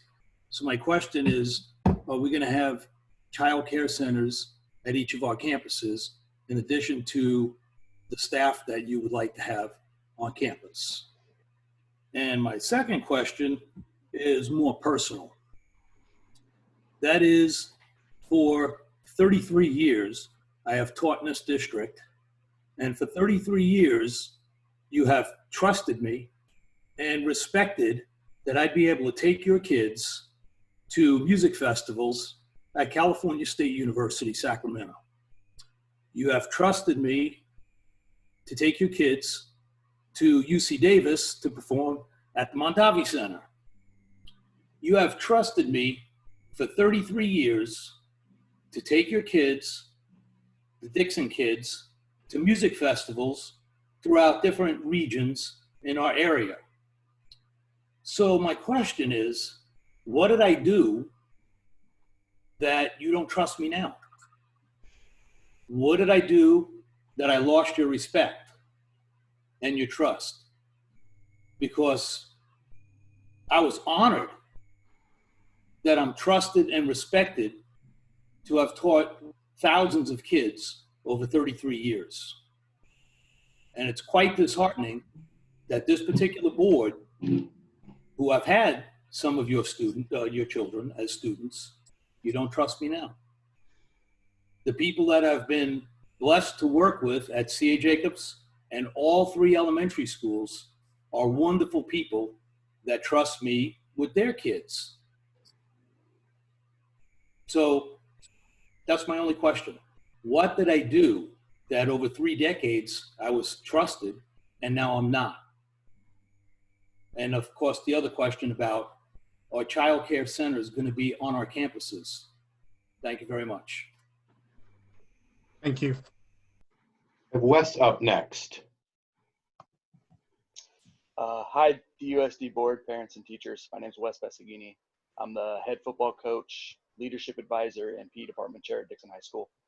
I have a couple of points I want to make, and I'll try to keep it brief. First, I want to say I support all of my teachers who have voiced their concerns about wanting choice on where they teach. I personally planned on teaching on campus, but I believe that there are a lot of teachers that have legitimate fears and concerns about what this year holds for them and that they need to be able to express that choice. I personally did not vote for the MOU for a completely different reason. That reason is the lack of training and preparation that has been provided for our teachers. We have preached throughout this whole process, distance learning 2.0. Distance learning 2.0 is going to be so much different. And we have not provided teachers with that training yet. We have not provided teachers with time to learn how to teach distance learning. We have provided training on the platforms to teach, Google Classroom, Flipgrid, Zoom, but that is not the same as providing them teaching and training on how to be distance learning teachers. That is telling them how to use a device or how to use a tool, all of which has already been done, and a lot of teachers have already taken that training. We have not taken the time to allow teachers to plan and train curriculum that is going to impact your students in a distance learning way through distance learning. And I don't feel we are ready. Our district has not allowed our teachers to be ready and has not prepared them to be ready. The other point I quickly want to make is that we have been on this meeting for 4 hours, and that is what we are asking our high school students to do from 0 to 3rd period according to the schedule. And I want all parents and board members to understand that you're asking high school students to do 4 hours in the morning. You're asking elementary school students to do 3 hours in the morning. You're asking them to stare at screens for this long every day. I don't feel like that is scientifically backed. Matter of fact, I know it's not, because I have paid over $1,000 this year to do my own professional development over the summer. And one of the courses I'm taking is talking about teaching children in an integrated school setting, and 30 minutes to 40 minutes is about the most they can focus on at a time. And so thank you. I support my teachers, and thanks for the time. Thank you. Michael up next. Hi, I was lowering my hand throughout this, but I just feel like it's so important to reiterate, to listen to your teachers. They have the answers. Like I said before in other board meetings, we are not recreating the wheel. Just listen to your teachers. We have the resources within our district. Why is it 3 weeks and the school board is still not listening to our teachers?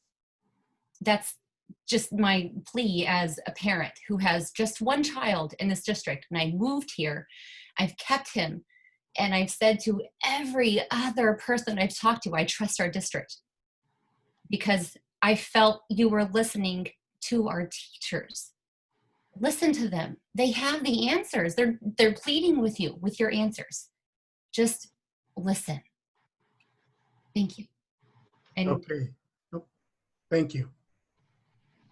Okay, so Mark, it looks like that is all the hands up for the moment. Is that true?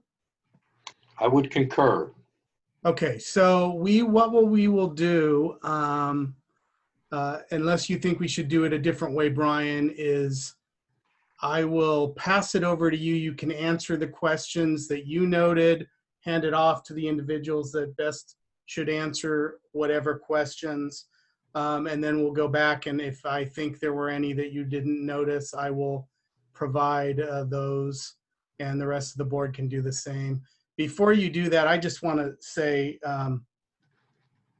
I hear you guys. I hear the passion. I hear the fear and anxiety. I have to say, I have never said, and I have never heard any other board member say in front of me, that they don't trust teachers. So I understand you're disagreeing maybe with the position the district has taken, but I've never heard that. So, and I'm not saying that you guys don't feel that way. I'm just saying I've never heard that, and I don't feel that way. So as we go through and answer these questions, hopefully we'll have some discussion that might present to you guys where you're coming from and where we're coming from. And I don't expect it to change your opinion because I can hear how passionate everyone is. But you know, one other thing I will say is disagreeing and not listening are two different things. And our society has gotten way out of line with not being able to understand that sometimes reasonable people can disagree. So I do hear you. Okay, honey, stop. And okay, so Brian, why don't we, I guess if you want to just go from 1 and go down and answer or ask whoever is most appropriate on your team to answer what is going on. Oh, there was one other thing before we go in order, Brian, that I want to ask you. I was really kind of disturbed by, I wrote the statement down, that we are telling our employees that they have to disclose their personal health conditions. And I mean, I understand that if someone's applying for accommodation, that there might be federal or state laws that they deal with to do that. But I want to make sure from my own perspective, and I want to say I've had people both email me and say tonight about their own personal health conditions. And I take that very seriously, and I appreciate your sharing that stuff. But have we as a district required people to do that? Because that would really bother me if we were. So, and I'm going to ask Cindy Nguyen, our Executive Director of HR, to jump in and help describe this. So, you know, what this boils down to is when someone requests accommodations or leave, some exchange of information is required in that process. Well, Cindy, why don't you take it away and do the technical explanation for me, because you're our resident expert here. So I will share that that is typical work of the Human Resources Department for pretty much any organization, private or public, in regards to employee individual specific needs and requests. We are not expecting or requiring any employee to divulge any information that they choose not to divulge. In fact, I wouldn't even recommend that employees have that conversation, whether publicly or, you know, whatnot. But employees have the right to say what they desire if it's regarding themselves. So we can't stop that from happening. Based on what an employee is specifically asking for, whether that's a leave of absence for their own personal needs, or a reasonable accommodation because of their specific needs, we are required by law to review and accommodate and offer what we can possibly offer to support our employees. So it is definitely on a voluntary basis. And we are not requiring anyone to do or submit anything that they do not want us to take into consideration to determine how we can support in an employee's specific needs.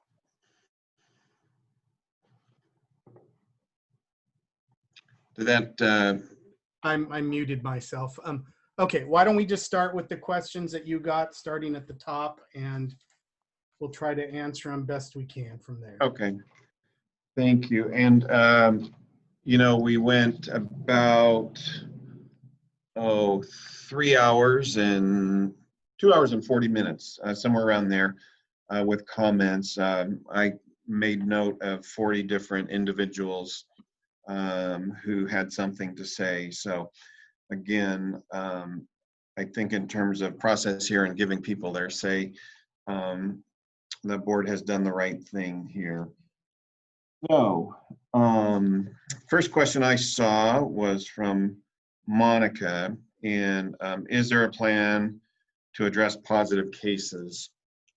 And once you are dealing with a positive case, the Solano County Public Health Department essentially assumes control of what is going to happen next. We've discussed this a couple times, at least at the meetings. We would benefit from an employee sharing that they're positive with us or have exposed, but we can't require that, and we're never going to ask anybody, hey, are you positive, or have you been exposed? There are those privacy restrictions. There are certain elements of leave, especially the FFCRA, where an employee has to give some indication. But essentially, should there be a positive case, we would be contacted by Solano County Public Health in terms of any kind of contract tracing element that might be applicable to us.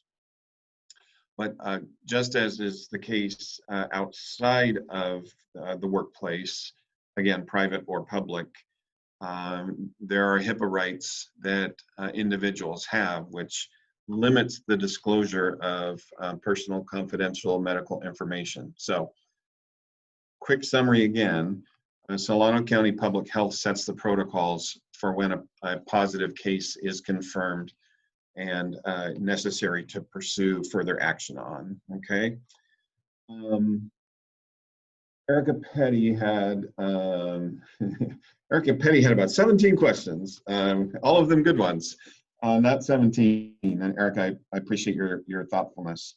And Nick, if you can get your mic on, some of these are yours, and some of them we might share. So the first question Erica asked was about platforms that would be used, and in particular, her child is an elementary school student. Did she specifically ask if we were going to use Zoom again? Was that the question? I think it was more open-ended as to what we would be using. Yeah, That was one of the questions. Yeah. So, those are different pieces there, but so the video conferencing software platforms that we would use, right now we're going to allow Zoom or Google Meets, depending on teacher preference. We feel like both of them are valid. We suspect that more folks will use Zoom. We're also looking to see if it's worth upgrading within Zoom. We're not sure that it is yet. We're still investigating.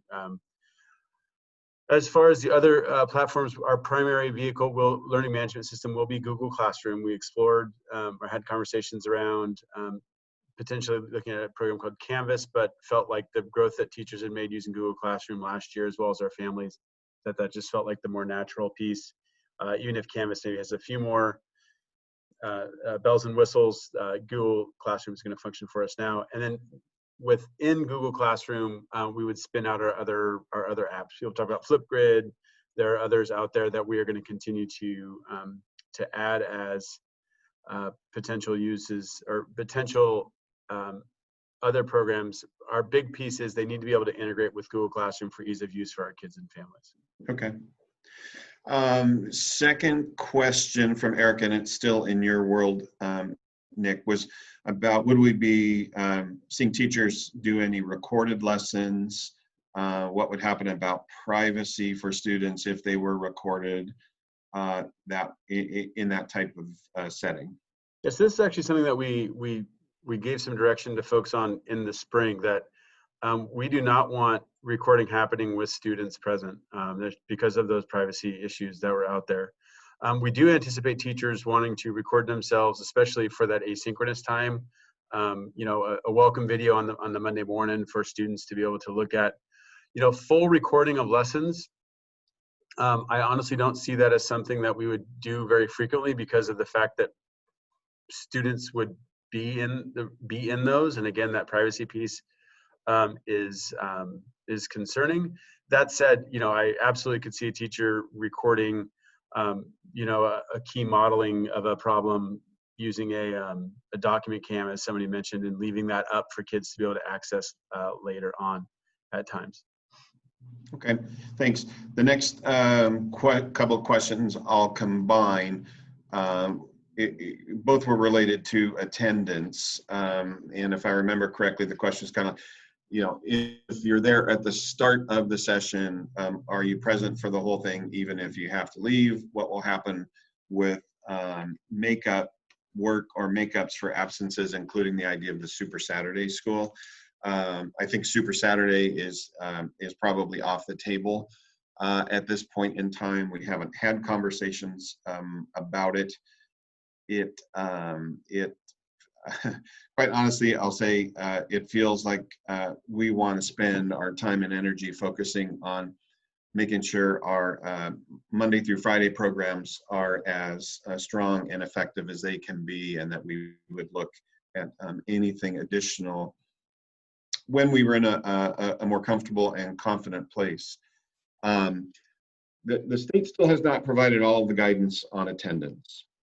But what I do believe is it will remain true is that parents will be able to excuse their child if they are ill, or if they have a medical appointment, or any of the other reasons that students are receive excused absences now.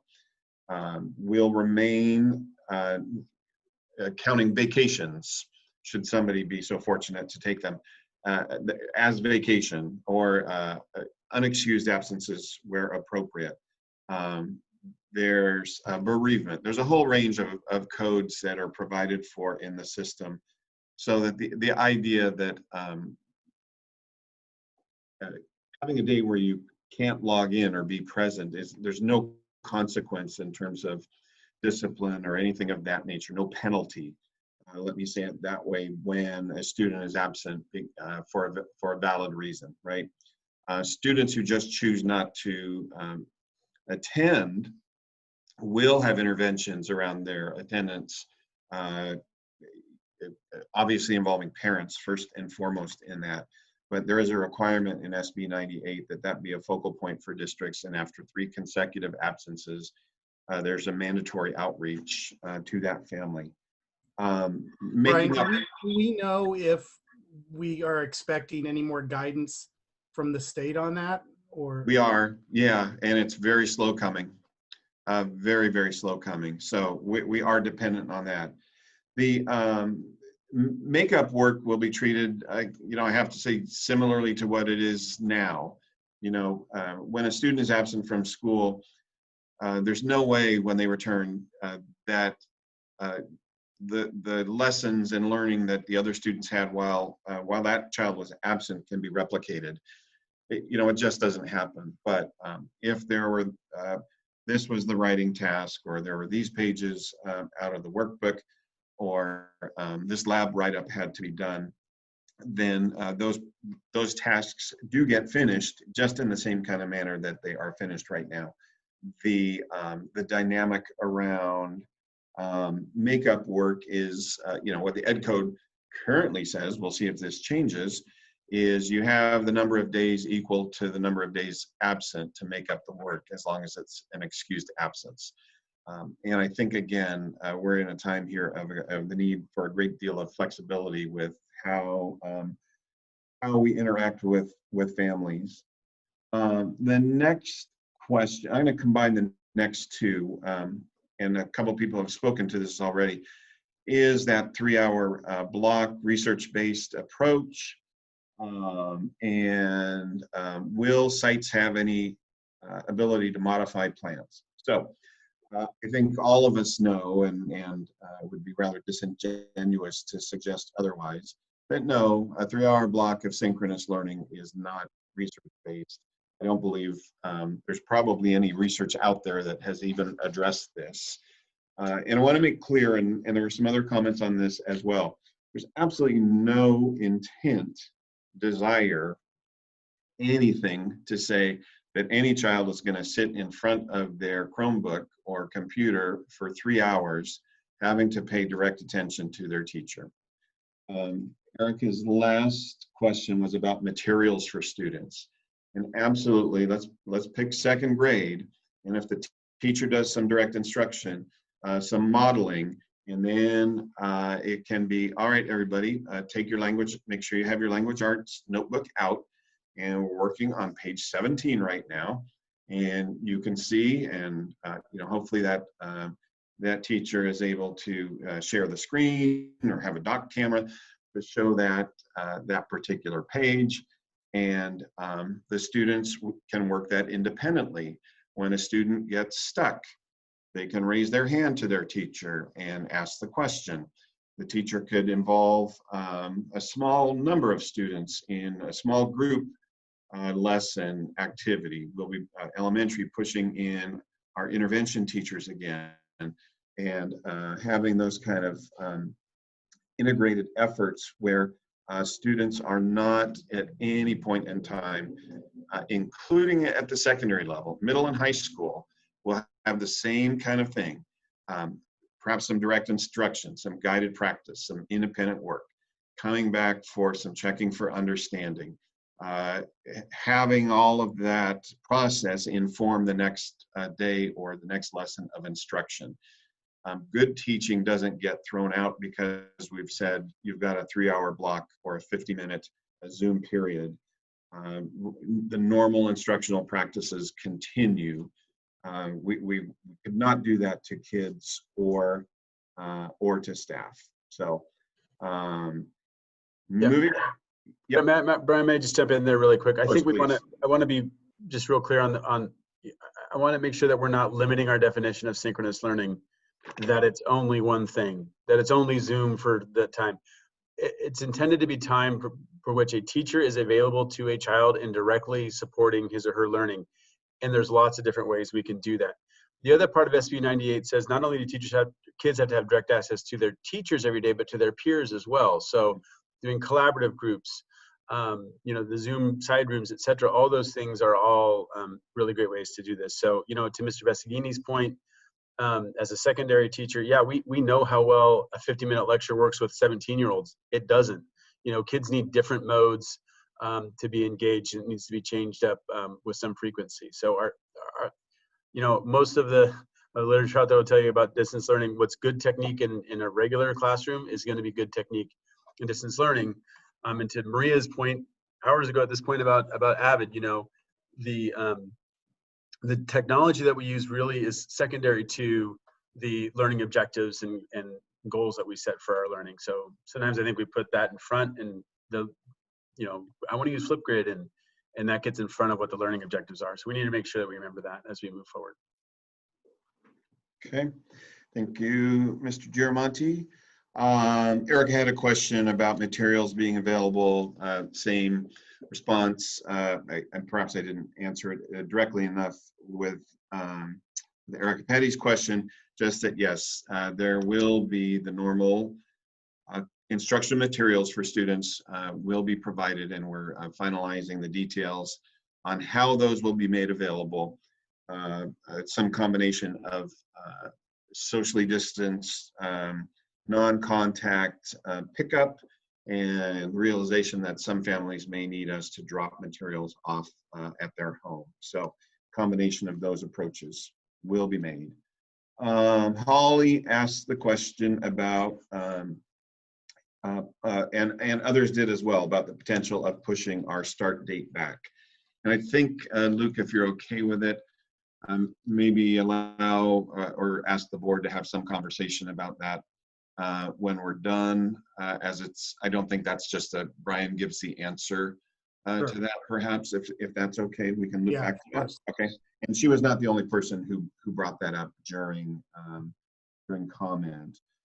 So Terry had a concern about not receiving any information this week, so we did email and post on our website and Facebook communication that also was put into envelopes and sent in US mail that should hit mailboxes at homes tomorrow. It had more specifics than anything we had put out up to this point in time. Kind of had some text capture of the schedules that Nick showed. And a big point that I tried to include in that communication today was that sites are going to take over the bulk of the communication now directly with their families, as the sites, you know, the three elementaries are going to be very similar, but the middle school is different than the high school, and then Dixon High, and Dixon High is different than Main Prairie.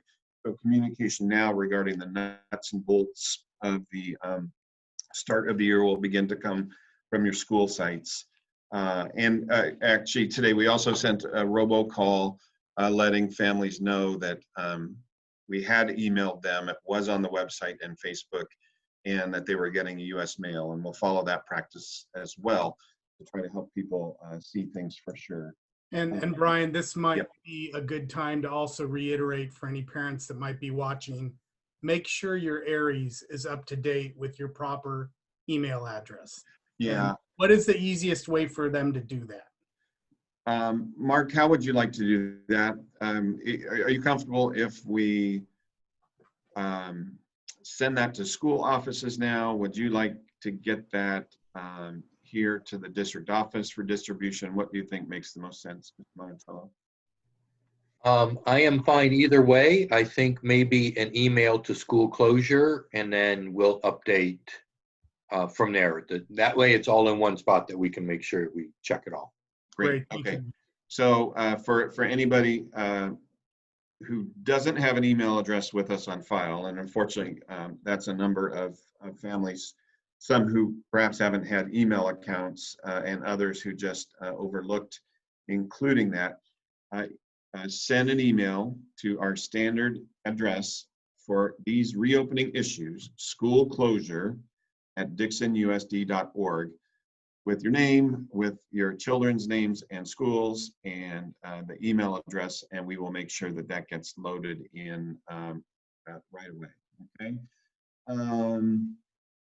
Connectivity issues for children in daycare. We are still have the MiFis, the personal hotspots on hand, and we're obtaining more. And we are prepared, and Adrian spoke to this a little bit, working with child care centers, daycares, and making sure that every student has what they need to connect, both in a machine and if that is their own personal hotspot.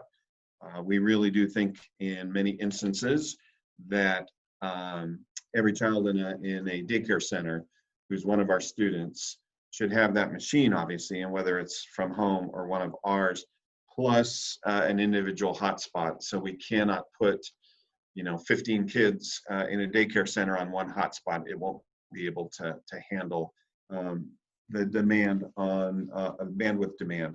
So we would be looking at getting those available, and also want to just point out, Mark's comment about machines. We will begin distributing those next week. You can look for information coming on that. They have a lot of machines which have not been distributed and are ready. There are some other machines which aren't quite ready, but will be very soon. And we have enough individual Chromebooks or netbooks in the district to provide every student with a machine. So we can provide one-to-one. I know many families don't need one of our devices because there are devices in the house, but we do have the capacity to provide every student with their own netbook or Chromebook for use at home.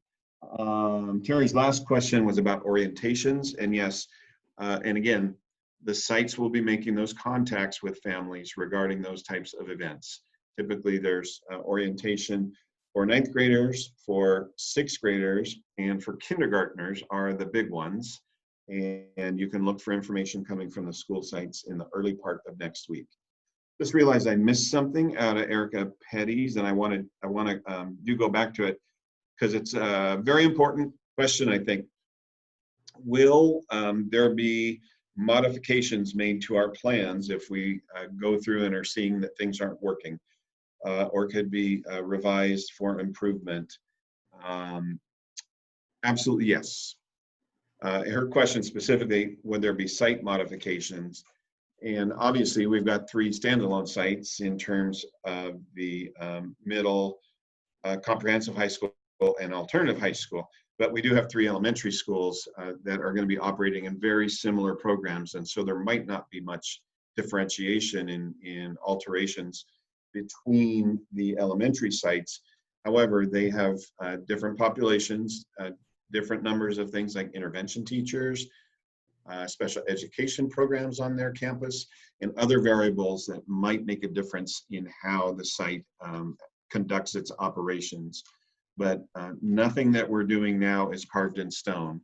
It's impossible to think that that would in any way conceivably work. So, Brian, can I jump in for 1 second? Joe, yes. I am working with the principals, and it is my hope that when a family or student comes to pick up their consumables, that they get the laptop at the same time. So we're working so that parents don't have to go to 2 or 3 different places to get this. Wonderful. Thank you for that clarification. And that makes a lot more sense than what I said. Okay, next question I'm seeing goes down to Jamie, and there are a couple of questions here for your 2 or 3 for Mr. G, and then 1 or 2 for Adrian, and a couple for Mark. So, Nick, the first question was when you mentioned a handbook, when will that be available? I think there was a question about the size of it as well, but you can address that, especially the availability, what it's like. Yeah, so as I mentioned in my report, or my earlier, was hoping to have that ready for publication tomorrow. Some of the things that are in there are dependent on our agreement being reached, if I'm being blunt. So we'd have to figure out what we feel comfortable publishing in light of that, that we don't have that yet. I'm hoping that we can work through that fairly quickly. The length will be as lean as we can make it, with all the details that we need to have in there. It's our hope to really provide, in the fall, as I've said before, in the spring, I'm a little tired. In the spring, we deliberately, with that initial MOU, really created some opportunity for experimentation with regard to distance learning. We wanted people to be able to try things. And I think everyone has recognized that we need to tighten up, for example, what platforms we're using, how we're using those platforms, et cetera. Other pieces that'll be in there is some best practices around how to, as I was talking about earlier, how to design distance learning lessons for students. And then some guidance that teachers can see that we'll be giving to students as well, about how they are good digital citizens, et cetera. So, you've seen some from other districts, especially some of the larger districts, that are many, many pages long, and I don't want to dismiss their work, but we're looking for something that's going to be, I don't want to call it lean and mean, but that's not going to overwhelm folks, and frankly be more than people are willing to digest in a fairly short amount of time. So my hope is tomorrow. At this point, I can't promise that. Okay, thank you, sir. Next question, I think amounted to something about how you hear from the community on some of these issues. And let me take that first a little bit. We've had really large participation in our board meetings. We hit about 200 tonight was our peak. The last meeting on reopening, we hit about 515 was our top number. So we've had a lot of participation there. We also held 3 town hall meetings back about, I guess it's middle of July, right before the decision night on July 16th. And there'd been some survey work that had happened as well. Nick, anything to add to that in terms of kind of parent community input? Yeah, I mean, we did 3 parent, did you mention the 3 parent meetings that we'd done? I did, yeah. Sorry.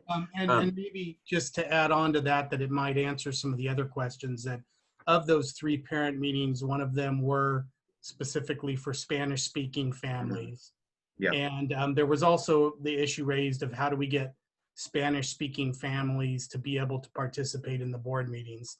And that is something we have discussed and are still trying to figure out how we can do that in this format, because that is difficult, but yes. Okay. And we are discussing that access for Spanish speakers into the board meetings, especially. It would take, and it's work that we should pursue. I'm not downplaying at all. It's almost like a United Nations kind of deal where you have live translation with people with headphones, and there are technologies out there, and that's for in-person board meetings, obviously, and who knows when we'll be able to use the council chambers again. Brian, can I also jump in? I think Jamie was also specifically asking about the schedules, which has been asked fairly in the past. You know, we went through a number of different iterations of the schedules at these meetings. You know, I think the place where there's perhaps the most concern is at the elementary level around the schedules. And I want to be really, and I didn't mention this in my initial presentation, outside of those 3-hour blocks plus the 1 hour of asynchronous learning that needs to happen every day for students, we left those deliberately open for for schools at elementaries to craft those in such a way that makes sense in their context. So Brian mentioned the fact that we have 3 elementary schools with similar programs, but we know that in order to say deliver prep or to serve this population of students, it may need to look different when, for example, when we deliver science prep at Tremont versus Gretchen Higgins. And so we wanted to leave that space open so that those that are closest to the work have access to that. And at the same time, those schedules have seen the light of, they're part of a process that we're engaged in right now with teacher leaders. I will tell you that outside of the fact that we're in a very unique time, you know, if we were talking about changing schedules in a normal year, that would be something that would happen over the course of months, you know, extensive meetings in spring. We just didn't have that kind of space this year. And I wish that we did. I wish that we could have had more teacher voices. I don't think that we didn't have any. I just wish that we had more. Right. I think the primary venue for teacher voices was in the meeting room with the leadership of the Teachers Association, would be my comment. Adrian, questions for you in terms of numbers of respondents to the child care survey. And I know that that's just gone out very recently, but I don't know if you have any information on how many have responded so far. Yeah, no, you know, when I had, and again, we had put that out this morning. So when I had looked at the numbers earlier, I think we had about 45 respondents. I'd say that was looking at it, you know, maybe an hour after it had gone out. Okay. I think there was also a question about, did that go out in Spanish? And yes, that went out in both English and Spanish on our Facebook page. It is going out tomorrow to all of our families in their home language via email. So families will have an opportunity to, you know, answer through Facebook, through email, to make sure we can get that out to as many families as possible. And then, like I said earlier, we'll send one out to staff as well. And we're also able to place the link on our webpage and do a robocall home, letting parents know that it's there. So we'll follow that practice as standard for us. And Brian, do you want me to jump ahead? Mr. Russo had a question just about location. It pertains to daycare, or I can wait and yeah. Why don't you go ahead, since we've got you on? Okay. So I think Mr. Russo had asked about location of facilities. So currently, at some of our sites, so if, you know, I'm going to use Tremont as an example, the CDC location is fenced off. It's away from the main staff entrance. The buildings that they occupy, you know, looking at the numbers that we would have, you know, our first priority would make sure that any number of students or any classrooms being utilized are away from any classrooms where we might have any type of staff working, again, just for the safety of our students attending the daycare program.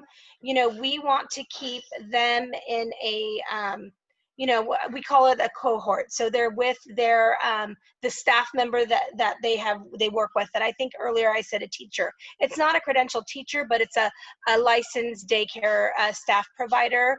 And they're willing to provide support during distance learning during that time. But, you know, depending on the need, you know, we might expand some of our classrooms that we used at sites, or look at additional sites. It just depends on what the interest is from our families and what the CDC can accommodate.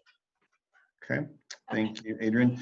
Yeah, you know, there's no CDC center at C.A. Jacobs or at Dixon High School. There will not be, none will be created at those sites, just to be really clear about that. Mark, some questions about computers not returned. Could we sell computers? And I will reluctantly admit, I think it says shared tech, but I don't remember exactly what that, I don't know if you might have that recorded better. Luke, this was the last of Jamie's questions. So to answer that, the computers that we gave out and those students who are no longer with the district, mainly seniors and those that have moved out, have returned their computers. They have been set up back again and they're ready to go back out. During the summer, when we started in the spring after we shut down, we were doing a 2-to-1 ratio for shared tech at a home. So you have 2 students, you got 1 computer. So yes, we did have a limit on that because our Windows machines weren't capable of going out. So, but now all those Windows machines have been turned to Chromebooks. It is our goal to have 3,000 computers to match our 3,000 kids. So we will be on a 1-to-1, you know, ratio on that. Again, computers will go out. I'm trying to coordinate with the schools so that we can make that one trip. I will also tell you that about 4 years ago, we got the Broadband Improvement Grant. And since that time, we do not have to limit the number of students who are testing for the SBAC test at all. As a matter of fact, we had our 3 elementary schools running simultaneously for the last couple of years. So bandwidth is not an issue at the district.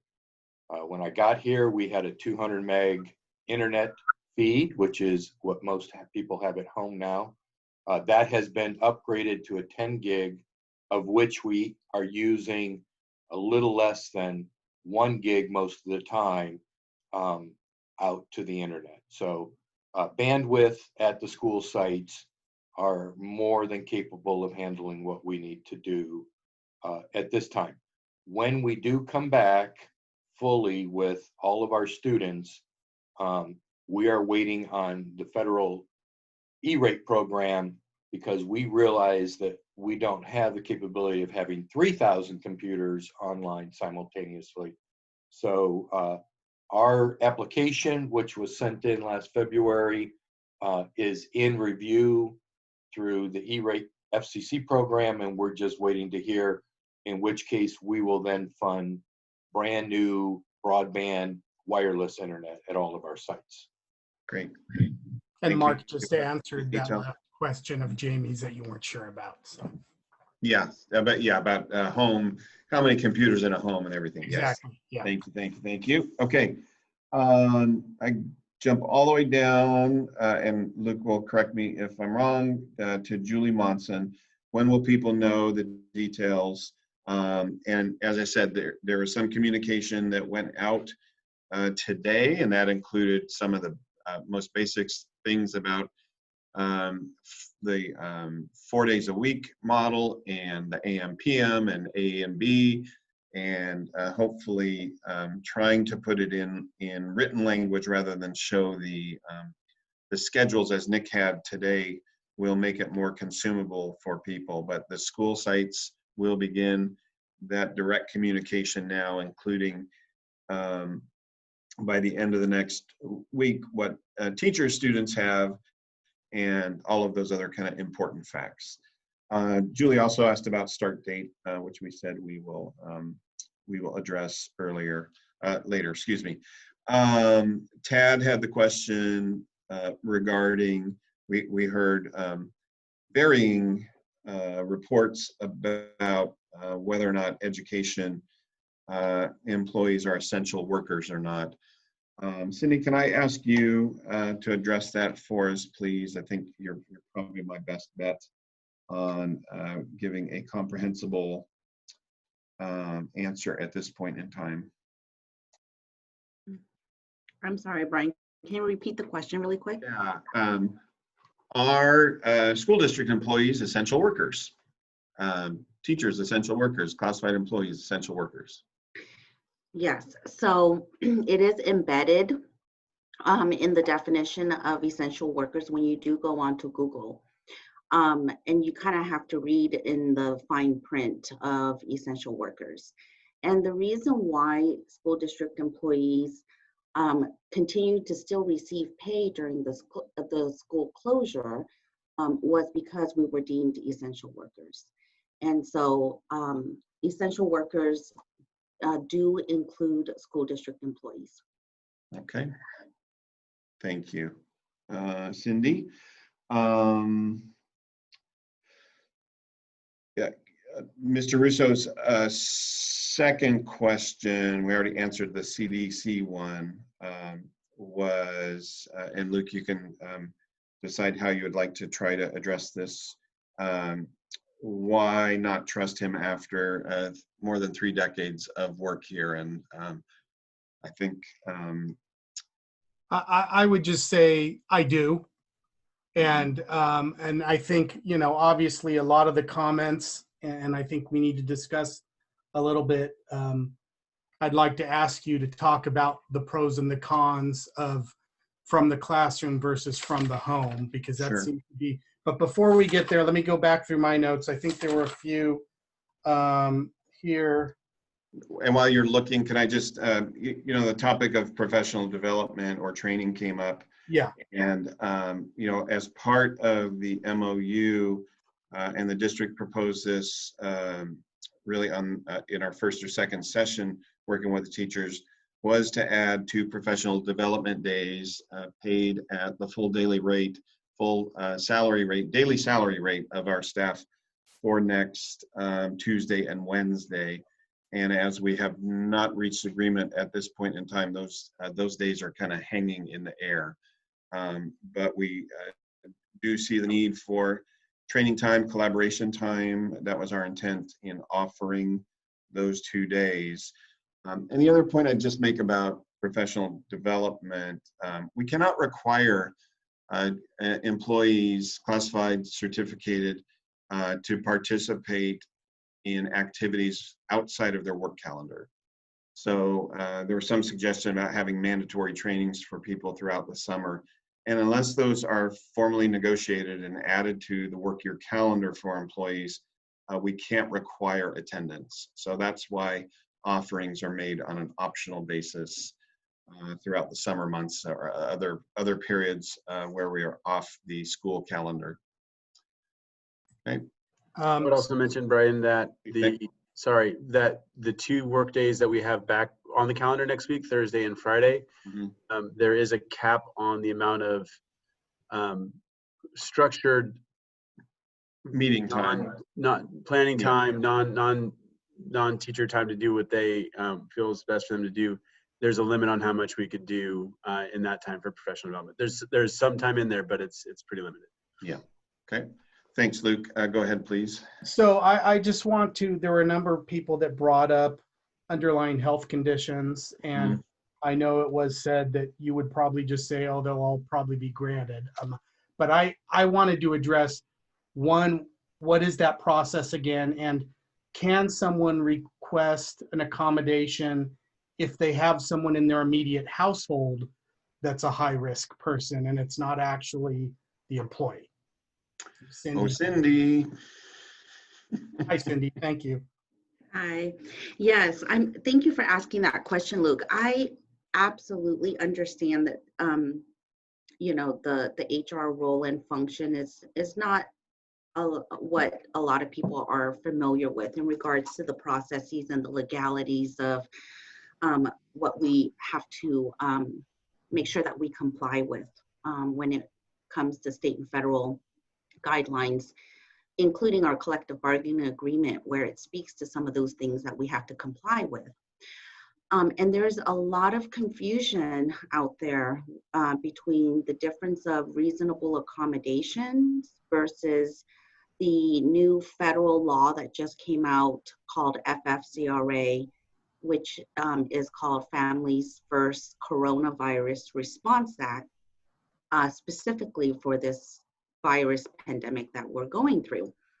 So we as an employer have a duly responsibility to support our employees who are currently working for the district. Employees that may have a request for accommodations so that the district can support them to have them continue to perform their duties goes through a reasonable accommodation process. We accommodate the employee because they work for the district. But if an employee has instances where they need support from the district, but it's not for their own individual specific situation, such as a family member, there's other options that HR could discuss with those individual employees depending on the situation, and refer to not only state and federal law, but also the collective bargaining agreement to see what we can offer employees to help support their situation.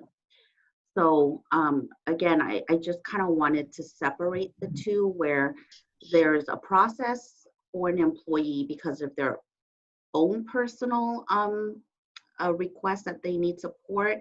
And then there's a different process if they need support because it's them who needs to support a family member. We are responsible and obligated to make sure that we address our employees' requests and needs first, and that is the reasonable accommodation that's been set forth by the state law in what employers would go through to meet and discuss and support. Does that help a little? Yeah, thank you. You're welcome. Now, there was also, there were a couple mentions, and I guess we could talk about this at the end, but I think it's easy to just hit. There was a mention of people sharing classrooms. Yes. And so I thought, let's just address that right off the bat. Yes. So it is our intent to be able to provide everyone with their own individual workspace. And so what do we do for those individuals that were previously sharing a workspace? We expand into other spaces, right? So all of the campuses have some available spaces.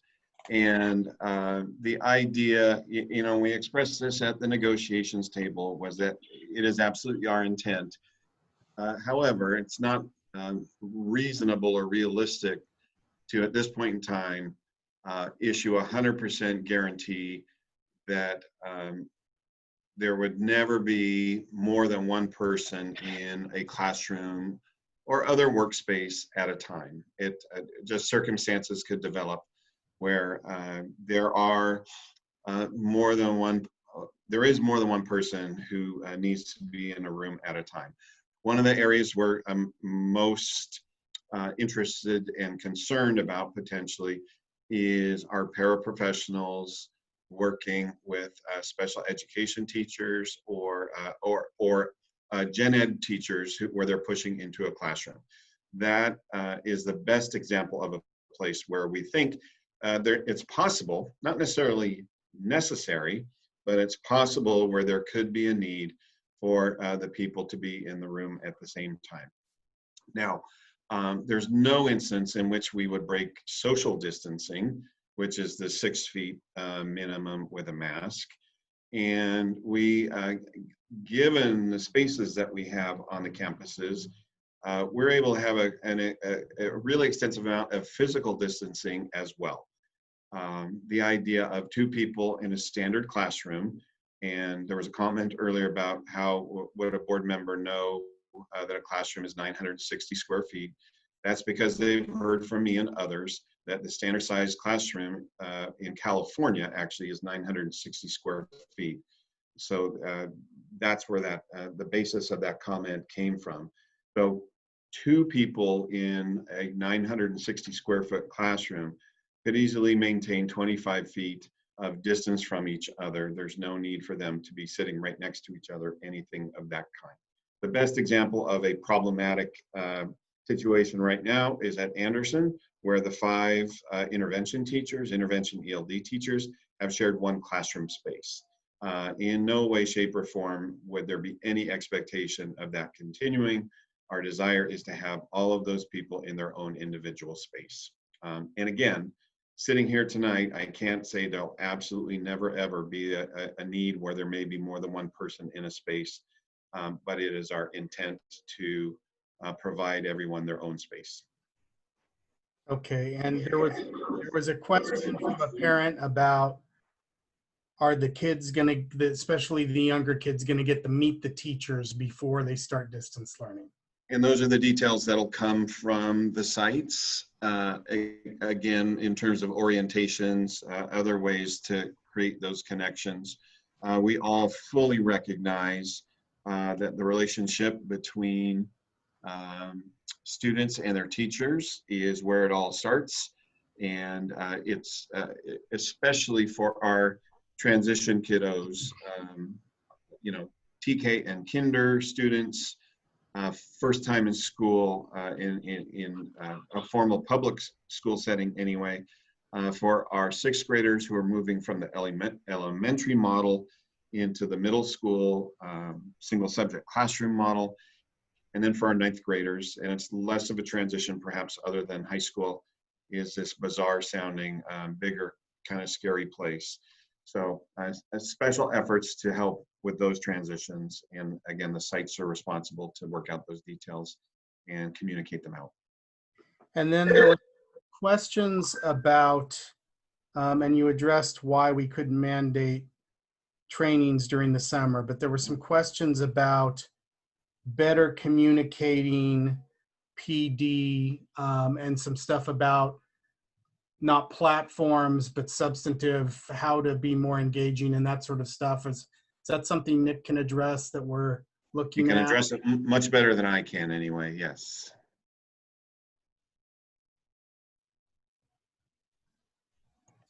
I don't know that that's true, Mr. Dolan, at this point. I do. Yeah, we look. You heard from a lot of great teachers out there today that are saying that are needing more support.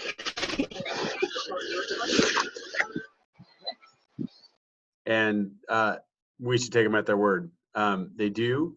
It is my belief, especially as we listened to teachers a couple weeks ago talking about the lessons they'd learned through the first iteration of distance learning and just what I know about our staff.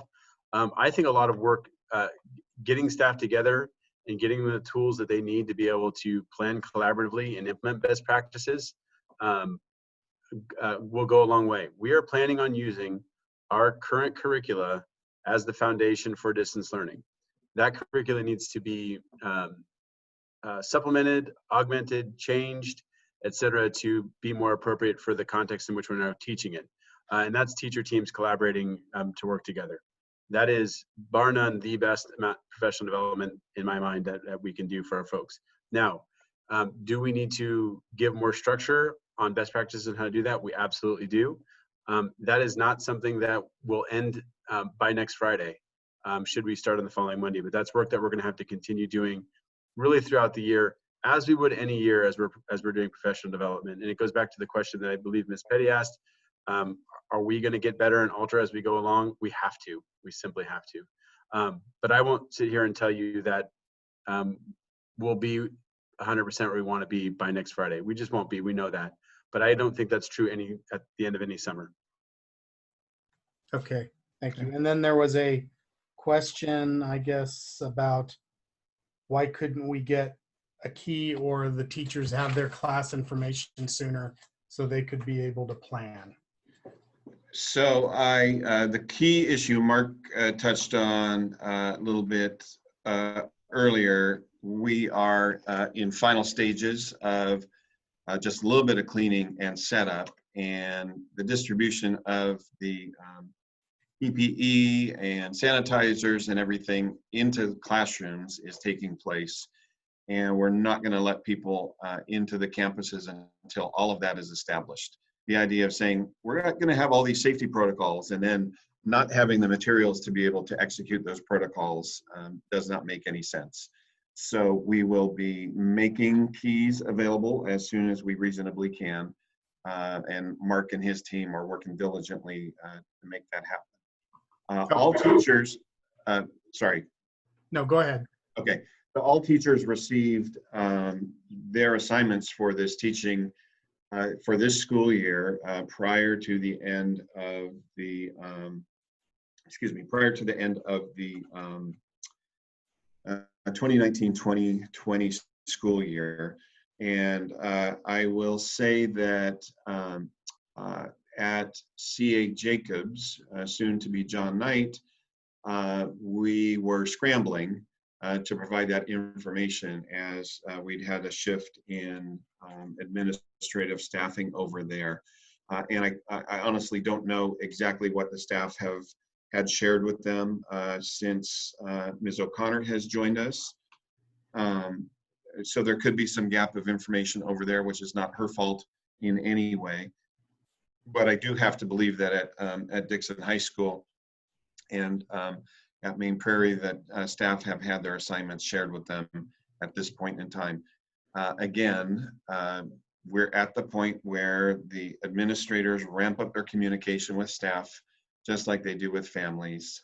And we will see, we will make sure that we are able to talk to our principals tomorrow and make sure they're getting verified info out to all the staff. Okay. So those were the questions I had. And before we address the classroom versus home issue, did anyone else on the board get any questions that they thought we missed? Seeing a no from Melissa. Yeah, I think you hit them all, Luke. Okay, thank you.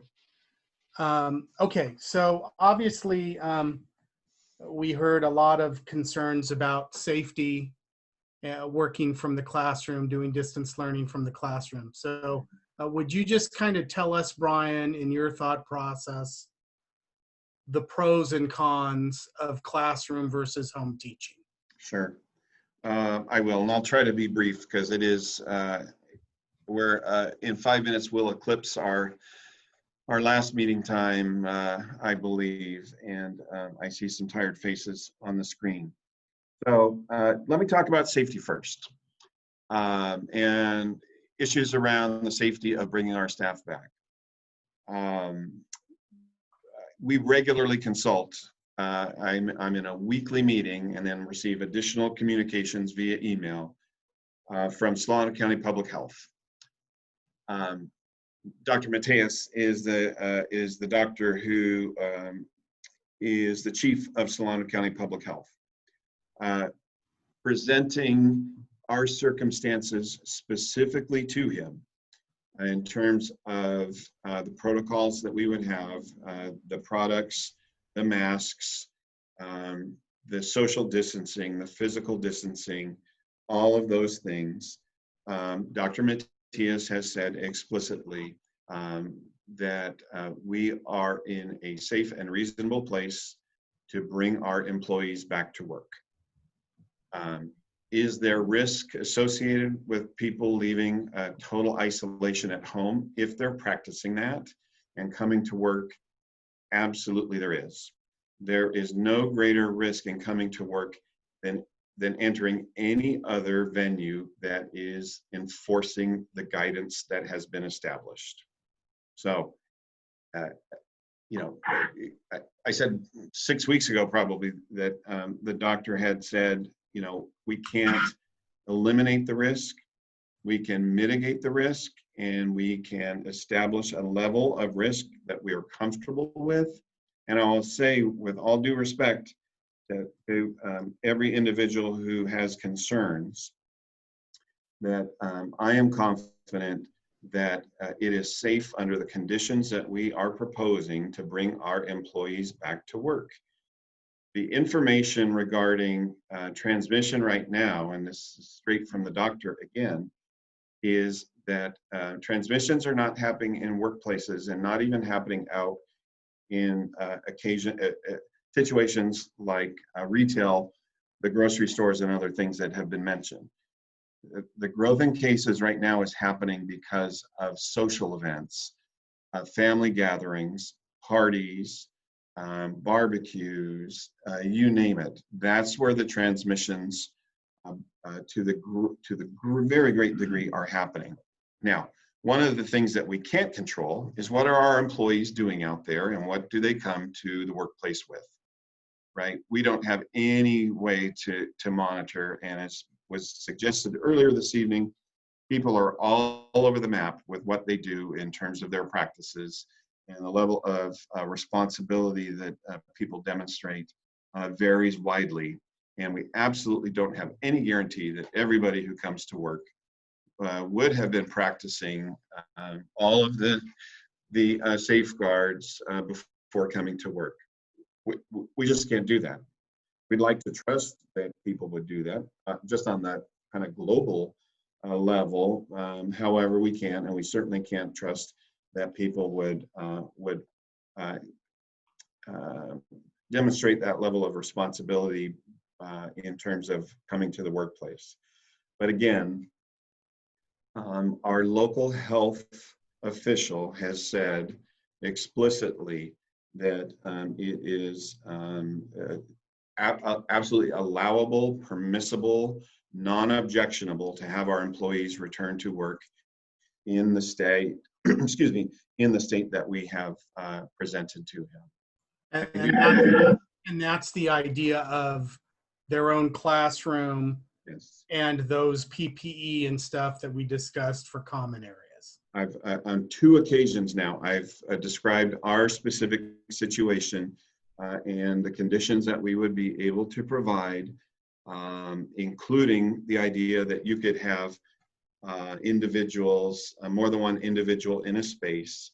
And it was at last week's conference meeting where he actually said, look, if people are masked up and practicing social distancing, he does not find it concerning to have 5 or 6 people meeting in a classroom having like a department meeting. We are in no way suggesting that. We're in our MOU as meetings should be held by Zoom or the other electronic means. We're not asking for 5 people to meet in a classroom or 50 people to meet in a multi-purpose room or theater. We're talking about a maximum level of individual spaces with all of the provisions for health and sanitation being included there. So people have legitimate concerns. The process for asking for accommodation or Cindy's office to address those, again, we say it every time. We recognize there are individual circumstances that create different situations for people, and we need to honor those and take those people through the process. I would not be at work, and this is not about me. I would not be at work if I felt this was unsafe. I live with someone who also has risk factors, right? I would not have brought all of the people currently working in the district back on duty. And right now, and this number may surprise people, there's about 55 individuals already back at work. And those are everybody from the custodians and grounds and maintenance, the office staff here in the district office, the office staff's now out at the school sites, and all of the administrative team are back on duty. I wouldn't do that. Wouldn't bring people back if it wasn't safe. And the folks who have had issues, you heard one of our district office employees talk about her bringing her concern forward, and it was dealt with here. And we do know that there are requests for reasonable accommodations that are out there. And quite honestly, we have to know exactly what we're doing in terms of the instructional model and the return to work to be able to resolve all of those situations. Cindy can't proceed on some of those situations when we don't know what the working conditions for people would be. So that's part of why things have slowed down there.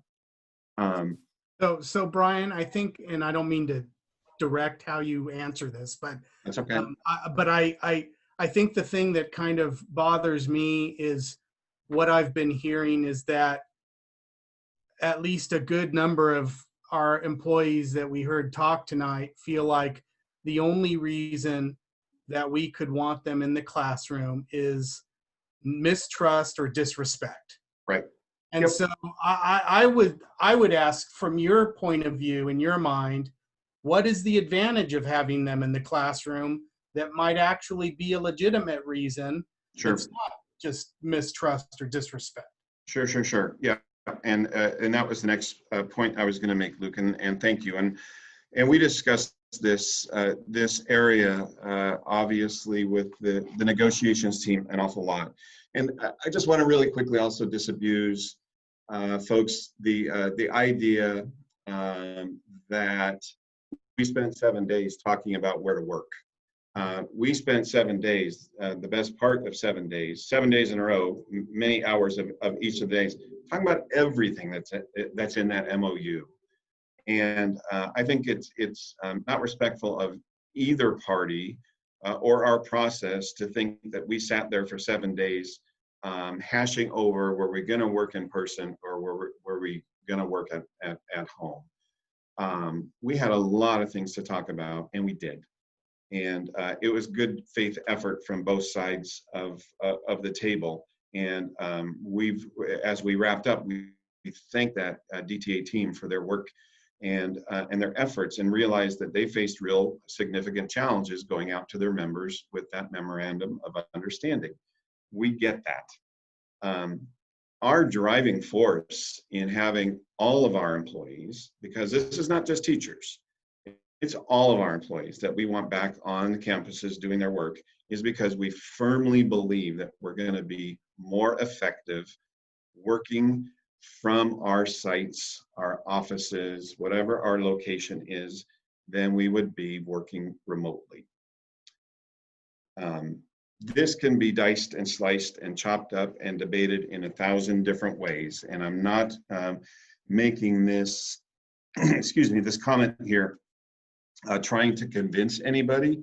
Luke, you asked me what my thinking is, and I think my thinking reflects that of the administrative team. And well, I'm confident of that. And I think it reflects a lot of the thinking of the board. And, you know, I would just make the quick comment, you know, the administration and the board are together on this recommendation and the direction that we're following. And the amount of time that we have spent discussing with each other, the models that we're taking to come back to school, you know, this wasn't done in the dark by the board. This wasn't done recklessly by the board. This was done because we do believe that we will be most effective working here. It's hard for someone to persuade me that they can be as focused and not have as many distractions, and have fewer distractions at home. So they can be as or more focused and have fewer distractions working at home than they can working from their teaching space or other working location, office, whatever it may be. I've worked from home following a surgery and helping my wife recover from a surgery. Boy, it was nowhere near working in the office.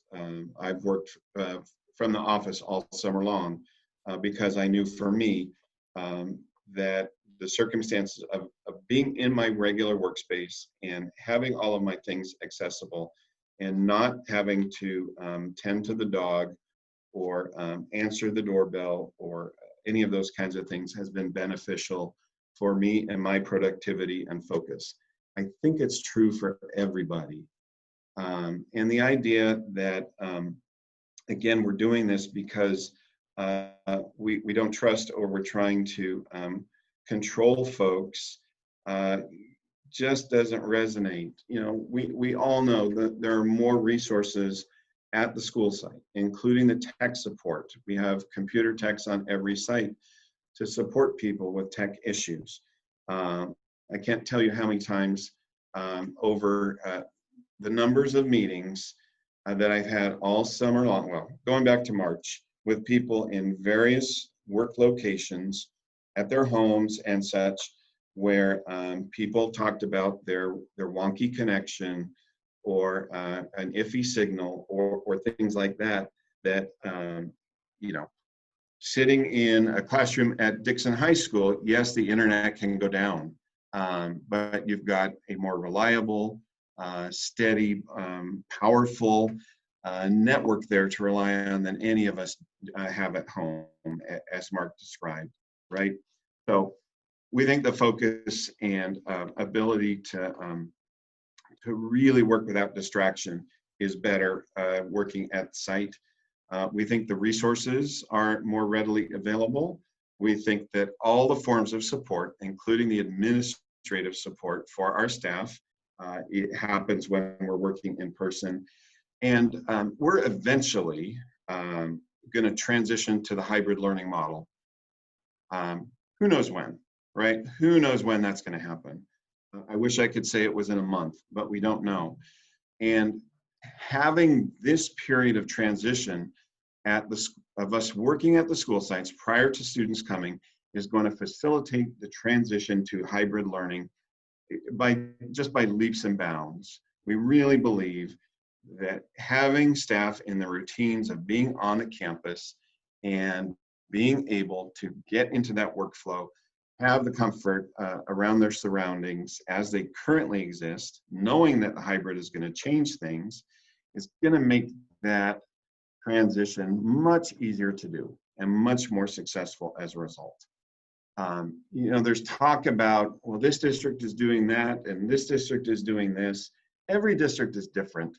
And what I can tell you, any of us who think about Dixon Unified School District in honest ways know that our students have huge, huge needs. And those needs have intensified and grown, and new ones have developed since we closed in March. And this really is, in our opinion, a time for all hands on deck. And we really believe that we're most effective when we're together. And when those conditions that I shared about the ability to be focused and have the right supports allows us to be most successful. And I just want to loop back, and then I'll be quiet, Luke. You know, we're not talking about just our teachers coming back to work. It's all of us. It's all of us. And it's important for us that it's all of us. There's obviously a wide range of positions in the district when we consider, especially adding our classified folks into the mix who we cannot run our schools with, right? And right now we have to have school offices open. They're going to open to the public very shortly. They have to remain open all the school year. We have to have the bills paid. We have to be able to provide support here for vendors and contractors who come to do work on the sites and all those types of things. And to me, it just does not feel okay to have this difference of some people have to come to work and some people don't. I really struggle with that. And obviously we have different jobs and some are more readily done at home. But I think it's a message that that we're not all working from the same set of expectations, I think is what I would have to say. So that's a lot of our thinking, and I don't want to pretend that it's every thought that we've had, but that's enough for now, and I'd answer any questions that you have or from any of the board. Okay, thank you, Brian. I just, and I don't expect that that's going to change a lot of people's No, minds nor do I. that No. we heard from, but I at least wanted them to know and hear that there are some reasons. It's not a mistrust. It's not a thinking you want to lay on the couch all day. And a couple other little things just from the attorney side here that crossed my mind. Yeah. And I'm not saying they're huge things, because obviously, education is the most important thing here. But the working from home does raise some issues of potential liability or work comp. What if you get hurt at home, or something is seen bad accidentally on the Zoom from one of the students? I mean, there's all kinds of weird little things, and they're not huge, but they are factors to think about. And if the whole classroom is in the home office, then what do we do when there's a sub? Where does the sub go to teach their lesson? I mean, there's a lot of little things, but obviously Brian's comments were the main things. But I just want people to know this isn't about a disrespect. It isn't about that we think you guys are lazy or anything like that. And you can disbelieve us. We can't change that if you want to think that. But I will say that the comments about I don't trust teachers, I've never said that. So one other thing before I open it up to the board for any other questions, I noticed one that I don't think we answered, which is significant, and that is, how are we going to assure that the cleaning is being done properly? And specifically on the night shift was the one example, but I mean, can we come up with some kind of a checks and balance somehow to make sure that the cleaning's being done in an adequate fashion? Yeah, I'll bring Mark in, and also, I have to believe that word of those statements regarding the nighttime custodian at that particular site will filter back to that individual, and I really regret that.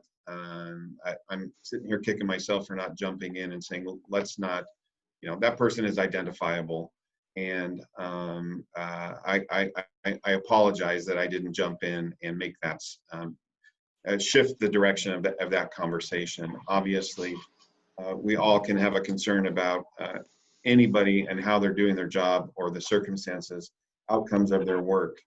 But it's just a reminder we need to be careful how we talk about things. And Mark, I'll invite you in to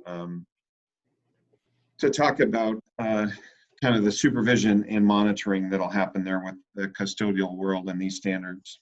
Well, and to be fair, the importance of the cleaning now is a bit more than it was absolutely back right before. So yeah. Not that I'm justifying someone not scrubbing marks off the floor, but I would hope, just as we have all these people speaking up about their concerns and looking for the safety of their coworkers, that those people that are doing that cleaning would take that same kind of zeal to make sure that their coworkers are safe. Right.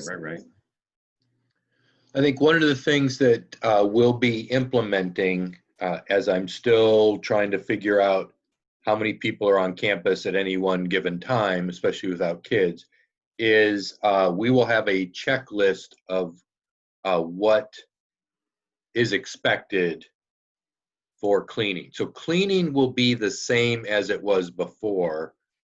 The piece that will be added is the disinfecting piece.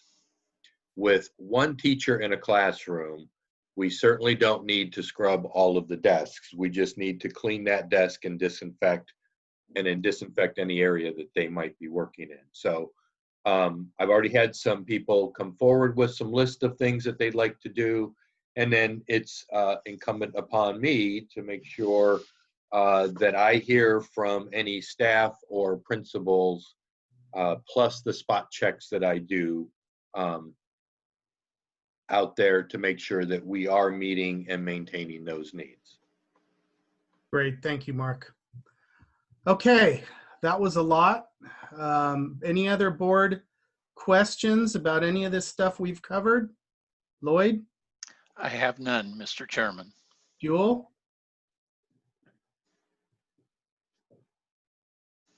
Do we have Jewel? Melissa, you have any questions? I have no questions. Thank you. Okay, thank you guys for your stamina. Thank you everyone out there for all of your emotional statements. They are really appreciated, even if you don't believe me on that. Oh, Luke, Jewel, there you are. Did you have any questions? Yeah, I had muted myself. It's more of a comment. On several occasions, some teachers mentioned that they had no idea what grade they would be teaching, what their assignment was. And I have to say that concerned me, being a former teacher of long time teacher.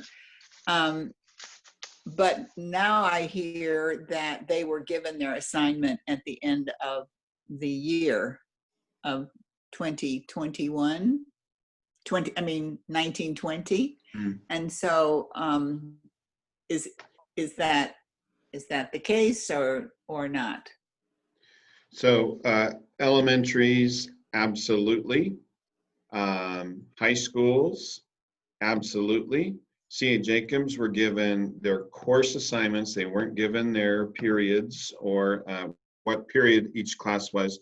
And again, we've had a transition in leadership over there, and I don't know what if anything they've been provided since. But no, tentative assignments are required by contract to be provided to teachers before the last day of the year, and those were provided. They are tentative, and some of those assignments have been changed over the course of the summertime as schedules were finalized, but those things were provided. Well, that clears it up for me. Thank you. Thanks. Okay, anything else, Jewel? No. Okay, then agenda items for future meetings. Does anyone have any agenda items they'd like to propose? None. Not at this time. Okay, I'll discuss mine with me. Yeah. Okay, I'll discuss mine with Brian in our weekly meetings. Any board announcements? I'm assuming not at this late hour. No. No. And coming events, August 6th board meeting, that will be a normal board meeting. And August 10th, unless modified, and we will be discussing the potential of moving back. The first day of school would be the first day of school.